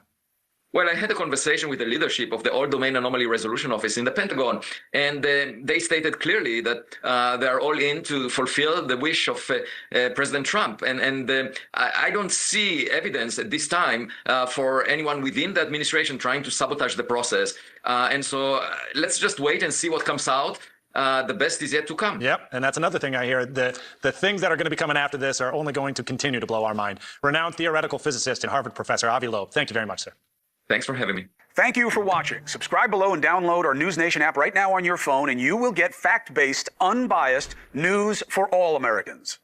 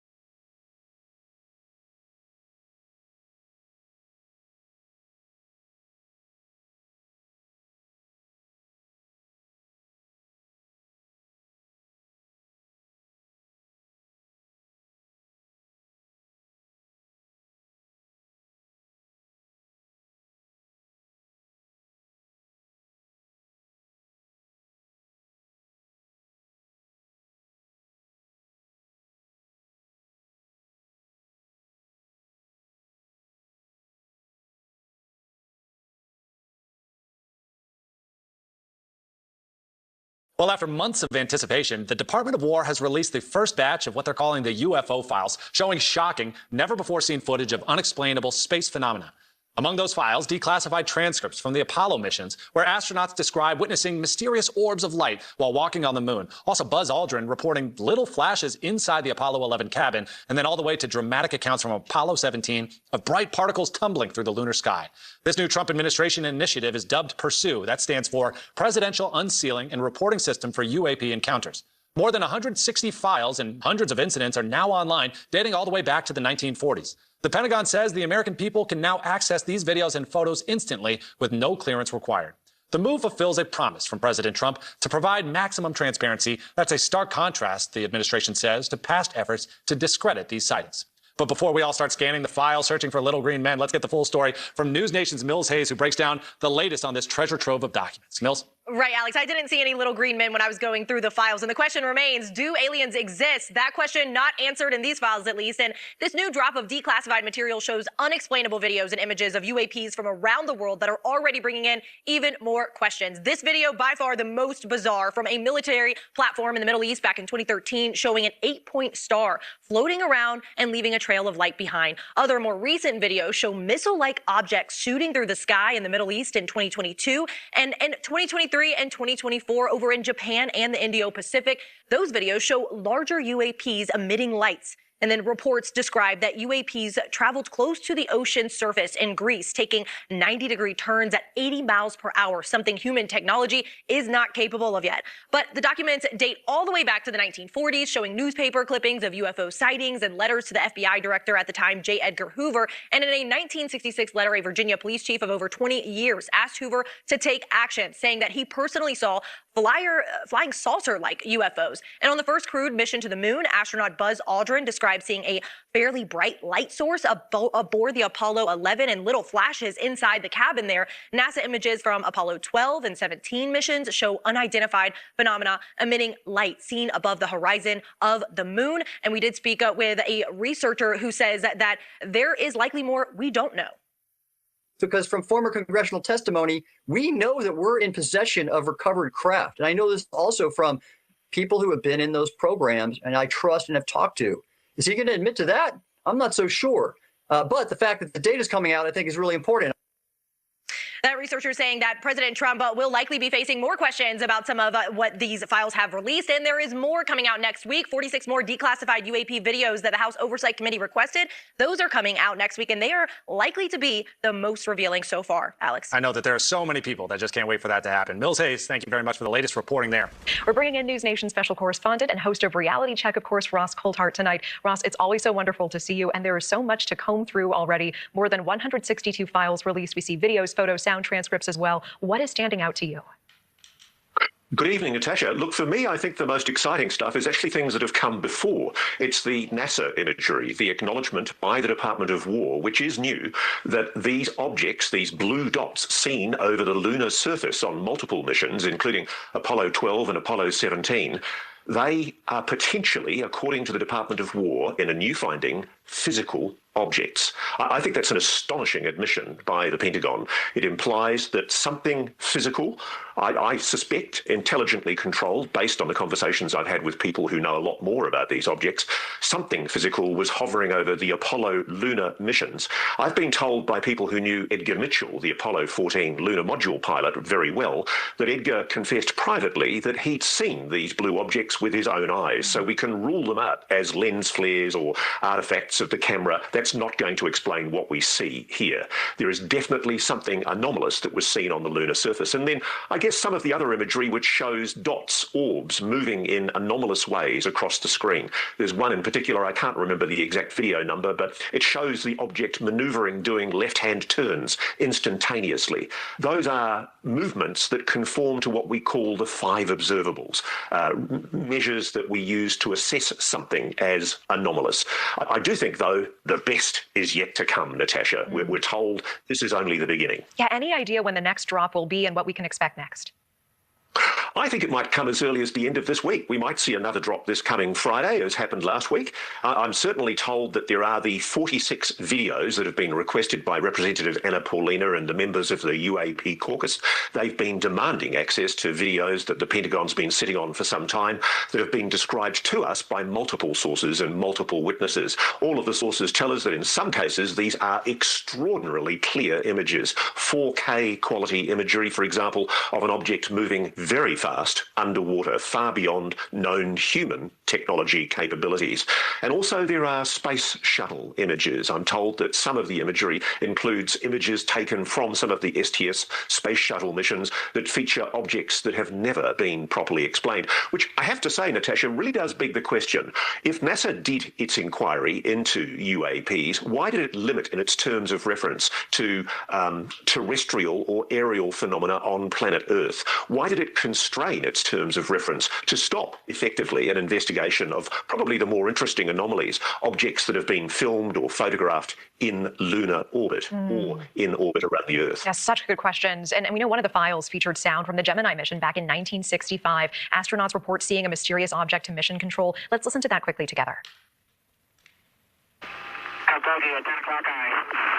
This is Houston. Say again, 7. Is that the booster or is that an actual sighting? Say again, 7. Looks like debris up here, actual sighting. Looks like hundreds of little particles going by to the left out about 3 to 4 miles. Ross, what are your thoughts after hearing this? Is this significant? I think that the sightings by astronauts of lunar anomalies are the tip of an iceberg of sightings by astronauts going back decades. It's quite clear that there have been images seen by astronauts over many, many decades. Edgar Mitchell, the Apollo 14 astronaut I mentioned earlier, he admitted that he was told not to talk about what he saw on the surface of the moon. He told this privately to friends of his who've spoken to me. He was told it was treason. It was a breach of his security oath to talk about what he saw. I'm not suggesting that NASA specifically is involved in a cover-up, but somebody is, Natasha. Somebody is holding back. News Nation special correspondent, host of Reality Check, Ross Coulthard. Thank you so much, as always. For more, let's welcome in renowned theoretical physicist, Harvard professor, and head of the Galileo Project, Avi Loeb. Avi, thank you so much for taking the time tonight. Thanks for having me. Mills just laid it all out. More than 162 files released. That includes videos, photos, sound, transcripts. I know personally, and I'm a professional reporter, it was overwhelming to me. I can't imagine what it's like for the rest of the public. But what about you, who has that experience and has that knowledge? What really stood out to you from what was released? Well, I felt like a kid in a candy store in a way, because there are lots of intriguing pieces of information there, dating all the way back to a letter in 1947 to the U.S. Air Force Chief of Staff, talking about flying discs. But the actual imagery, part of the information there was redacted, as you can see on the screen right now. And therefore, when I discussed it with my research team of the Galileo project on Friday, it was difficult to assess what the camera is doing, what is it attached to, how fast the object is moving. These are details that are required in order to ascertain whether the object is moving in a way that it cannot be consistent with human-made technologies. Moreover, the Apollo images that we're looking at, they could be a result of flashes of light from impacts on the surface of the moon by asteroids. In fact, the Artemis 2 astronauts did notice 6 such flashes, or what we are seeing may be some artifacts of the reflection in the optics of the camera. What's clear is that the Artemis 2 crew took thousands of photographs and didn't find any lights orbiting the moon right now. So I would not take too seriously the moon shots that we have. But altogether, this is the first step, and presumably in the coming weeks and months, we'll get the more interesting data, because that requires more layers of bureaucracy for it to be declassified. Yeah. And I very much salute President Trump for releasing these files. Yeah, that's what I'm hearing from everyone I'm talking to. More than anything, just happiness that President Trump is taking the steps. And it's interesting to think that perhaps there is an explainable solution for everything. As you mentioned, perhaps it's impacts on the lunar surface from various objects. It wasn't just images, right? It's also video and sound bites, including this one from the Gemini mission back in 1965. That's where you'll hear astronauts reporting to see a mysterious object to mission control. Listen to this. This is Houston. Say again, 7. Is that the booster or is that an actual sighting? Say again, 7. Looks like debris up here, actual sighting. Looks like hundreds of little particles going by to the left out about 3 to 4 miles. I mean, that's fascinating. He calls them bogeys. Obviously, we know pilots typically use that term when talking about other aircraft in the air. I know you're probably not going to have the answer to this, but I mean, do we have any explanation for that, or are we just left to sort of speculate on our own? Or do you think perhaps this is proof that there is extraterrestrial life out there and that they just saw it in that moment? No, it's definitely not proof because we don't have enough information. It could be, for example, meteor fragments. It could be space trash, that obviously could have flown by, or, and the flashes of light that were reported by some astronauts, they could be related to cosmic rays. We really need more data, better information to assess whether something is clearly unexplainable by natural or human-made objects. So is it fair to say that you have more questions than answers at this point? I mean, I hate to put you on the spot and try to get a solid answer for you, but I know I certainly do. It's great that we're watching these videos and seeing these pictures, but I'm not sure it answered any of my questions. Right. Yes, definitely. I have more questions. And, that's the process of science where you are trying to get more evidence, perhaps by new data that will be collected. The important thing is it brings the conversation to the mainstream of public discourse, the mainstream of science. And now we have data that we can look into and also in the future, and then try to assess what the data means. And, that is the best approach to do it, because it's not a matter of opinion or it's not a philosophical question. It's just a question of good enough data to demonstrate that we're looking at something beyond this Earth. Professor, I'm glad that you have optimism and you're commending the administration for their transparency, but I am hearing from other experts out there that studied this for decades who talk about the threats that whistleblowers face and even their own concerns that there is still going to be gatekeepers out there that are really preventing the American public from knowing the full truth. Thankfully, we have an administration that's promising it, but maybe even they're being held back from the truth. Do you share that same concern that there are other people out there that know more that will not allow that information to come out? Well, I had a conversation with the leadership of the All-Domain Anomaly Resolution Office in the Pentagon, and they stated clearly that they are all in to fulfill the wish of President Trump. And I don't see evidence at this time for anyone within the administration trying to sabotage the process. And so let's just wait and see what comes out. The best is yet to come. Yep, and that's another thing I hear. The things that are going to be coming after this are only going to continue to blow our mind. Renowned theoretical physicist and Harvard professor Avi Loeb, thank you very much, sir. Thanks for having me. Thank you for watching. Subscribe below and download our News Nation app right now on your phone, and you will get fact-based, unbiased news for all Americans.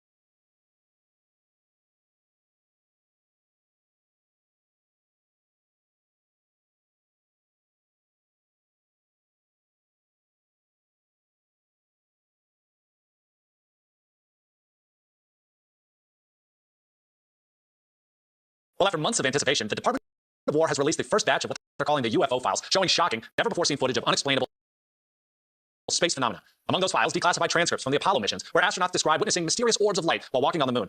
Also, Buzz Aldrin reporting little flashes inside the Apollo 11 cabin, and then all the way to dramatic accounts from Apollo 17 of bright particles tumbling through the lunar sky. This new Trump administration initiative is dubbed PURSUE. That stands for Presidential Unsealing and Reporting System for UAP Encounters. More than 160 files and hundreds of incidents are now online, dating all the way back to the 1940s. The Pentagon says the American people can now access these videos and photos instantly with no clearance required. The move fulfills a promise from President Trump to provide maximum transparency. That's a stark contrast, the administration says, to past efforts to discredit these sightings. But before we all start scanning the files, searching for little green men, let's get the full story from News Nation's Mills Hayes, who breaks down the latest on this treasure trove of documents. Mills? Right, Alex, I didn't see any little green men when I was going through the files, and the question remains, do aliens exist? That question not answered in these files, at least, and this new drop of declassified material shows unexplainable videos and images of UAPs from around the world that are already bringing in even more questions. This video, by far the most bizarre, from a military platform in the Middle East back in 2013, showing an 8-point star floating around and leaving a trail of light behind. Other more recent videos show missile-like objects shooting through the sky in the Middle East in 2022, and in 2023 and 2024 over in Japan and the Indo-Pacific. Those videos show larger UAPs emitting lights, and then reports describe that UAPs traveled close to the ocean surface in Greece, taking 90-degree turns at 80 miles per hour, something human technology is not capable of yet. But the documents date all the way back to the 1940s, showing newspaper clippings of UFO sightings and letters to the FBI director at the time, J. Edgar Hoover, and in a 1966 letter, a Virginia police chief of over 20 years asked Hoover to take action, saying that he personally saw flying saucer-like UFOs. And on the first crewed mission to the moon, astronaut Buzz Aldrin described seeing a fairly bright light source aboard the Apollo 11 and little flashes inside the cabin there. NASA images from Apollo 12 and 17 missions show unidentified phenomena emitting light seen above the horizon of the moon. And we did speak with a researcher who says that there is likely more we don't know. Because from former congressional testimony, we know that we're in possession of recovered craft. And I know this also from people who have been in those programs and I trust and have talked to. Is he going to admit to that? I'm not so sure. But the fact that the data is coming out, I think is really important. That researcher saying that President Trump will likely be facing more questions about some of what these files have released, and there is more coming out next week. 46 more declassified UAP videos that the House Oversight Committee requested. Those are coming out next week, and they are likely to be the most revealing so far. Alex? I know that there's so many people that just can't wait for that to happen. Mills Hayes, thank you very much for the latest reporting there. We're bringing in News Nation special correspondent and host of Reality Check, of course, Ross Coulthart tonight. Ross, it's always so wonderful to see you, and there is so much to comb through already. More than 162 files released. We see videos, photos, sound transcripts as well. What is standing out to you? Good evening, Natasha. Look, for me, I think the most exciting stuff is actually things that have come before. It's the NASA imagery, the acknowledgement by the Department of War, which is new, that these objects, these blue dots seen over the lunar surface on multiple missions, including Apollo 12 and Apollo 17, they are potentially, according to the Department of War, in a new finding, physical objects. I think that's an astonishing admission by the Pentagon. It implies that something physical, I suspect intelligently controlled, based on the conversations I've had with people who know a lot more about these objects, something physical was hovering over the Apollo lunar missions. I've been told by people who knew Edgar Mitchell, the Apollo 14 lunar module pilot, very well, that Edgar confessed privately that he'd seen these blue objects with his own eyes, so we can rule them out as lens flares or artifacts of the camera. That's not going to explain what we see here. There is definitely something anomalous that was seen on the lunar surface. And then I guess some of the other imagery which shows dots, orbs, moving in anomalous ways across the screen. There's one in particular, I can't remember the exact video number, but it shows the object maneuvering, doing left-hand turns instantaneously. Those are movements that conform to what we call the 5 observables, measures that we use to assess something as anomalous. I do think, though, the best is yet to come, Natasha. We're told this is only the beginning. Yeah, any idea when the next drop will be and what we can expect next?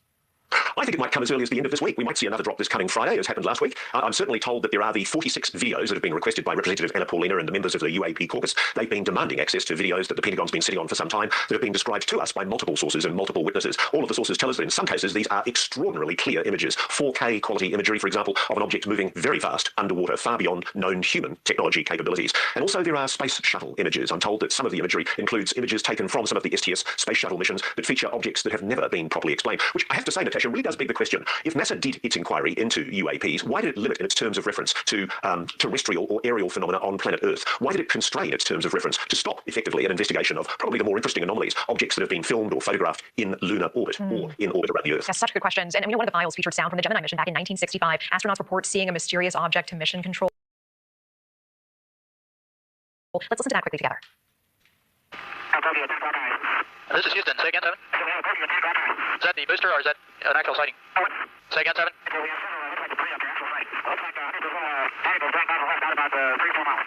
Ross, what are your thoughts after hearing this? Is this significant? I think that the sightings by astronauts of lunar anomalies are the tip of an iceberg of sightings by astronauts going back decades. It's quite clear that there have been images seen by astronauts over many, many decades. Edgar Mitchell, the Apollo 14 astronaut I mentioned earlier, he admitted that he was told not to talk about what he saw on the surface of the moon. He told this privately to friends of his who've spoken to me. He was told it was treason. It was a breach of his security oath to talk about what he saw. I'm not suggesting that NASA specifically is involved in a cover-up, but somebody is, Natasha. Somebody is holding back. News Nation special correspondent, host of Reality Check, Ross Coulthart. Thank you so much, as always. For more, let's welcome in renowned theoretical physicist, Harvard professor, and head of the Galileo Project, Avi Loeb. Avi, thank you so much for taking the time tonight. Thanks for having me. Mills just laid it all out. More than 162 files released. That includes videos, photos, sound, transcripts. I know personally, and I'm a professional reporter, it was overwhelming to me. I can't imagine what it's like for the rest of the public. But what about you, who has that experience and has that knowledge? What really stood out to you from what was released? Well, I felt like a kid in a candy store in a way because there are lots of intriguing pieces of information. They're dating all the way back to a letter in 1947 to the U.S. Air Force Chief of Staff talking about flying discs. But the actual imagery, part of the information there was redacted, as you can see on the screen right now. And therefore, when I discussed it with my research team of the Galileo project on Friday, it was difficult to assess what the camera is doing, what is it attached to, how fast the object is moving. These are details that are required in order to ascertain whether the object is moving in a way that it cannot be consistent with human-made technologies. Moreover, the Apollo images that we're looking at, they could be a result of flashes of light from impacts on the surface of the moon by asteroids. In fact, the Artemis 2 astronauts did notice 6 such flashes, what we are seeing might be some artifacts of the reflection in the optics of the camera. What's clear is that the Artemis 2 crew took thousands of photographs and didn't find any lights orbiting the moon right now. So I would not take too seriously the moon shots that we have. But altogether, this is the first step, and presumably in the coming weeks and months, we'll get the more interesting data because that requires more layers of bureaucracy for it to be declassified. Yeah. And I very much salute President Trump for releasing these files. Yeah, that's what I'm hearing from everyone I'm talking to. More than anything, just happiness that President Trump is taking the steps. And it's interesting to think that perhaps there is an explainable solution for everything. As you mentioned, perhaps it's impacts on the lunar surface from various objects. It wasn't just images, right? It's also video and sound bites, including this one from the Gemini mission back in 1965. That's where you'll hear astronauts reporting to see a mysterious object to mission control. Listen to this. This is Houston. Say again, 7. Is that the booster or is that an actual sighting? Say again, 7.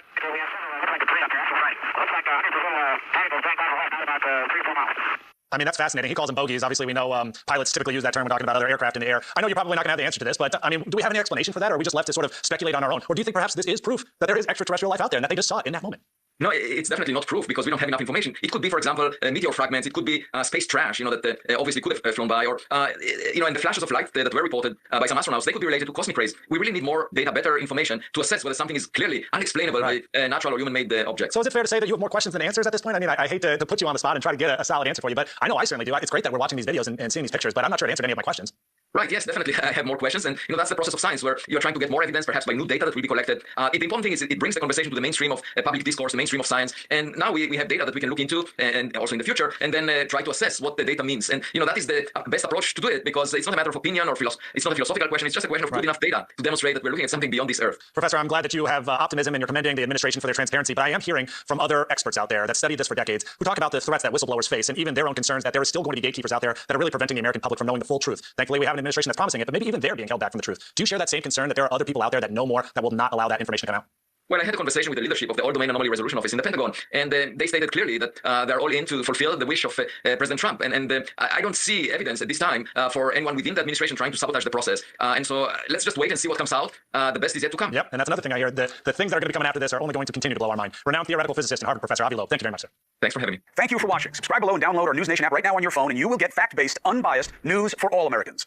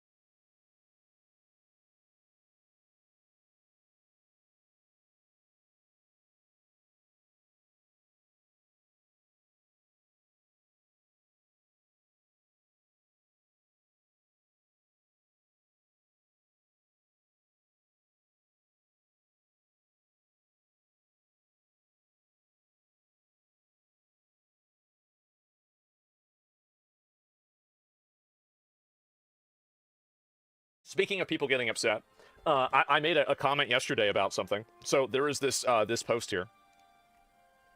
Let me go back. I'm gonna watch the clip.